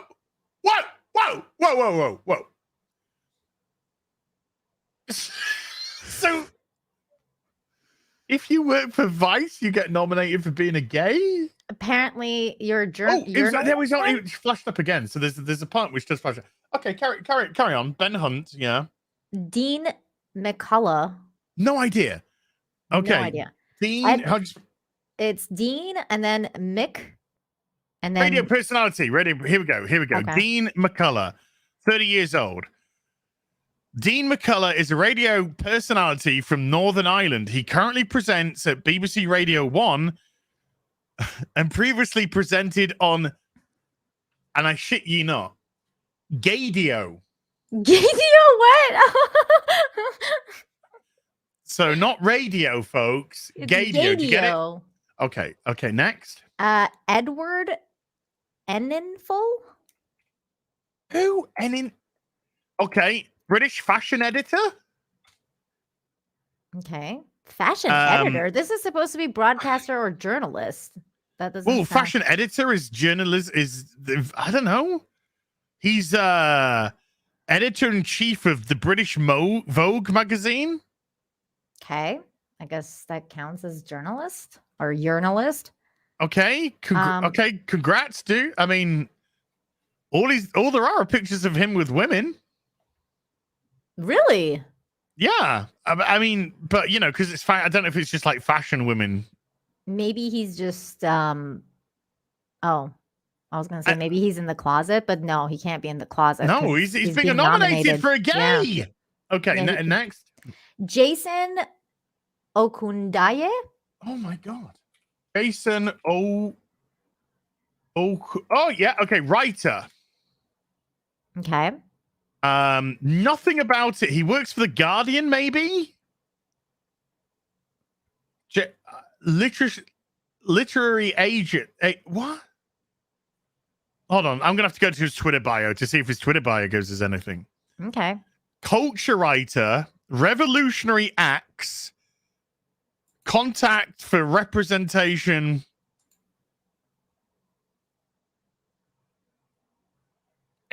Freelance journalist? I don't know. Okay. There you go. Freelance journalist. So that counts, I guess. Well, I'm just guessing. I'm guessing he's a freelance journalist. That's... Oh, I thought it said on the... Oh, here we go. He's actually tweeted. Jason Okundaye, top 10 broadcaster, journalist, or host for being gay. Next. Okay. Joe Lycett. Joe Lycett. Lycett. Sort of recognize the name. I kind of recognize that one too. I recognize this one, and I recognize Alan Carr. I know Alan Carr. I know who Alan Carr is. Yeah. Joe Lycett is a British comedian and television presenter. He appeared on TV shows including Live at the Apollo, Taskmaster, Nevermind the Buzzcocks, 9 out of 10 cats. IQ. Okay, so I recognize some of those shows, but I don't recognize the face. But The congrats. next one, yeah, congrats. The next one is Owain Wynn Evans. What, Owain or Wayne? Owain, like Owain. Oh, Owain Wynn Evans. Yeah. That sounds Welsh. Okay, and what do you do? Is a Welsh journalist and broadcaster. He's the weather presenter for nightly news program Northwest Tonight, and is a reporter for the television, magazine, and chat show program The One Show. In addition to his television work, he's known for drumming, social media, and alphabet activism. He's known for social media. That's what it says. He's known for his drumming, social media, and LGBTQ activism. Wow. Sounds like a straight So up he said winner. he did a 24-hour drum solo. That's pretty cool, actually. Wow, that's pretty cool, actually. Yeah, I'm going to vote for this. I want to vote for Owen. Okay. Is there any more? There's Sorry, is three there any more. more? There's three Oh more. my Jesus Christ. I told you there's a lot of gays. Okay. Wait. Rav Bansal.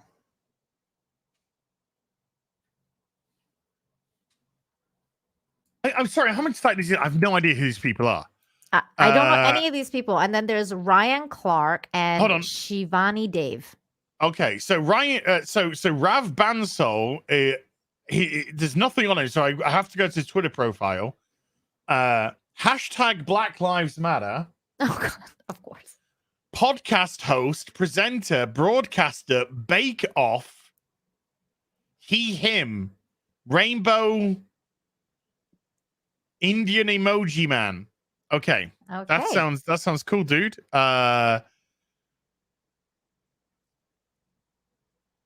Great. Who was the next one? Ryan. Rylan. Oh, Rylan. Yeah. Oh yeah. We know Rylan. Big fucking tooth guy. Yeah. Rylan Clark. He's only 33. God, I thought he was like 90 by now. Wow, I know who he is. He was on some reality show. Guy. He was on some reality show and he does adverts at the moment. I've seen him on TV with some adverts.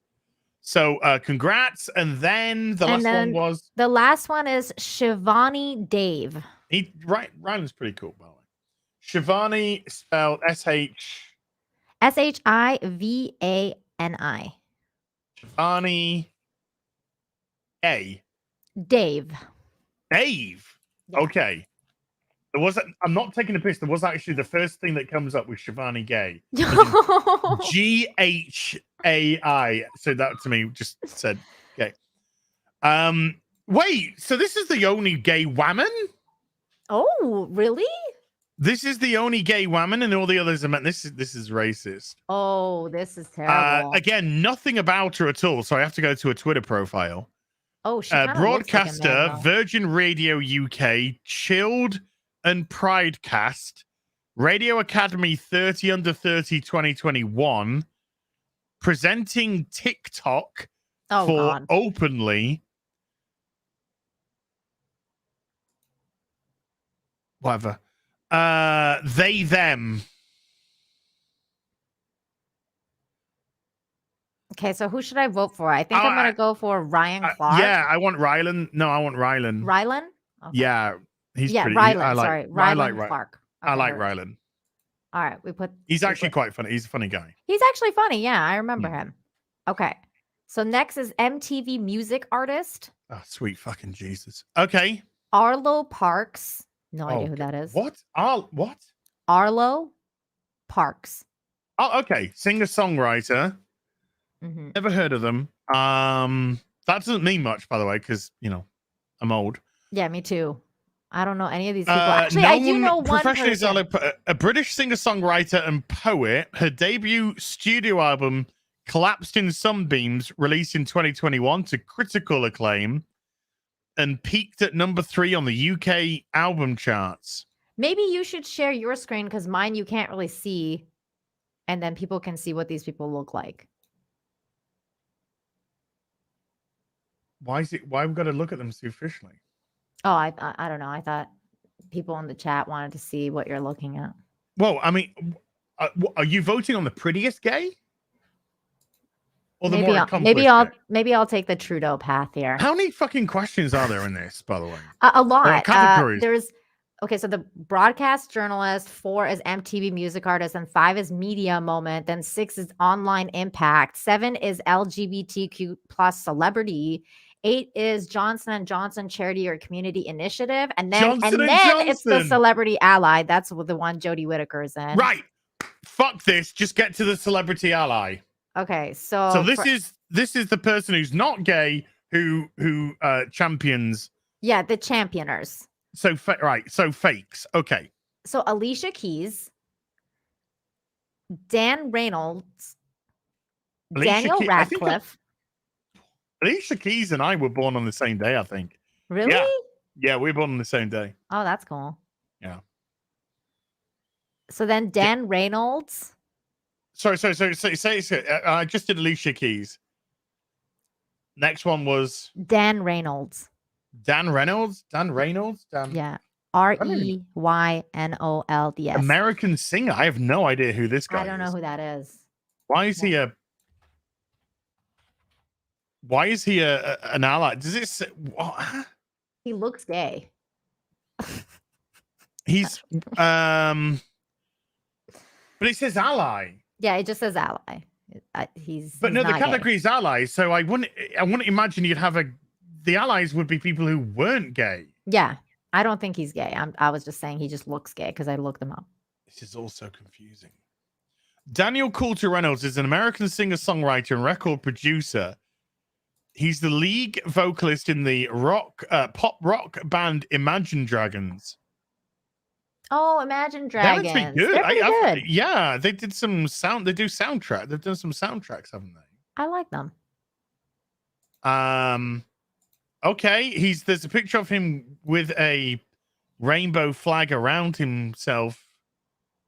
See, I told you he looks gay. Yeah, but he's an ally, so he's an ally. But that's why he's an ally, I guess. He's like, well, this is what's confusing. Gays. I'm going to personal life. On March 5th, 2011, Reynolds married Aja Volkman, who is a woman, by the way. Okay. They have the two have 3 daughters and a son. He's a Mormon.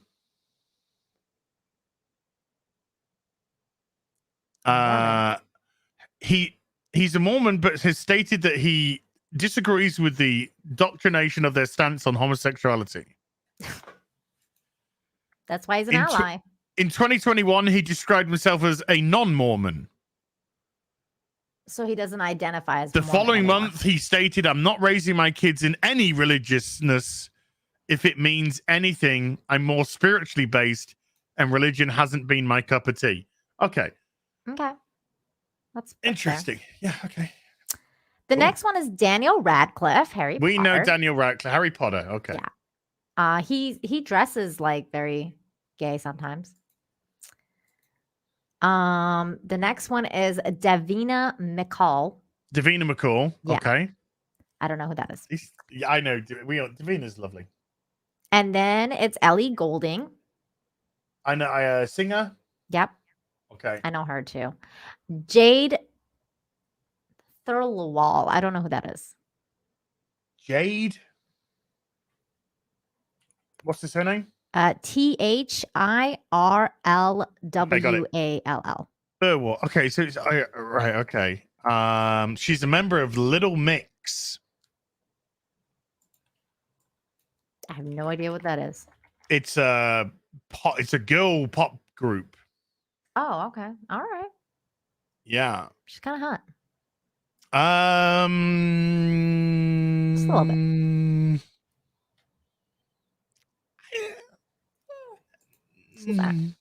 I mean, she's, I can see why some people would find it not my cup of tea, but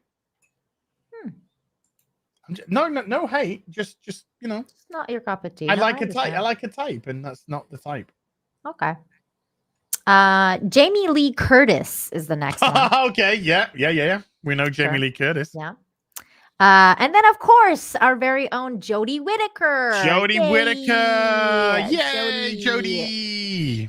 And then Jurgen Klopp. Jurgen Klopp. Yeah. The football manager. I don't know. I don't know who that is.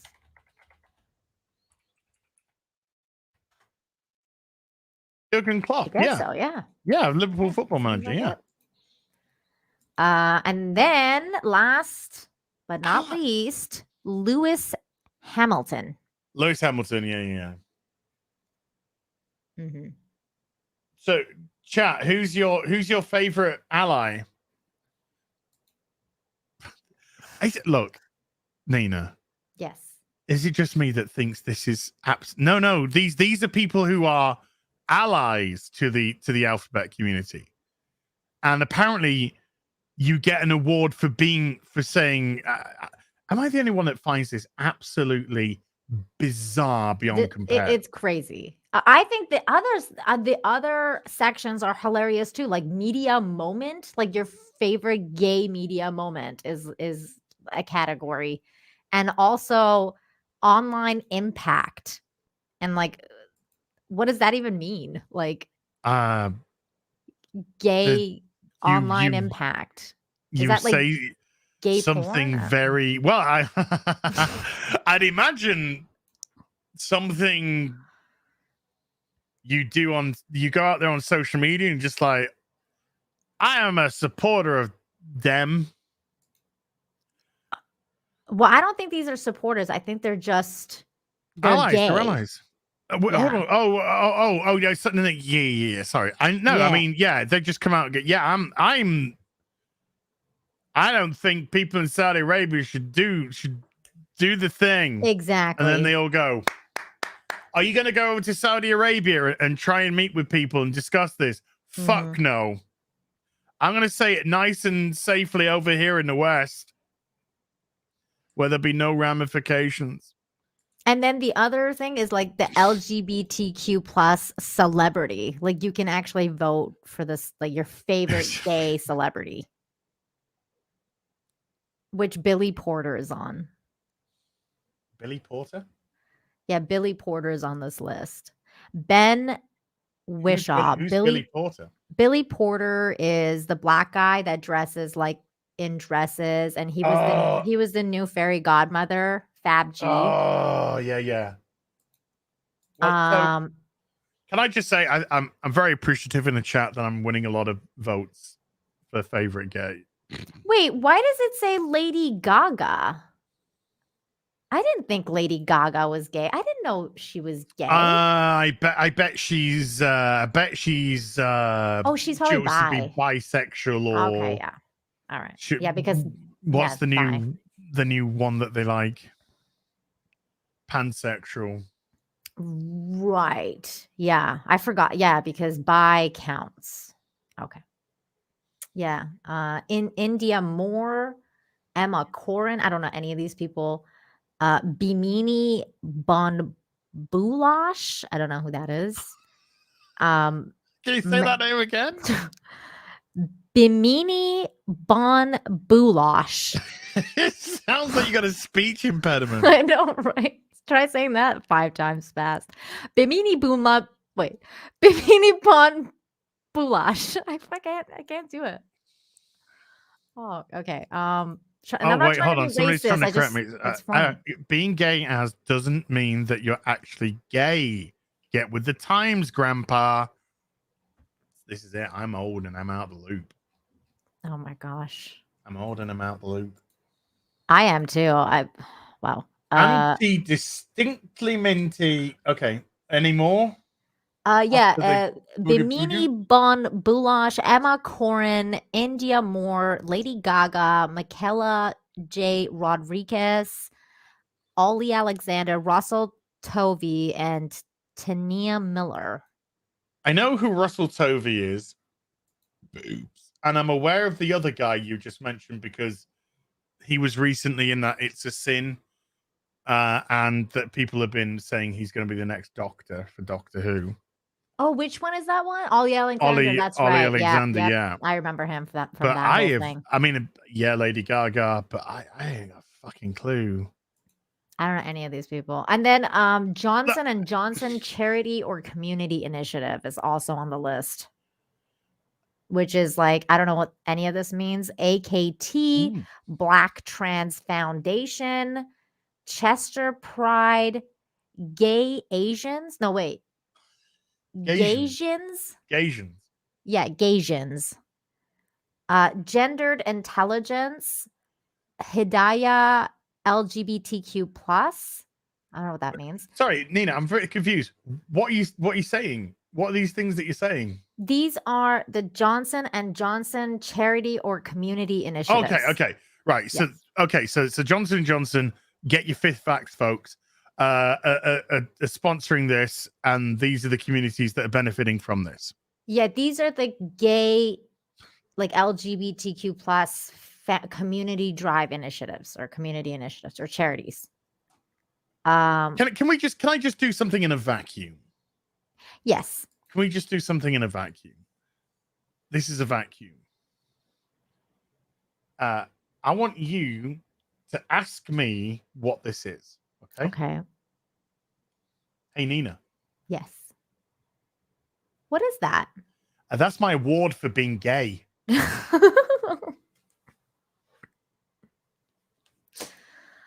Congratulations. Thank you. I didn't have to do anything myself. I was just born this way. But so brave and stunning that you're born that way. At last, it's been recognized. I'm so happy for you. I'm really confused. Oh my God. And then the last question is like, under 25, fill in our short survey for a chance to win a free iPad. Now I know why. Did you? I don't know if you're aware, but there was an article that came out recently that said something along the lines of in previous times, when a population's kind of been surveyed or whatever, the actual number of how many people are gay fluctuates quite dramatically. Yes. It's probably somewhere around the 5% mark, 5-6% mark. Somewhere around that. Current day. Yeah, it's over 38% or something. Yeah. I saw that. A lot of gay people now. Yes, people who identify. Yeah, who identify. That's the key word. Identify. Yeah. It's now like over 38%. Like, that doesn't seem right. Kind of sounds like this whole thing is maybe for a lot of people just a little bit of a trend. Yeah, maybe it's just a fad. Oh man, I mean, I don't know. I know we have gay followers. I chat with a couple of them very regularly. I don't know what you make of all this. I mean, I honestly don't. I don't either. It's just. I mean, I wouldn't expect them to be a heterosexual of the year award. If there was, I expect one. I just want to thank everyone. I crushed so much pussy this year. And to finally have that recognized, it means so much to me. I can only hope that I don't let you down in the coming months and years and decades ahead. The whole thing is just so bizarre. It's bizarre, man. Yeah, it is. Like, just being celebrated for your sexuality is the weirdest thing that you could. I don't know. I'm being celebrated for how I behave in the bedroom. By the way, there was the last category, Swinton Insurance. Okay, yeah, I know Sports Swinton Insurance. Personality. Well, you mean gay sports personality? Gay sports personality. That's right. Okay, I'm too curious. Can we go through this, please? Sure. It's Alana Smith. Or maybe it's just bi-curious. Okay, go on. Alana Smith. Yep. Beth Mead. Caster. Hold on, I'm just wondering how many of them are female footballers. So what's the first one again? Alana Smith. Alana Smith with a Y or with an I? No, with an I. With an I. Alana Smith with a Y. I'm going to put sports. Sports. Yeah, she's an American professional skateboarder. Alana Smith is a non-binary Olympic athlete. Oh no. Oh boy, these photos. Okay, the article that I Oh my. Oh God, if there's ever a picture that just didn't help you. Non-binary Olympic athlete continuously misgendered in sporting commentary.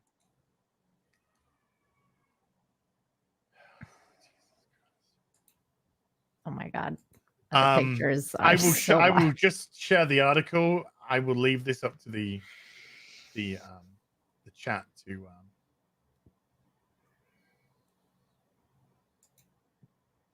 Did you see the other pictures of her with long hair? Not really, unless there's some down here. Alana Smith Kate. I think that's them. And they are on the Olympic rings. Peace. Okay. Okay, the next one was Beth Mead. Beth Mead. Yep. Footballer. Of course. So we got one foot. We got, hold on, keeping count. One footballer. I want to see what she looks like. Oh, okay. All right. She kind of looks gay. All right. Caster Semenya. Caster. Oh, okay. Yeah, it's come up. Here we go. All right. Okay. I can see it. I can see him being kind of funny. Wait, whoa. Sorry. Wait, is that not a man? No? Did I make a mistake? Did I just cancel myself? I think once upon a time there might have been. Oh no, are you saying it's oh my God, he's a woman now? Oh no. I canceled myself.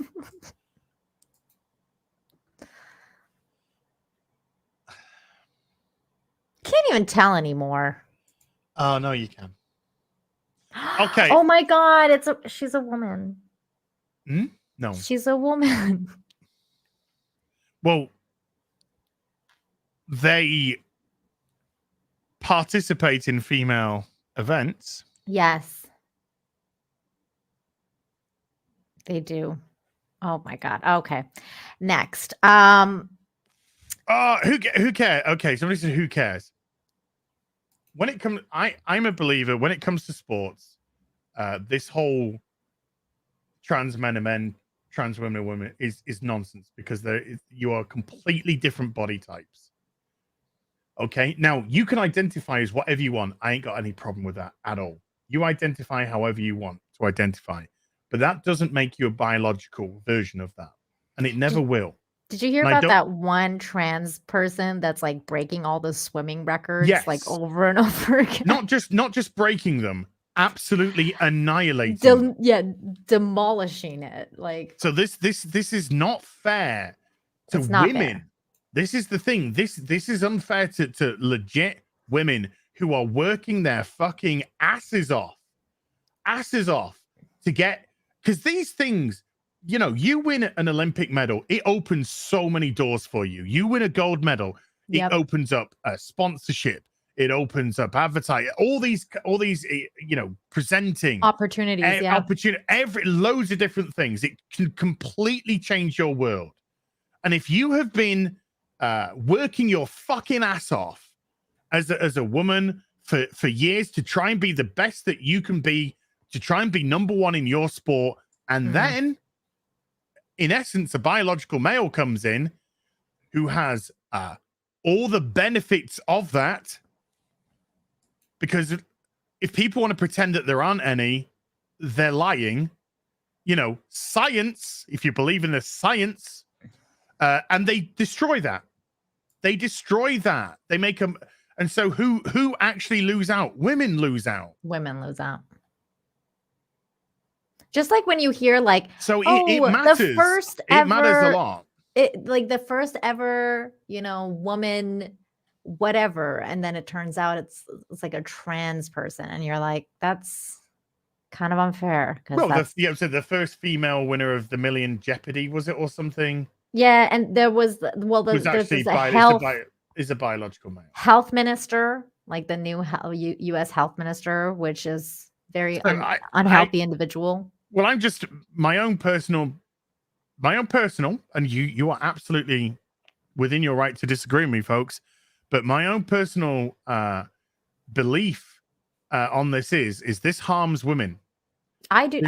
I'm with you. And I am not in any way, shape, or form behind trying to elevate somebody who isn't in that gender to virtue and get claps and aren't we so great, when all it's doing is annihilating and destroying and making a mockery of women's sport.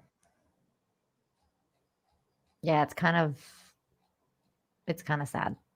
And we'd like to say, we're not just talking about records, we're talking about lives, we're talking about that one girl got like that one girl got her freaking skull bashed in by that trans MMA fighter. So like people's lives are actually being quite well. I mean, in combat sports, it's ludicrous. It's crazy. It's absolutely ludicrous.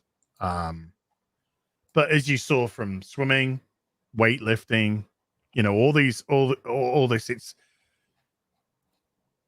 and I mean, let's just be honest, folks. This is a good way for a man who can't compete against men to become the top. To become the top of their sport in another gender. What is it? And I know these are difficult talking points, folks. I know these are difficult talking points. But well, this is the shit that gets you canceled.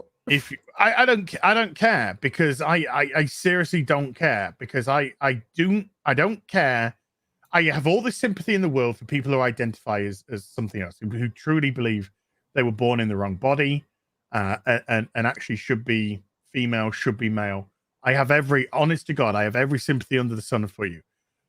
I do not attest and will not attest to saying that you are actually that gender, because you're not. You're biologically a different one, and you have to understand and appreciate that as well, for all it does. If there was a drug that would save a man's life and save your life, and you identify as another gender, you know that you would have to take that drug. And it's not meant in a gotcha way, and it's not meant in a nasty way. None of it, truly, it's not.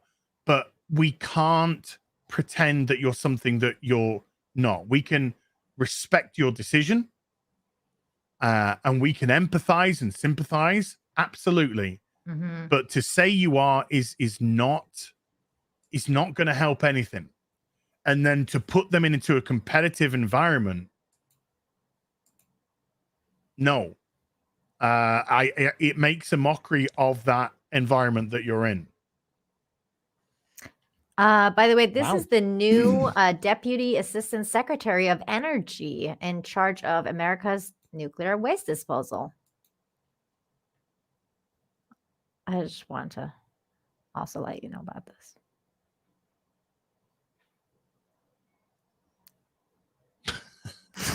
No, somebody just went, as goes from beheading to transgender rights. Only on the real BBC can you hear that, yeah.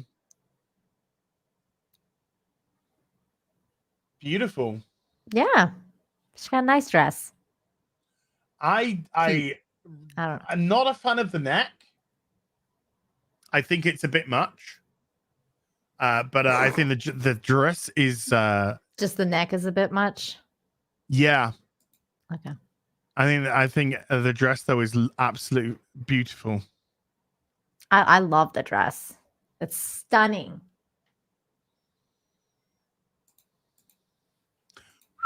Let's go to Superchats. Supers. Super, thanks for resting. Apparently, there's an episode of the Futurama where Bender gets a sex change so he can win the female. I think I remember that. Yeah, I remember that. By the Yeah. way, Megan Rapinoe was also on this list. Megan Rapinoe. Yeah. Oh God, the pink-haired footballer. Yeah. Oh, she's she's horrible. Yeah. But also another footballer. But I mean, obviously they're gonna put her on this list. She's like, she's a vile person. Comes across as that is somebody who's actually weaponizing oof, her status. definitely. Without any doubt. A sour cream citizen with a $5 says, don't forget the Elric book dropped today on Audible. The intro is weird, but I'm having a blast with it. Okie dokie.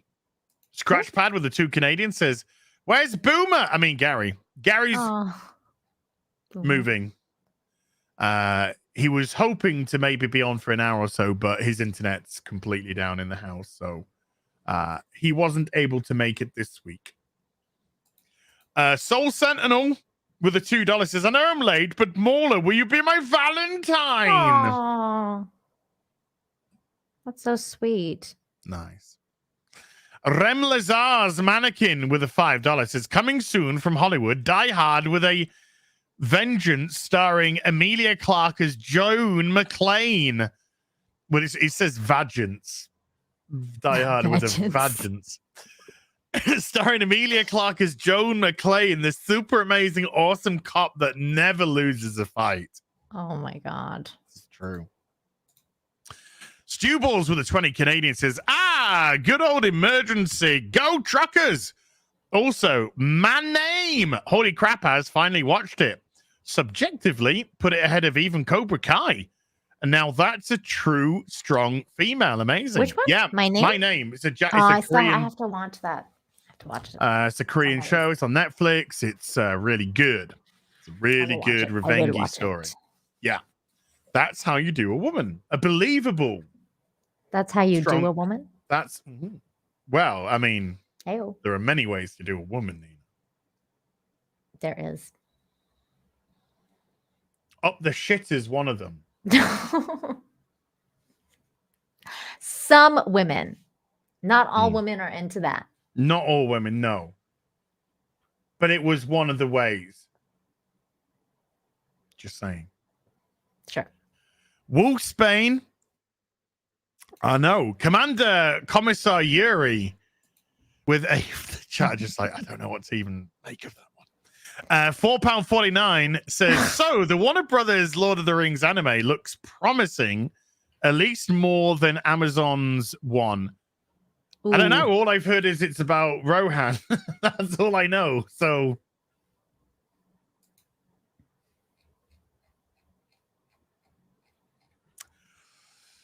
there you go. I need much more information before I can make a determination about that. Wolfsbane with a $5 says, thoughts on Doctor Strange trailer? We've discussed it extensively. I didn't like Wanda trying to roast Steven. You magically enslaved people, woman. What do you mean it's not fair? We'll see. Like I say, when we get the full context of it, I guess. Mm-hmm. But there was certain things in the Spider-Man trailer that kind of was like without context too, and it kind of made better sense when I saw the movie. I was like, oh, okay. Except for that fucking Scooby-Doo line. I was like, yeah, that's dumb. I was like, what the fuck? I didn't even get it. It's like, what do you mean Scooby-Doo this? What's that even mean? Like, let's go get it, gang. Like, like fucking solve the mystery, gang. Like, it's just so stupid. It's so lame. But who would even say that in 2021? Nobody would. This is like such a, I don't know. It's so weird. I don't know. Yeah, no, Zaku. All I know is that America Chavez is going to be fucking embarrassing. You know what, though? I found out there's finally Persian representation in Amazon Prime, Lord of the Rings. It's the girl that is in love with Don Lemon, elf. She's a bit Persian. She's Persian, the actress. Okay. So I feel like I'm finally represented. So now in the Lord of the Rings, you have one person that you can identify with. mm-hmm. But they uglified her though. She's like way prettier in real life, and they made her ugly. Who? I feel like that's kind of a bullshit move on their part because finally we get some Persian representation, and then they uglified her. I was like, why? It's terrible. You're only allowed to identify with this one character. No, you can only identify with this one character. Yeah. It is impossible for you to identify with any other characters. No. Because they are not Persian. Mm-mm. I can't identify with Gladriel because she's white and blonde. Yes. And you can't do that. Not allowed. Mind you, I can't identify with this fucking Gladriel for the life of me. She doesn't even look like an elf. Like, I don't even understand what's happening with this woman.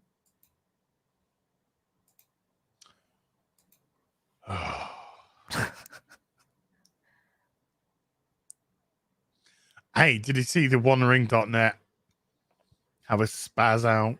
Yeah. But they've been having a spaz out for months. Yeah, but they did particularly because they took when Gary called them out. Yeah. Saying that they were shills. And they were just like, oh, Mr. Troll, I have a troll treat for you, which I'm going to put under the bridge where you live because you're a troll. Oh my God. And you could see that they were inside just like, they're crying. They're legit crying. Mad. Yeah. Mm. Yeah. You know why you're mad? Because you're sold out. Yeah. You're sold out. You got bought and paid for by Amazon. And you're now the bitches.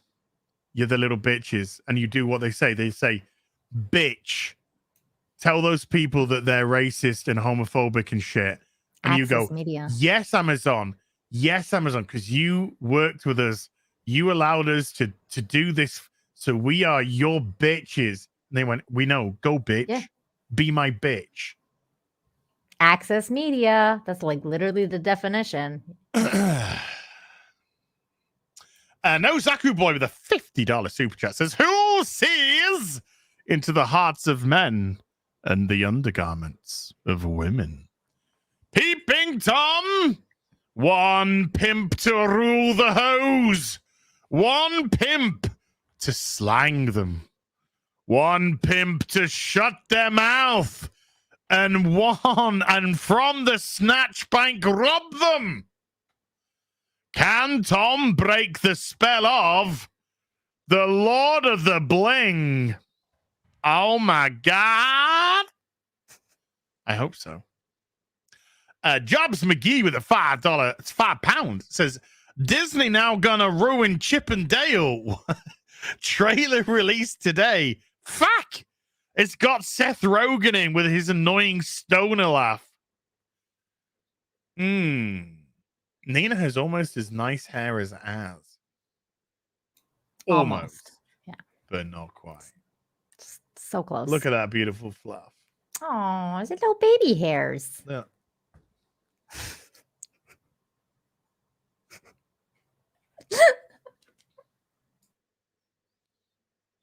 One moment.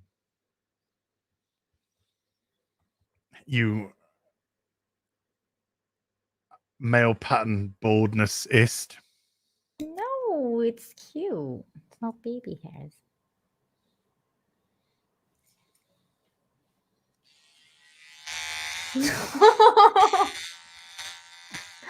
Dude, when you turn that thing off camera, I was like, where is he going with this? All I heard was vibrations. Now, where is your fucking baby tail? Oh, no. Ass. Huh? Where? Oh, it doesn't seem to be there. Little baby.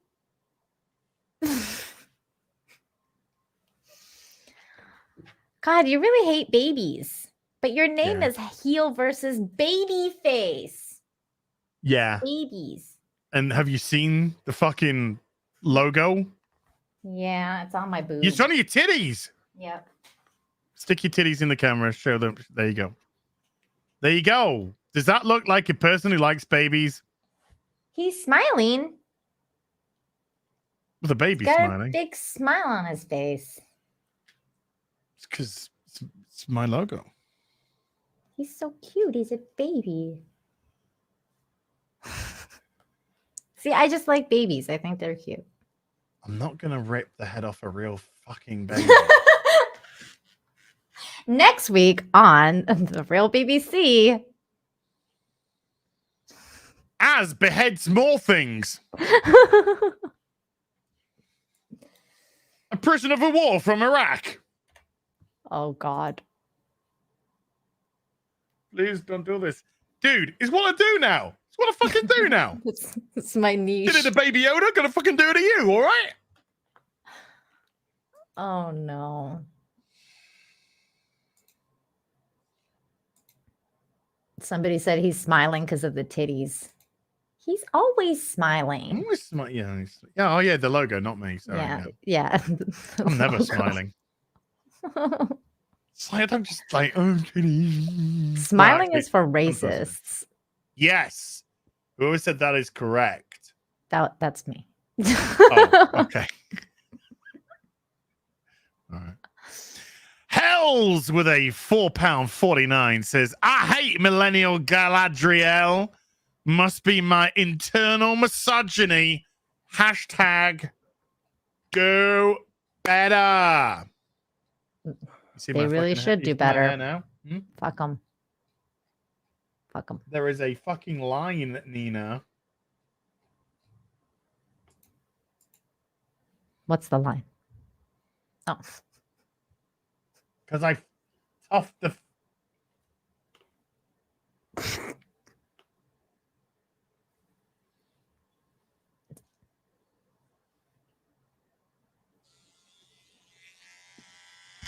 Oh.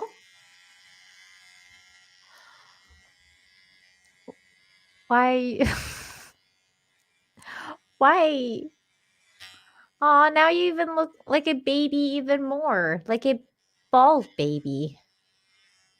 Like a cute bald baby.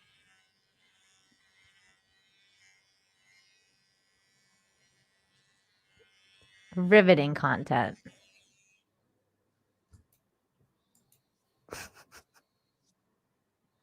Do you have like hair like all up in your keyboard now? It's actually all over my hoodie. No, it's...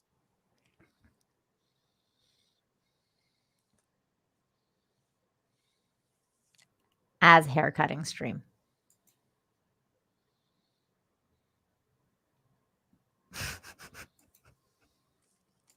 Did you see my tweet about... Oh my God.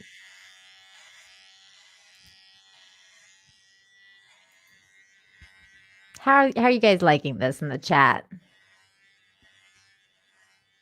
How are you enjoying this haircutting stream with Az and Nina Infinity? You got a big... Oh, there you go. You got it. You got it. Because there was a giant piece of hair here, and then you got it.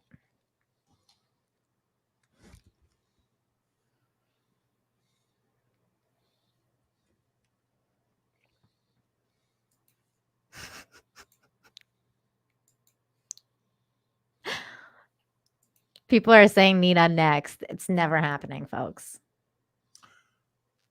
Now where's the fucking tuft? You look like a baby. Oh, it's a little bald baby. The only similarity between me and a baby right now is both of us want to be fucking breastfed. So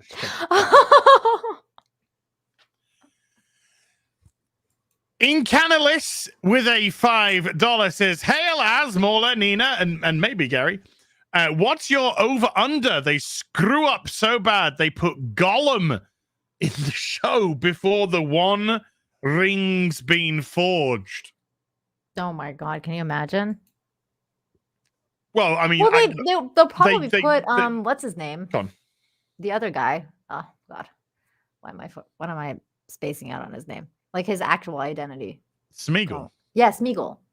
You think they might put Smeagol in at some point? Not like this season, but at some point. No. Okay. No, and I don't think there's going to be incompetence of the level of having Gollum before the One Ring's been forged. As funny as that would actually be, but That would be so funny. Sometimes you kind of say to yourself, I really wouldn't rule that out. No. But it'd be funny if they did. I would laugh. I would laugh really hard. That is hilarious. I would laugh, and then I would make a lot of money making videos about it. And then Lord of the Rings would buy me toys with the monies that I would make.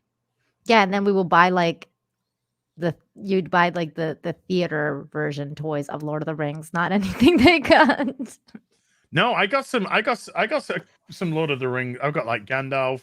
Yeah. Arwen. I Legolas. seen Gary stuff. Like I'm guessing you guys got probably the same. Like He's got more than me.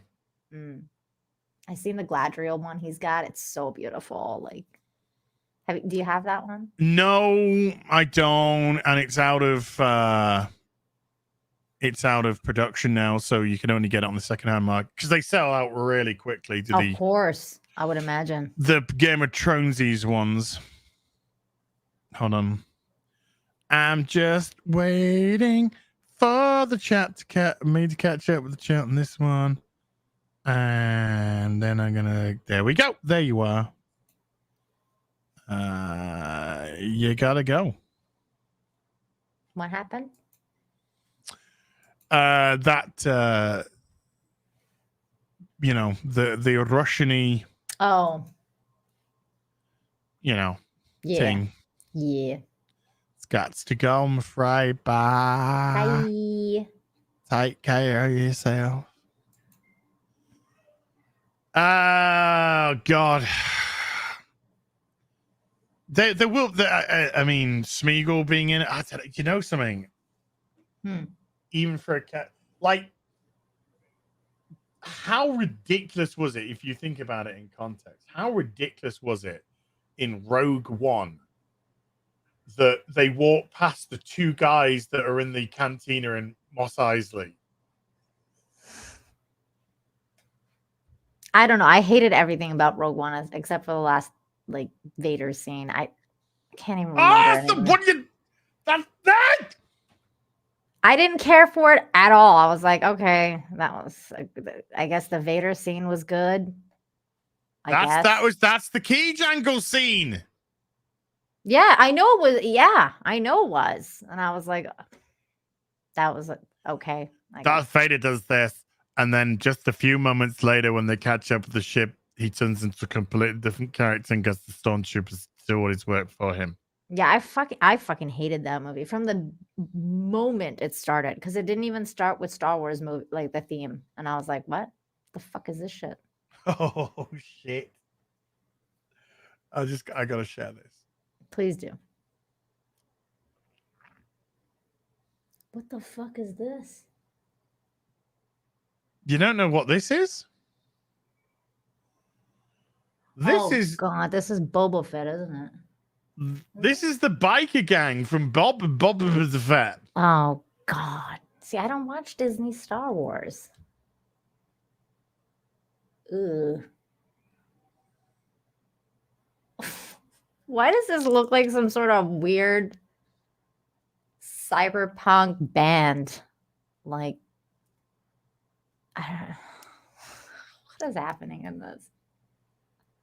You've never seen Space Vespers? No. I've only seen it through Mahler's tweets. You never saw a bunch of people in Star Wars who were just like, God, I really like Quadrophenia.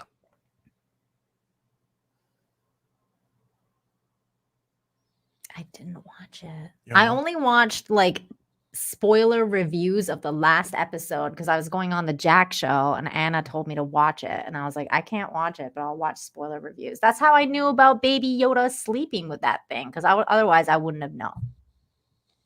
Baby Yoda did not sleep with the Rancor monster. It snuggled slept up next to it. against It the was so Rancor cute. monster.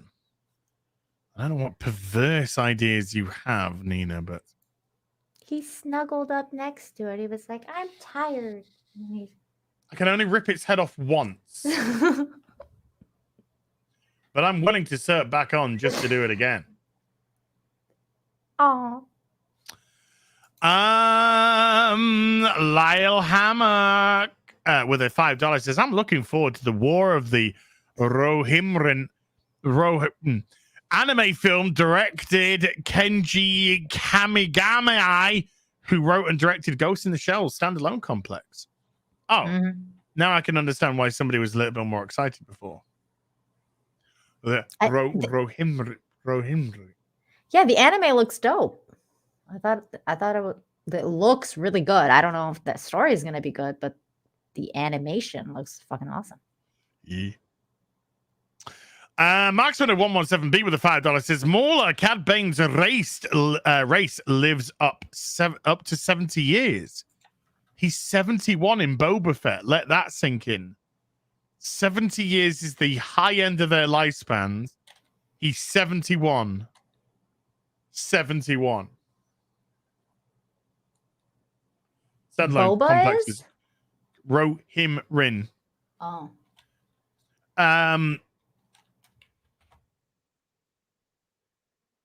I don't care. I don't know. I don't care either. No, that's no disrespect. By the way, that's no disrespect to you, Marksman. No. I'm just thinking that is the least of their fucking problems with this show. Is Cad Bane's key jangling age. But, I just couldn't believe the Vespas, I know. man. The Vespas look so bad. I was like, dude, like, what are they doing? What are you doing? And then you have those really dark scenes, and the only thing that you see is like whoa, right, Boba. Hey, Nina, don't get racist on us. Well, you have like really dim scenes, and then you have Boba's smile, and it's like the Cheshire cat. You're like, what the fuck is happening? Ding! Yeah, he's got like the fucking giant smile. So you heard it here, folks. Nina said, when it's dark and the man of color smiled, you could see his. Wow. Just he looked like the Cheshire cat. Hashtag cancel Nina. Nick S with a $5 says, what y'all think of the Jurassic World trailer? Hi, Rags. Yummy hot goo. Did you see the trailer for the next one? For which one is it? Sorry. The third of this new. No, I did. The Jurassic Park thing. I didn't even watch Fallen Kingdom because everybody said it was really, really bad. So I was like, I'm not gonna watch this. I didn't watch Fallen Kingdom because I thought the first film was really, really bad. I didn't give a shit. I thought it was terrible. I may have liked it for Blue. Blue was so cute. He was a baby. So, folks, Nina had to leave. So it's just you and us now. And she said she's never coming back again. I got to respect her wishes. So thank you, Nina, for appearing on the Real BBC for as long as you did. I'm very, very grateful indeed. Have a nice life. Okay.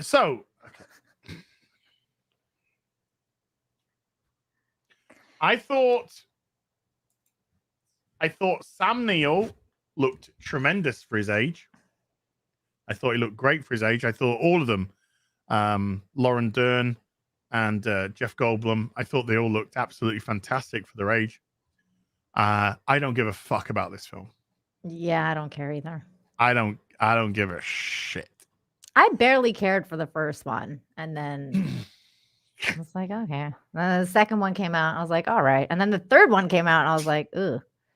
Thank you, Maverick. Yes. does this for Baby Yoda? There's always one bag egg. Unbelievable. JR Productions with a £5 says, Hail, real BBC. Mola, can you speak any Welsh? Well, he's not here, so I will. Oh. There you go. That's a little bit of Welsh for you. It means, can I go to the toilet, please? Brightest Day with a $5 says, it's not Star Wars, it's the knockoff ball of burning gas conflict. I'll be right back. BRB. And I didn't even have to kick her. Martino Simone, the suave Swiss, with a 10 Swiss francs, says, I'm so late in the live stream that Star Wars is still cool. Oh my God. Boba Fett ain't. As is quarter Welsh. I am. Yes, I am. Hold on. Yes. Sorry, I was working out the family tree thing. Yeah. Eric K with a $5 says, as you're the sexiest New Zealand beast here, do not sell yourself short. It's fucking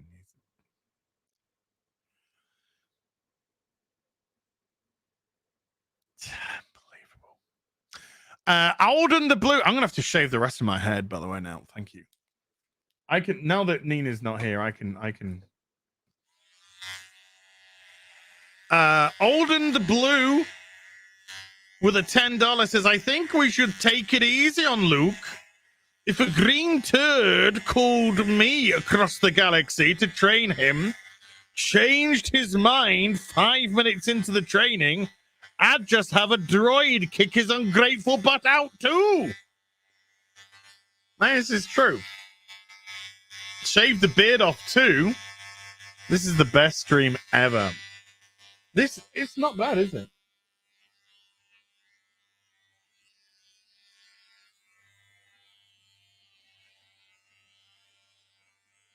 We're gonna do the top here. There we go. Az sounds like one of the ladies of the wood in The Witcher 3. Don't you dare shave that beard, says the bearded council. Do not touch the beard. Wow. Okay. I mean, skinhead out. Well, yeah, I'm a white supremacist that's big fans of Adolf J. Hitler because I disagree with the fact that Amazon want to change the law in Lord of the Rings. That makes me a yat. So you remember? Okay, hold on. Yeah, this way. Here we go. We got to get that down there, and then we gotta get this around here as well. There we go. Oh yeah. Now let's just make sure that it's all got around here. There we go. I'm not gonna shave the beard off, but I might trim the beard down after the. Oh shit, she's back. What happened? You were grooming yourself more? Sorry? What happened? You were grooming yourself more? Yeah, I shaved the rest of my hair off. Okay. Aw. Beautiful. And then people just like, don't you dare touch that beard. You look beautiful. I didn't ask. I know. But you're right. No one asks if they're beautiful unless they're narcissists. You just have to be told. I don't mind a woman. I don't mind if the lady is fishing for a little compliment. So what'd you think of my shirt? I'm just joking. That's not a compliment you want me to say. my God. There's nothing wrong. There's nothing wrong if there's just like, she's feeling like she wants to hear something nice. Nothing It's wrong just at like, all. what do you think? Does my hair look like, do you think it's better if I put it up? Or do you think it's better if I keep it down? Because do you think I should put it up? Or do you think I should have it like the 3 hours it's taking me to style it while it's down? Oh, I think down is definitely the better one there. Yeah. So not up. The 3 hours I spent styling it down here took the time. You think it's better this way? Absolutely. I have a question for you. Sure. Have you ever dated a Yes. girl? Go on. No, sorry, go on. Have you ever dated a girl that asked you if she was fat? I mean, I can't recall like that. I've had girlfriends saying, I think my bum's a little this or a little that. Yeah, like have you had girlfriends be like, But not a girlfriend that okay. said, do you think I'm fat? No. like, do I look fat today? Or like, do I look fat in this? No, I would say yes if they asked that question. Oh, you would? Yeah. That's what I was asking. Okay.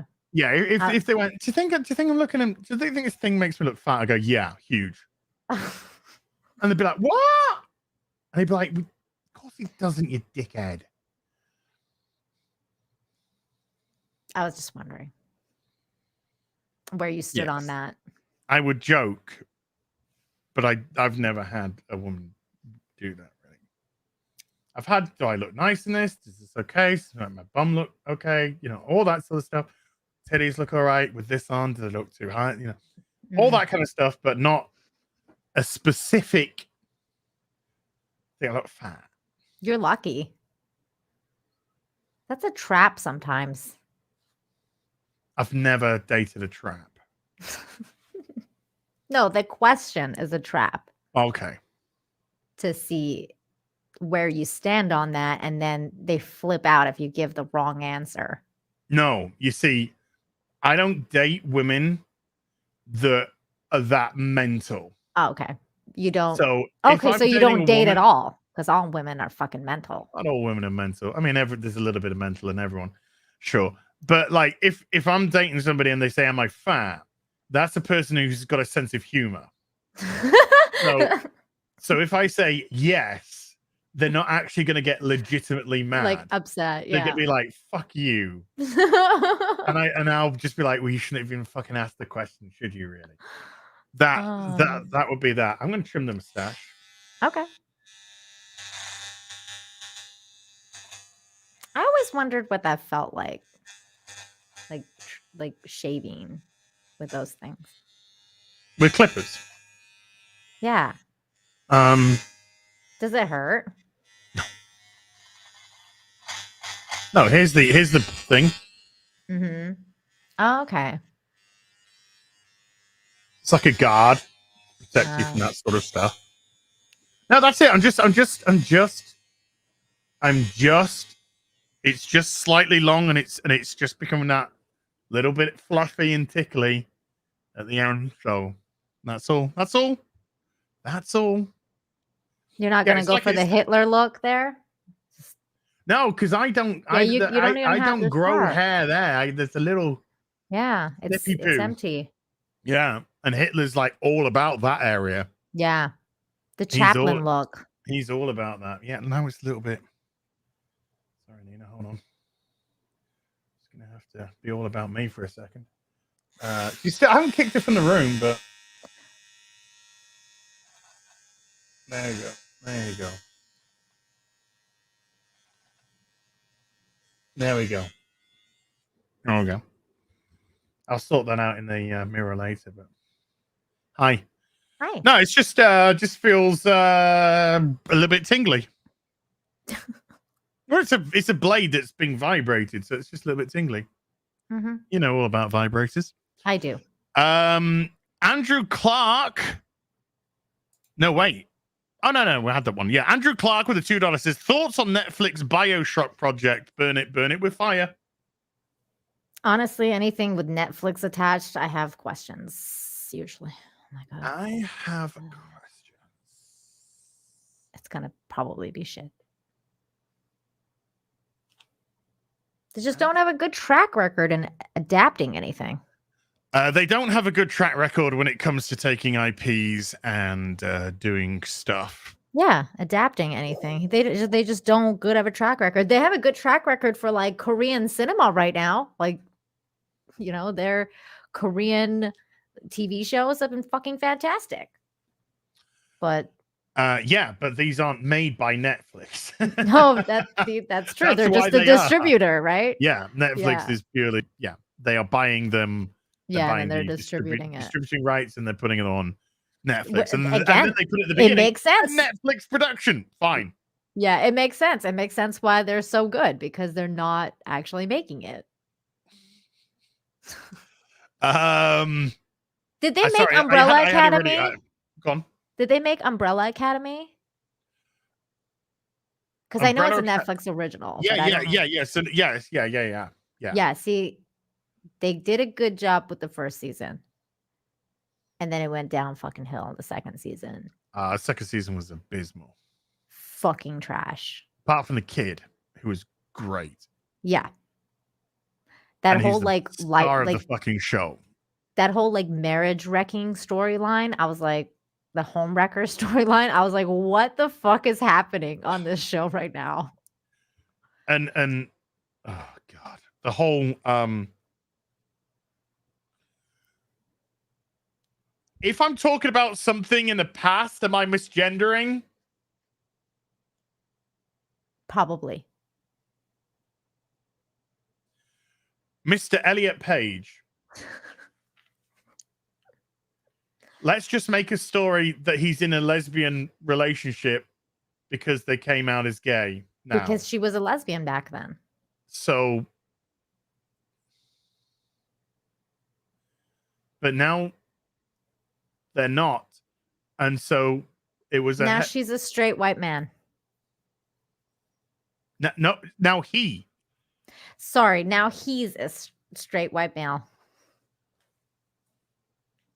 Yeah, they're probably a racist and a sexist and a homophobe and a misogynist and a white supremacist and a Nazi. All of that. Welcome to being a white male and have a nice day.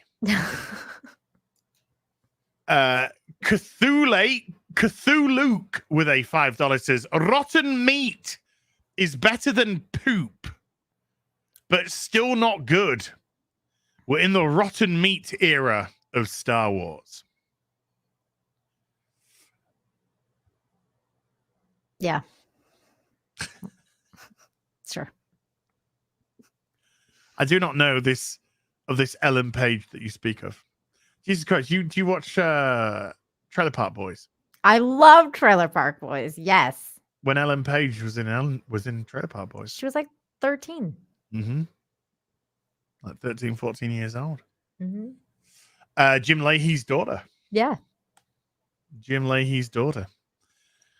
Yeah, Trini, can you just go and get us some smokes and some pepperoni?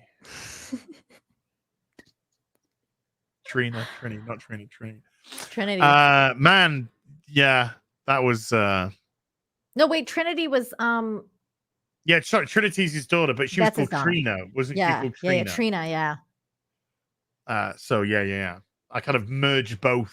Yeah. I merged daughter and girl who looked up to him as a father type of figure. They kind of got rid of that character like really fast. I think she was only in 2 episodes. Yeah. And she was like meant to be with her. Well, she's meant to be with a mum who was Babs. Yeah. So that character, but they like things changed as well from like Things the first changed Trailer a Park lot. movie. Yeah, is completely out of context with. I can't the believe rest they're of the still series. going. Like after like Mr. Leahy died, I stopped watching because I was like, I mean, rest in peace, Mr. Leahy. I was just like, it's not the same without Mr. Leahy. They should just stop it. But they're milking it now. What's that?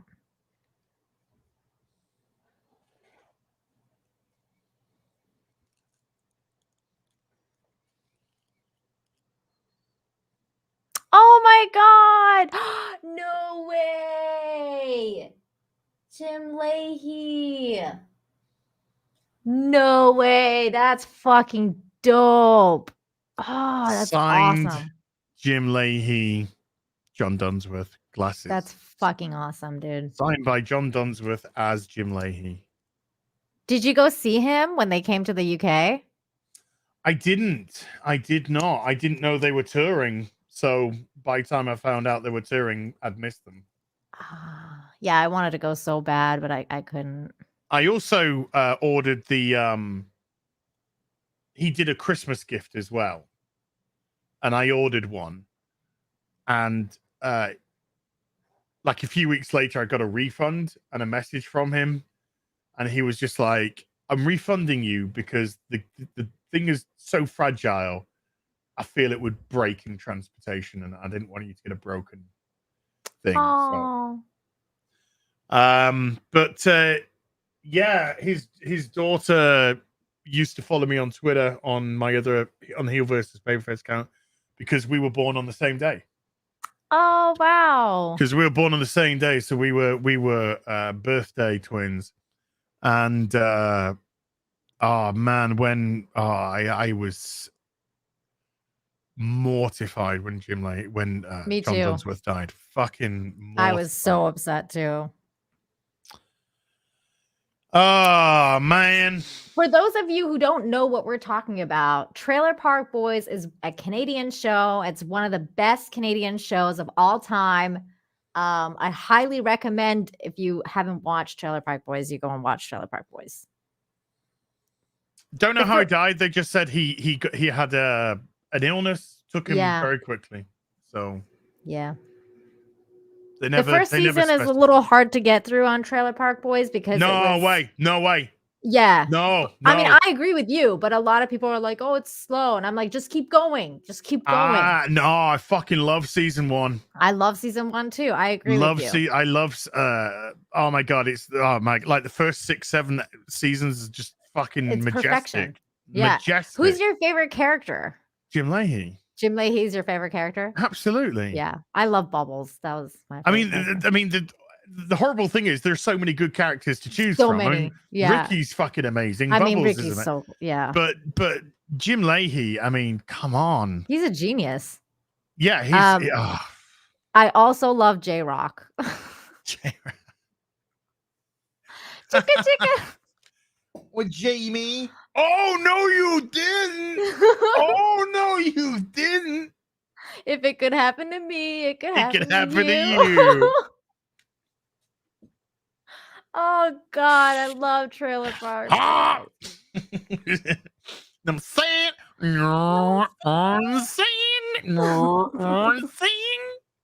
and then everyone's like, he's black, okay? He's black. Yeah, when he was Ty is just like, he might look, but he black. He black. He black. We all know he black. Yeah. He's just like, what's it? The episode is just like, he actually thinks he's black. Sarah's just like, he actually thinks he's black. It was so ahead of its time because he basically identified as black and they accepted it. Yeah.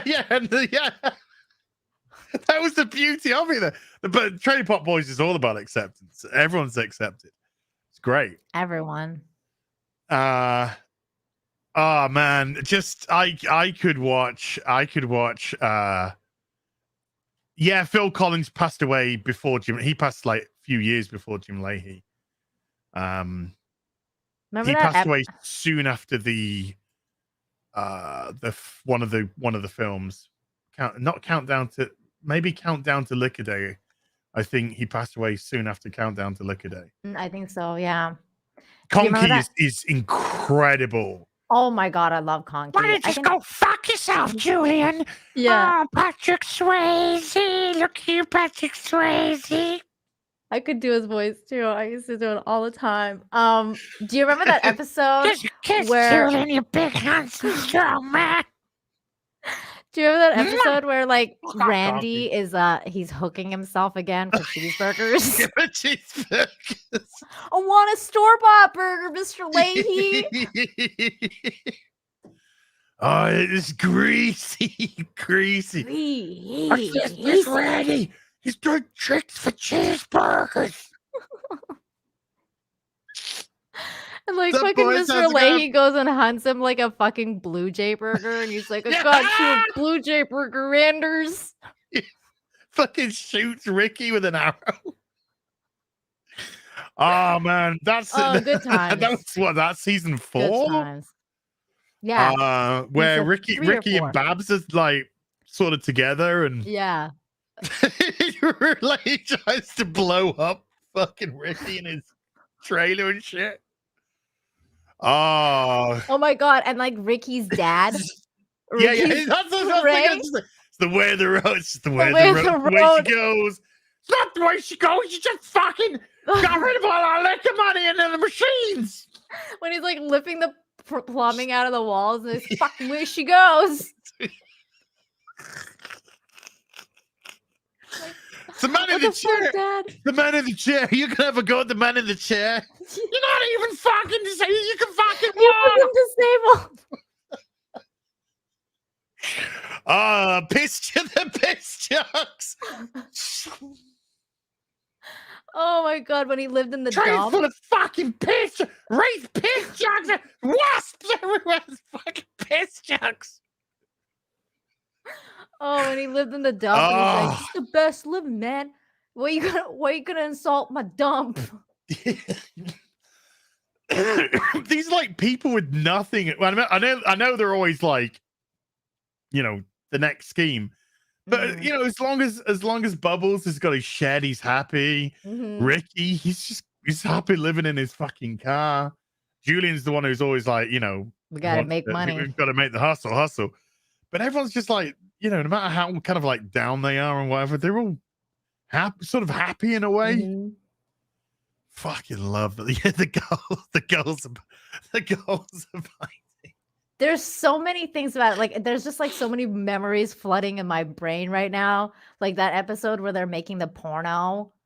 Oh my god! And with Lucy and like Ricky doesn't want her to do it. The show, I can't remember the first time I saw the show. I think I'd heard that it was really good, and one of the channels in the UK, but I think it's on the satellite side, had got it. And I didn't have satellite TV, so I couldn't watch it. And then I discovered alternative ways of course, getting stuff. And so when I watched Trailer Park Boys the first time, fuck. I mean, I will watch it now. I will die laughing. Yeah, still me too. I will just die fucking laughing. It's so funny.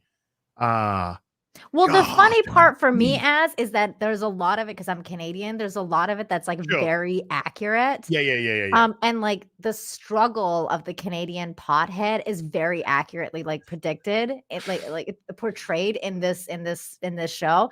It's all different now because like now it's federally legal, like in Canada. But like the struggle was real back then. And they're like making this show about the real struggles of us potheads, and we were like, this is the most amazing thing we've ever seen.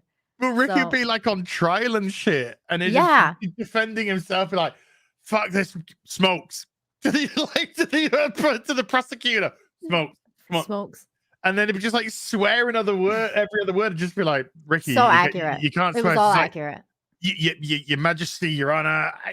I don't fucking know. Can't fucking do this. I fucking swear. It's just the way my fucking brain's wired. I just can't do it. So I'm asking you, please, permission to swear. This is like, I'll allow it. And that's not fucking fair. He can swear. You cannot swear. Yeah.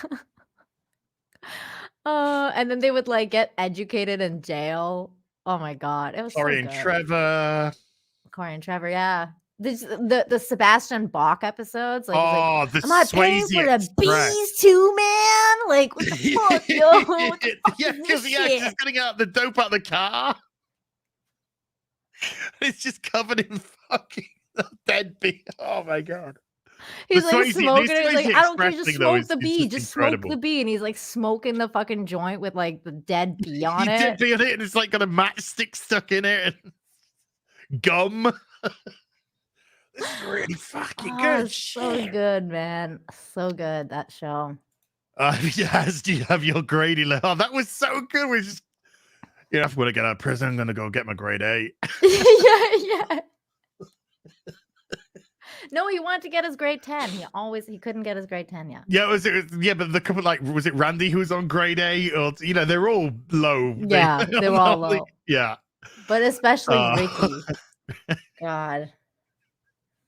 Oh, now all I want to do is watch. I know, me too. Trailer Park Boys. I just want to watch Trailer Park Boys now.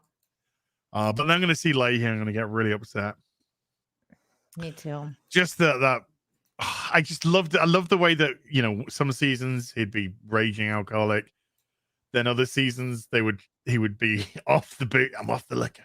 I'm off the liquor. Yeah. Randy. Mr. Leahy, Randy. What is it, Mr. Leahy? What? Do you remember when he lost his shit and he went to Cancun? I fucking died. Oh, that was on the movie. That was on the movie. Yeah, and he's just fucking wrecked. And he's putting vodka into the melon. Yeah. And then he's just floating in the fucking pool. He was like floating in this fucking kiddie pool with the fucking... yeah. Well, because it starts off, he's just gone, all of this because I fell in love with the wrong man. Yeah. He's like, oh no, this is going to be Julian. This is going to be Julian related. Oh my God. Oh, he's so good. So fucking good, man. I love that fucking show. Oh, yeah.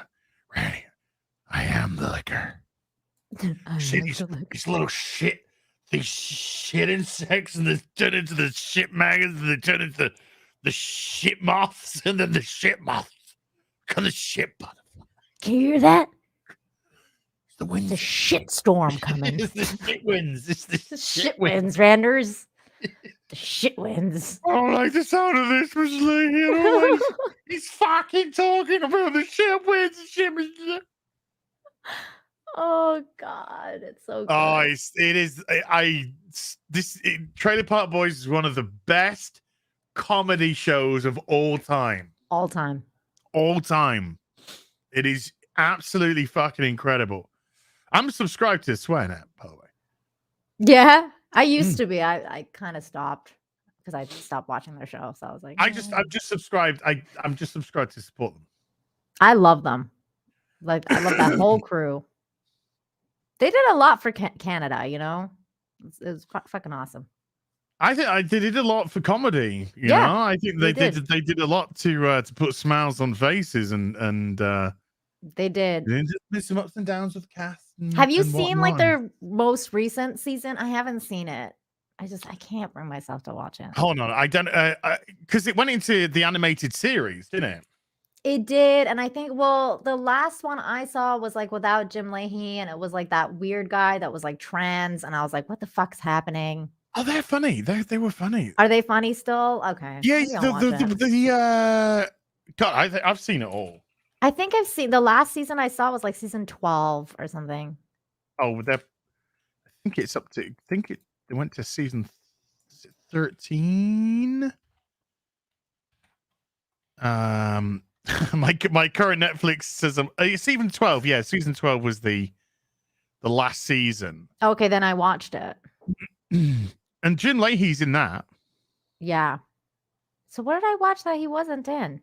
He's something. Not. In the animated series, they sort of phase him out because he died. He gets killed by the eagle in the first. And then his ghost keeps coming back to Randy and hey George, how you doing, dude? Hey George. His ghost comes back and they use old sound bites from him. Oh, that's kind of cool. And form conversations. But they did some. I mean, there's some great stuff. They did like Out of the Park, and they went to Europe as the Trailer Park Boys, and they were doing like a reality show. Like the network was doing a reality show with them, and just there is some crazy fucking shit. The movies are just great. I love Countdown to Liquor, fucking Countdown to Liquor Day. Say Goodnight to the Bad Guys. I love Say Goodnight to the Bad Guys. That's great too. There's so many good ones. Yeah. Would they claim if we watched like a couple of clips? Netflix might. Okay, yeah, never mind. Netflix might. Yeah. Oh, probably. Yeah, it will get done. Fucking Sam Squanch. remember when fucking Trevor got raped by the cougar? From that lion? It got baked and it got all sexied. Oh. Yeah, and then he's like, you're wearing a fucking cat vest, Trevor. The cat's in heat. What the fuck did you think was gonna happen? Ripped to pieces because of the He's cloth. like got like scratches. I don't want to talk about it. Corey and Trevor. And Trevor's name in real life is Michael Jackson. Yeah. And then he it's left. It's too bad the they had show. a falling out because I love those characters, and it was too bad that they had a falling out. He came back for an episode or a season, like a few at the seasons end later. Yeah, I think either season 11 or season 12 or something like that. He came back for a little bit. I don't know if Trevor did, but the other guy did. No, Corey came back, but Trevor, I think, came. He's definitely made up with them. I know that. I think so. Yeah, but I think he came back for like an episode, or it's been a while. It's too bad though, because at the time I was a huge fan of Corey and Trevor, and I was like, no, they're gone. And then, but it was so funny because they brought in like Sebastian Bach and like so many people. Fucking Snoop Dogg guest starred so many times. Snoop Dogg, yeah. It was great. You're making a Snoopy Doggy.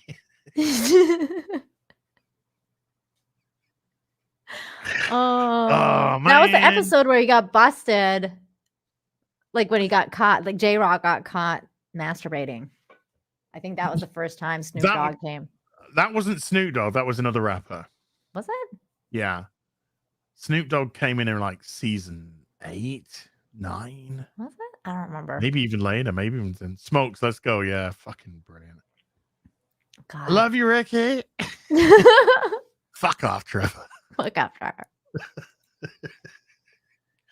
But yeah, Michael Jackson left because after they did the first film, he says that they were promised like more big money. increase, more money, and it was about money, and it never happened, and then what's her name? Ricky's wife, on-off wife, yeah. Yeah, her name was actually Lucy. Lucy, yeah, Lucy DeCourt. Yeah, DeCourt or something. She left because there was an allegation about domestic violence, I think, against Mike Smith. Oh, I didn't know that. So she put like a thing on Twitter, like, I can't work with people who have. So I actually didn't know about that part. It's an allegation. I don't know how, if anything was substantiated or whatever. He denies it completely. So I know. What time is it in the UK? It's 11:30 at night. Yeah, we'll wrap up soon. Sorry, it's just nice to gush, Yeah, I haven't talked to anybody about Trailer Park Boys in this community. I love it. Like in the fellowship, because nobody it's more of a Canadian thing, and not a lot of people like have watched it, Americans. But you, my sweet ass, you've seen Trailer Park Boys, and that's the best thing that's ever happened to me. Yeah. Because now we can watch. We can talk Trailer Park. I could talk Trailer Park Boys. Dirty burger. Jalapenos, Ricky. Jalapenos. Ricky. Jalapeno. We call it jalapenos. Yeah, I know what you're saying, but I wanted jalapenos. Trevor, go get me a bag of jalapeno chips. And some pepperoni. Pepperoni sticks. Some fucking smoke. Yeah, this is jalapeno chips and some pepperoni. Smokes, let's go.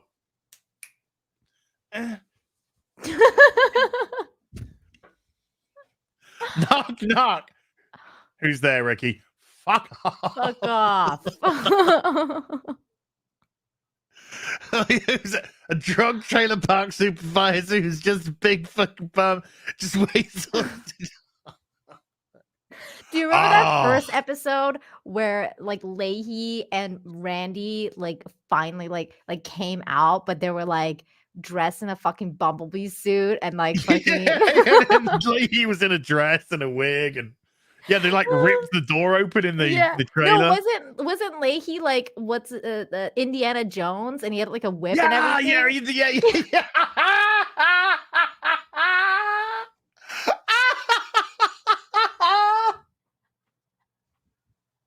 That was so funny. It was. Oh man, hold on. Oh, so good. It's nice to laugh. The stream's under 6 hours. I can trim something out. Trailer Park Boys funniest moments. Let's just see. Okay, hold on. Okay, I gotta. We've already spoken about this on. It's just the fucking way that they do this, man. Fucking way she goes. Well, look, honey boys. What? That's the way she goes. That's the way she goes. Right. That's the way she goes. That's what I said. So you lost all our drink money is what she goes. She's gone. That's right. Breaker, come in Earth. This is rocket ship 27. Over the carbonator on engine number 4. I'm going to try to refocculate it and land on Juniper. And hopefully get some space weed over. I'm going to need some help from you, dicks, all right? You out there, Mr. Microphone Man? If we get this thing down the net, you fucking jump in and help us. Freaking idiot. That's like the proper fucking There's boom J-Rock. mic for the show as well. Jurisdiction is every other trailer up in this ma. You know what I'm saying? So why don't you and that 15 cheeseburger eating Rico Suave looking motherfucker go on? Because he ain't beating nobody. So you can get a splash of rum off you, could I? No, I don't think so, buddy. Lucy, I'll make you have a eternity test if I have to. Just tell me who it was, please. Check it out, Julian. The Rakins are getting a lot bigger. No, I'm not working for J-Rock, man. It's against my vice principles. It's not our problem. Survival of the fitness, boys. Just the fucking Survival of the fitness. I told her so. Ricky, Oh my god. half the words you say don't even make any sense. papers ASAT, put on my mailbox. I'm probably smarter than that. I mean, this thing here's smarter than me, I guess, but it has battery.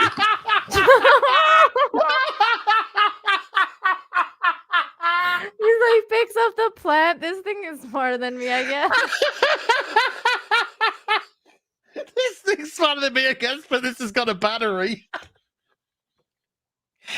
Oh my god, man. Oh my Walk god. Oh my talkie? god. And then Jim, the what are you- other top- Jesus, what the fuck was that fucking thing? Randy, why don't you go get some...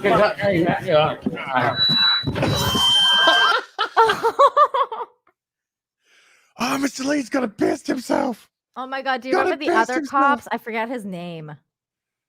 George, there was George. Yeah, George. And then, like, dude, those cops were legit, like, no joke. I had met cops like that in Canada. They were so fucking dumb. Like, they were so fucking dumb. And Ricky, like, anytime they got pulled over by the police, Yep. this is where he actually shined. Yep. And he's just And like, he got out of everyone. And he was right about everything he said. Sorry, could a license registration? Don't have it. Sorry, I'm gonna have to take you in. Do you know? Wait a minute. Do you know Dave? Yeah, Dave? Sergeant Dave. Dave. You mean Dave Wilson? Yeah, Dave Wilson. Yeah, I worked with my dad. I thought you looked like they just like talk his way out of it. Oh my god. Oh man, so good, so good. Oh, fantastic. Good times. Right, gonna go through a couple more supers, and then I will do the rest on the afternoon tea with Az catch up. So let's do. Oh god, it's so funny. Oh, it's so funny. Ladart with 100 checks says everything we love is dead as 2022. Pretty much. Yeah. Night King 01 with a $5 says, we did it, Patrick. We saved the city. Now Esper is destroyed. That show treated its audience with more respect than Boba Fett. Ah, the memes. J.A. with a $10 says, you guys know all of this is leading to a Disney original trilogy, right? Hail the real BBC and go tit. Go tit. Would not surprise me. Would not surprise me. Yeah, that's what I figured too. They want to like make their own. Whatever's fucking fuck them.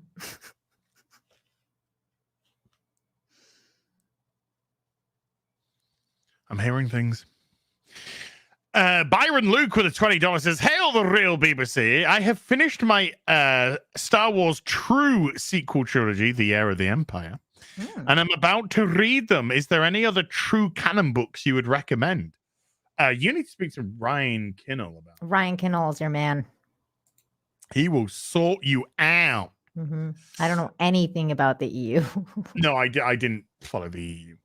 Kyle Gardner with a $5 says, "If you want to watch a great Kenobi versus Vader fight, check out the Star Wars SC-38 reimagined on YouTube's. Highly recommend it." I have seen that. I have seen that. Brown Cajun with a $5 says, "I keep having a vision of Amazon's new medieval money grab where the TARDIS appears mid-season because why not? It was both hilarious and horrifying." That's funny. Jeez.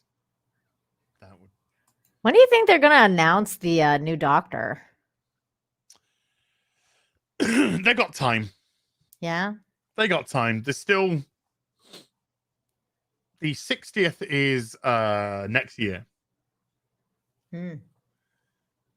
Oh, I would say they've got... it's going to be announced within the next 6 months. Oh, okay. And then... because then they've got to film, of course. So, yeah, I think within the next 6 months, it will get announced. Who knows when, though. JB with a $5 says, "If Luke is taking the old Jedi Order's position of no attachments now, why would he train his own nephew? Isn't that an attachment?" JB, don't think, just consume, please. Kelly Johnson with a $2 says, "Behave as before Don Lemon elf gets you." Oh no, that's the fucking last thing I want to happen. Don Lemon's what a piece of shit. Yeah. Harambe with a €10 says, "Check out the new SWOTOR trailer. The game sucks, but the cinematic trailers are better than anything Disney's putting out." Yeah, there's like a new 6-minute CGI scene from the video game. I actually quite like the video game. Oh, I haven't played it in years, but I haven't played it in a long time, but I loved it too. Josh Krushak, maybe, with a $5 says, "Remember when Mando was accused of being lone wolf and a cub in space? Yeah.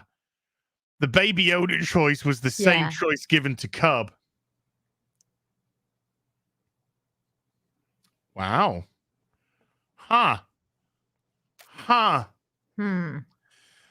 Miranda. Oh, this is a long name. Miranda Sinistra Gorsuch is daddy. Okay. With a $5 says, "Warner's doing an animated feature on Rohirrim." Yes. Yeah. That's the one that the anime look like. The animation looks great. Yeah, for Ghost by the Standalone Complex, dude. Wayne the Redneck with a $5 says, "Think they'll have Obi-Wan say, 'Hello, Luke, I'm Obi-Wan,' and forget the whole Ben thing." I dread to think what they're going to do with Kenobi, to be honest with you. Is that a chow? Don Mellon is a serial male graper. Oh my god. That sounds horrendous. Motelicious with a $2 says, "Holy balls, I totally forgot about Snoke." So did everyone. Oh my god, yeah, everybody else did too. 7R33S fire. Trees fire? Trees fire. I'm gonna say trees fire. With a $5 says, "Have you watched Arcane? Only the first episode. I will get round to watching more. I watched Mola the whole thing. Is harassing me to do so." I watched the whole thing and I did like it. I had a little bit of a controversial viewpoint about the main character, who I think is not a great character. I didn't like her at all. What? Did you like Bend Over Kenobi?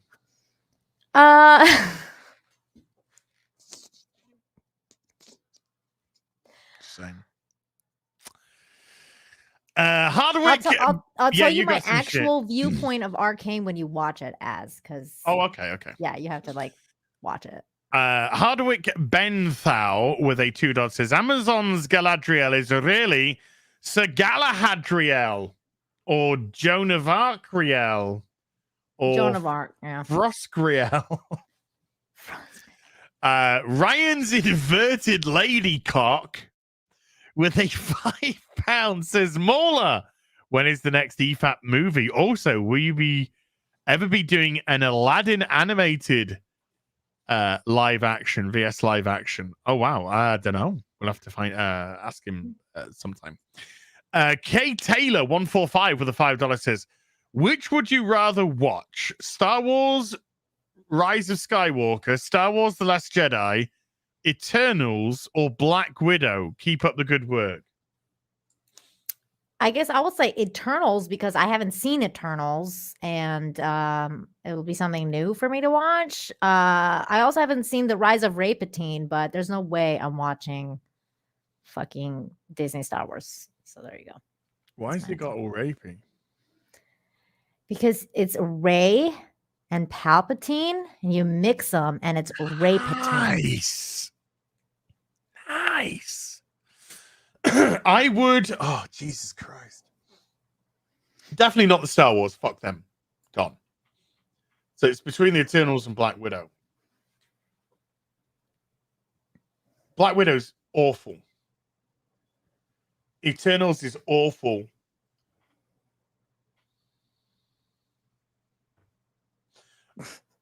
Eternals, because there's a very high chance I would fall asleep. There you go. Nick Nero with a $5 says, as did a video making meatballs for V-Day dinner. Nice. Okay. It's not that great. It's shaky and I'm still nervous, but when he says as, it should be as did a video. So he's saying I did a video. So it's like, okay. So as I did a video making meatballs for V-Day dinner. It's not that great. It's shaky and I'm nervous, but I broke the ice. More on the way, mostly cooking. Good, dude. I was gonna say I'm gonna go check out your meatballs, but I'll watch your video later. I think that's probably a better way of putting it. Hey, so apparently Sonic 3 has officially been announced. Did you hear about that? No, before 2's even come out. Yeah, I guess. I don't know. It's weird. Sonic movie 3 is officially in development from Paramount Pictures and Sega, plus next year a new original Knuckles series with Idris Elba is coming to Paramount Plus. Sonic movie 2 hits theaters in April.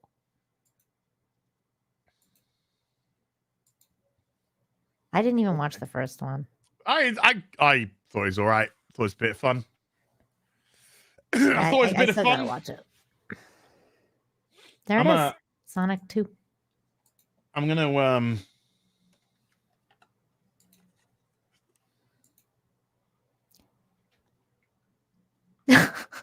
Did you think Jim Carrey did a good job as Dr. Robotnik? Yes. He did crazy Jim Carrey. Okay. Yeah. Well, I mean, he's crazy Jim Carrey now, but he's in real crazy, life. Yeah, in real life, he's just crazy Jim Carrey. Period. Yeah. He's lost his fucking marbles. I think there's definitely marbles lost, but I think this is a man who's unable to exist without being the center of attention. And I watched when he was on. I watched when he was on. There was a show he was on. Damn it, can't remember which one. And he was just completely acting out. And this was like, I don't know. Like recently or? Yeah. Well, maybe like last 5 years or so. 5-10 years. I know that's And it was just he just can't seem to control. Well, I think TDS killed him. Like I think TDS like just completely pushed him over the edge. Was he a TDSer? Oh yeah. Was he? Oh my god, like really bad. I didn't know that he was a TDSer. Unfortunately. Fuck. Yeah. The Graham Norton show. It might have been the Graham Norton show. I know that he was on when he did Norm Macdonald. Mm-hmm. He did Norm Macdonald got him on, and he completely misbehaved in that as well. And it was just like the cast. When I say the cast, like the camera crew and everyone were like trying to laugh, but it was cringe, obnoxious, like highly obnoxious. People in the chat are asking what TDS is. It's Trump derangement syndrome. Yeah, that's what TDS is. Trump derangement syndrome. I didn't know that Jim Carrey was a TDS. Yeah, you didn't see his painting he did of Trump? No. Oh, let me pull it up. Oh no. So I'm just filling up my water. Oh, he's done several actually. Do you know that his daughter tried out for American Idol a few years ago? I didn't know that. No. I gotta be nice. I mean, she wasn't very good for the type of talent that you can get on the show. But they put her through a couple of rounds, you know. You know what I'm saying? Yeah. Here's one of the paintings he did of Trump. He's done several. Okay. So he's got a couple of scoops of ice cream with cream and cherry on top that look like tits. Mm-hmm. And that's turning him on. Yeah, something like that. He's touching his nipple because he's got some wobbling ice cream tits. Yeah. And then I think this is another one he did. I like his style. I gotta say, I think his style's really good. I don't like his style at all. I think his style is fucking insane. I think his style's really good. And then he's the Wicked Witch of the West. Mm-hmm. It's not. I think these are some other ones that he's done. Yeah, like he's drinking the bleach. That's this one.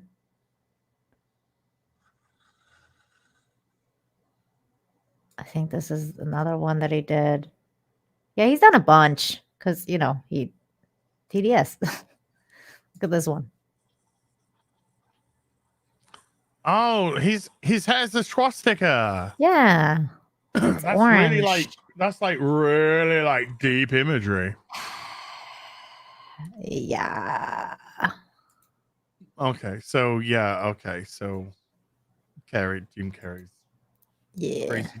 crazy TDSer. Guys, I guess this is what happens when you really have nothing in your life. Mm-mm. When you I don't mind if you hate Trump or whatever. That's your prerogative to do. But I'm just saying that these celebrities, it's like they have nothing in their life, so they have to vent everything at this. But see that the new because Trump is gone now, so they need a new thing, and the new thing is the anti-vax people. So, like for example, fucking Seth MacFarlane. Yeah. Seth MacFarlane has lost his fucking ever-loving mind. I'm like, dude. Did he ever have it? I don't know if he did, but he's gone. Like, I'm like, dude, you are like, how are you telling a story about a futuristic society where like these are your his show The Orville should now be called The Orwell because he likes Seth Orwellian. MacFarlane. Sorry, Yeah. I honest to God thought you said Seth Rogen. No, MacFarlane, the creator of the Orville Family Guy. He's gone absolutely insane. He's like a fucking insane person. And I'm like, your show should be called The Orwell because you're basically you want people to live in an Orwellian nightmare. He's like all for the vax mandates and shit. And he's like, he doesn't understand why anyone wants the mandates lifted. And he was complaining about the Oscars, like not having a vaccine mandate. It's fucking insane. Vic Reeves is great. JR. Why don't you hear you? I heard that. I hadn't seen any of the Orville, and then I saw that clip for season 3, and I thought it looked pretty good. Yeah, I did too. And I was like, "Oh, this kind of looks like Star Trek, how Star Trek should look and whatnot." And then I heard that there's a Trump episode in season 3. I heard. And I'm not surprised. I'm not surprised. Because McFarlane has lost his goddamn mind. New Star Trek movie announced, somebody's just said. Is that the animated one? I don't know. Let's have a look. See if anything jumps up. I'm just very disappointed because I was looking so forward to the Orville, and now I'm like, fuck you, man. Fuck you. Can't enjoy anything anymore. Oh, Wrath of Khan's coming to the cinema for its anniversary. I know that. Oh, okay. So Wrath of Khan, they're putting Wrath of Khan in the cinemas for its anniversary. That's not bad. Oh, I'm totally going to go to cinema and watch that. Yeah, that's great. I thought they were talking about like JJ Trick. I don't want anything to do with that. I don't either. Savage cashew. Fucking love cashew nuts. Thoughts on cashews, Nina? Like the nuts or the legumes? Yeah, the nuts. I love them. I fucking love them, especially if you have like saffron covered. Whoa! How rich are you? I'm Persian, man. We put saffron on everything. That's expensive shit. Yeah, because yeah.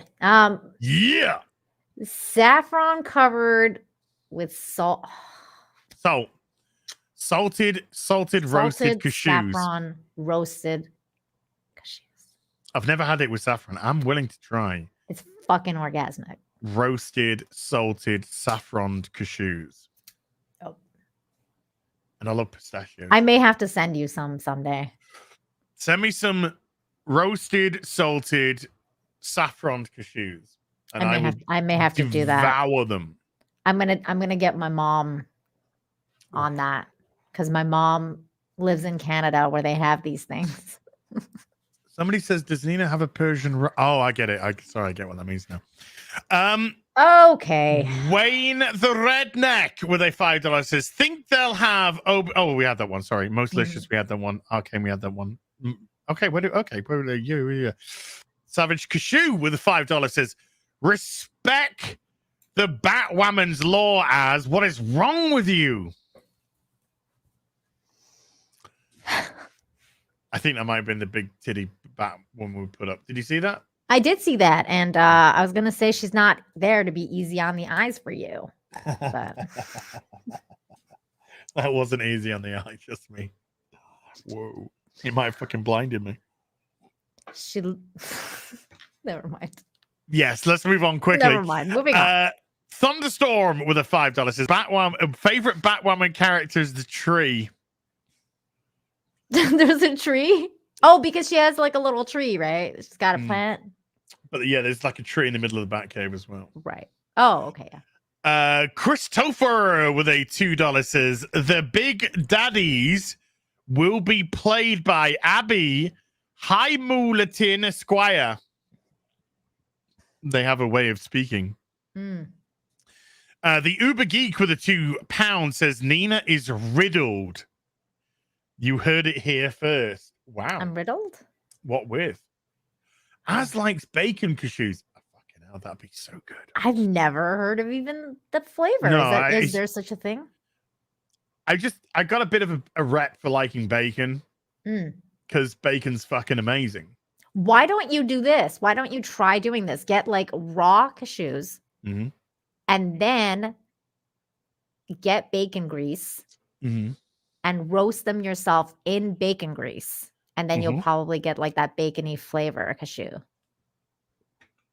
Or, hear me out, get some salted roasted cashews, cook some bacon till it's nice and crispy, put the cashews into the bacon, wrap it up, and just stuff in my mouth and have a heart attack. Sure, that'll work.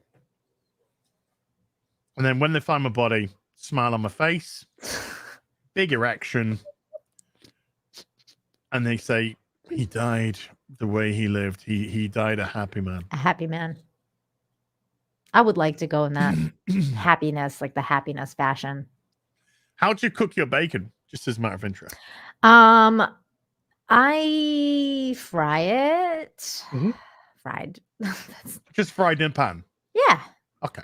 Sometimes we like to bake them in like because I like them softer. So sometimes my husband will make he puts it in the oven and it's like roasts, like roasted bacon. It's pretty good. Yeah, I George Foreman grill mine. Oh. Which is sexy. Nice. That's good. No, I like we like the grease and the fat. This kind of drips off, sure, but it's bacon, so let's just be honest. Yeah. Kind of retains a fair bit. Tangerine with a $2 says, help fund my movie, Karen 2, Black Karen, or Blaren. Blaren. Oh my God, I heard you guys talking about Black Joker earlier. Yeah, Black Joker. And I was like, you know what he's going to be doing. He's going to be dropping N-bombs everywhere. That's going to be his thing. That is the Batwoman episode I want to see. Where the Joker's going around dropping N-bombs. Just all of them. Just black speaking each other all the way through. Oh, that God. would be. And I'm gonna have to get like Jay Longbone and some others, and they're just gonna have to dub over, do complete black speak Batwoman. That'd be hilarious. Yeah, that could be like when they speak jive. Well, they just let's just say they're very liberal with their language. I speak jive. Red Lightning 0001 with a £4.49 says, listening to the real BBC by the pool in Mexico. Nice. Unjuiced as Nina. Why are there so many Canadians in Quintana Roo? Yeah. Quintana Roo? Yeah. So many. Fish tacos are the best. They are. I'm going to do 4 more super chats, and then I will do the rest on Sunday, an afternoon with Az. So I will be through them all, I promise you. Michael Storm with a 10 Bagnon says, Amazon's Lord of the Rings is the best thing that could have happened. I've finally gone back to writing my own fantasy novel because I know I can't possibly do a worse job than the modern shows that we are getting now. Yeah, if you ever want an incentive. Jake Skywalker with a $5 says, Az, I sent you a meme on Insta. What's the best way to get you memes? Probably Twitter. Also, why has everyone been talking so much crap about me lately? Jake. Don't worry about it, Jake. Just keep drinking that titty milk. That green titty milk. It'll be right. Night King 01 with a $5 says, just had a thought. I know Lauren Dern gets a lot of hate for Last Jedi. It's the character, not Lauren Dern. It's the character, Justified, but she's a great actress. Anything she did with David Lynch is gold. I think she's a great actress. It's just it's the character. It's the character I hate. It's always the character everybody hates. Like everyone did well in that movie. I mean, I thought it was like, especially like Finn and like even Rose Tico. Like the actors did really well. It's just their scripts were shit. Like what are you gonna do when you have shit for script? You have no lines and somebody puts you in a fucking potato sack. It's like, I don't know what you're supposed to do. What? Oh no. We got a little bit of breaking. Oh no, what happened? Oh no. Uh-oh. It's not a good look. Okay. I don't know if you're aware of this, folks, but there was another beloved show from the 80s that is getting remade. It's getting a remake. It's called Quantum Leap. Oh god. It's a beloved show. I heard about that. I just want to read this headline. Quantum Leap reboot. No white males, uses a non-binary character. That's the headline.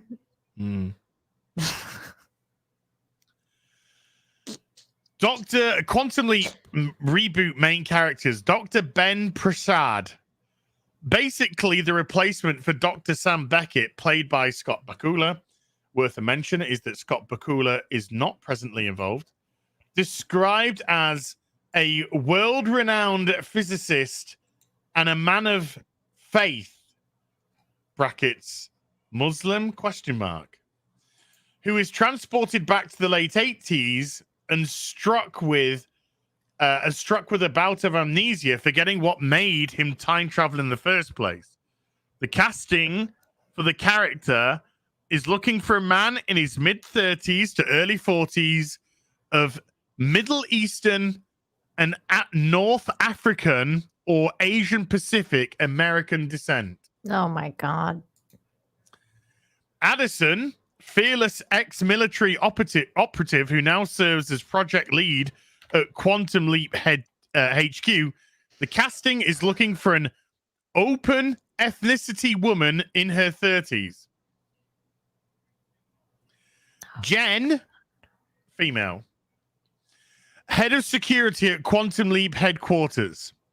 Oh my god. Ian Wright, Quantum Leap's non-binary chief architect of the AI program, who prefers the company of computers to that of other people. He's like Pando.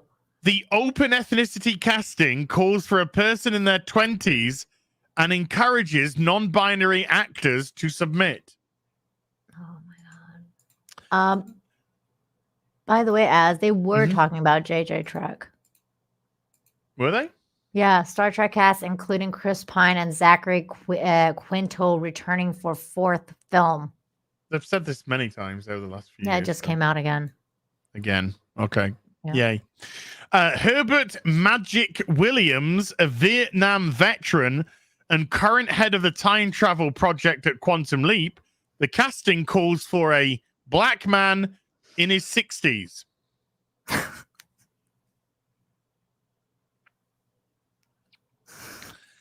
Janice, a mysterious woman who is working with Ben in the present before his leap through time, whose true motives remain unknown. The role is described as a reoccurring guest spot, casting a white woman in her 40s. Naomi. I think that's a man. Oh. Exactly. Yeah. This sounds like a description of the first leap in the pilot episode. A wife attempting to ask her husband for a divorce. Unfortunately, she doesn't realize Ben currently occupies her husband's body. The open ethnicity casting calls for a woman in her late 30s. Wow. Were you a fan of the original Quantum Leap? Loved it. Yeah, me too. I love Never Quantum missed an episode. I love that show. I never caught it like live, but I bought the box set. Like, it was so cool when he met the devil. Didn't realize he'd met the devil. Oh, I haven't seen it for so long. I have forgotten a lot of it. I gotta rewatch it. Al was the devil, but Al's not the devil. But Al was the devil because Al kept appearing, but he wouldn't appear through the door. He just like kept appearing, and he never realized till later on. And then he was just like, when he called him out, and he was like, and he was the devil taking the guise of Al. That's funny. And then at the end of Quantum, because at the end of Quantum Leap, you know, God gives him the choice to. You've done so much. I give you the choice. You can return home now. Or you can keep leaping and helping people. And he's just, Gonna leap helping people. So good. Now it's all about. Oh no, Defiant Elves has had their Twitter account suspended. Oh no. Oh no, I've got to wrap this up before 6 hours is up.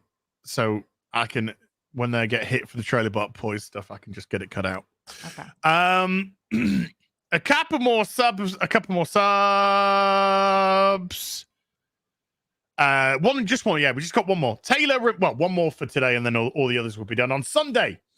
Taylor Ramirez with a $2 says, "Is the real BBC also a Nazi kill stream?" Wow. Yeah, sure. Wow. Yeah, I think so. I hope so. Right. Everyone else who sent a super chat, do not fret. I will read out your super chat Sunday afternoon with Az. Starts at 2 p.m. UK time. And I will go through the remaining super chats to square up, and then we'll have a bit of a talking and stuff. Nina, anything you'd like to plug before we go? Yeah. I'm so sorry about today. Seems like everything's fixed now. So thank God. Thank you for being patient with me. You can find me on my channel, Nina Infinity, where I talk about crazy clown world stuff on Wednesdays and good news to balance it all out on Fridays, right before Friday Night Tights. So you can find me on there. You can also follow me on Twitter, where I announce where I'll be during the week, Nina7Infinity. I'm very active right now on Twitter, trying to, sound the horn about everything going on in Canada, because it's very dear and near and dear to me. So if you guys please want to support what's going on, just retweet, Hong Kong and whatever for the truckers, because the truckers are fucking awesome and they're standing up for everything. So thank you, everybody. And thank you, Az, for having me as always. No problem. Pleasure. Diggory X says, glad I waited 4+ hours for nothing then. Dude, we try and do so much. We've done a 6-hour stream today. We've talked about a lot of things, tried to entertain. Obviously, with the super chats coming in, I've gone through as many as I can in 6 hours while also talking. So I'm sorry that your super chat didn't get read in this one. I have it here.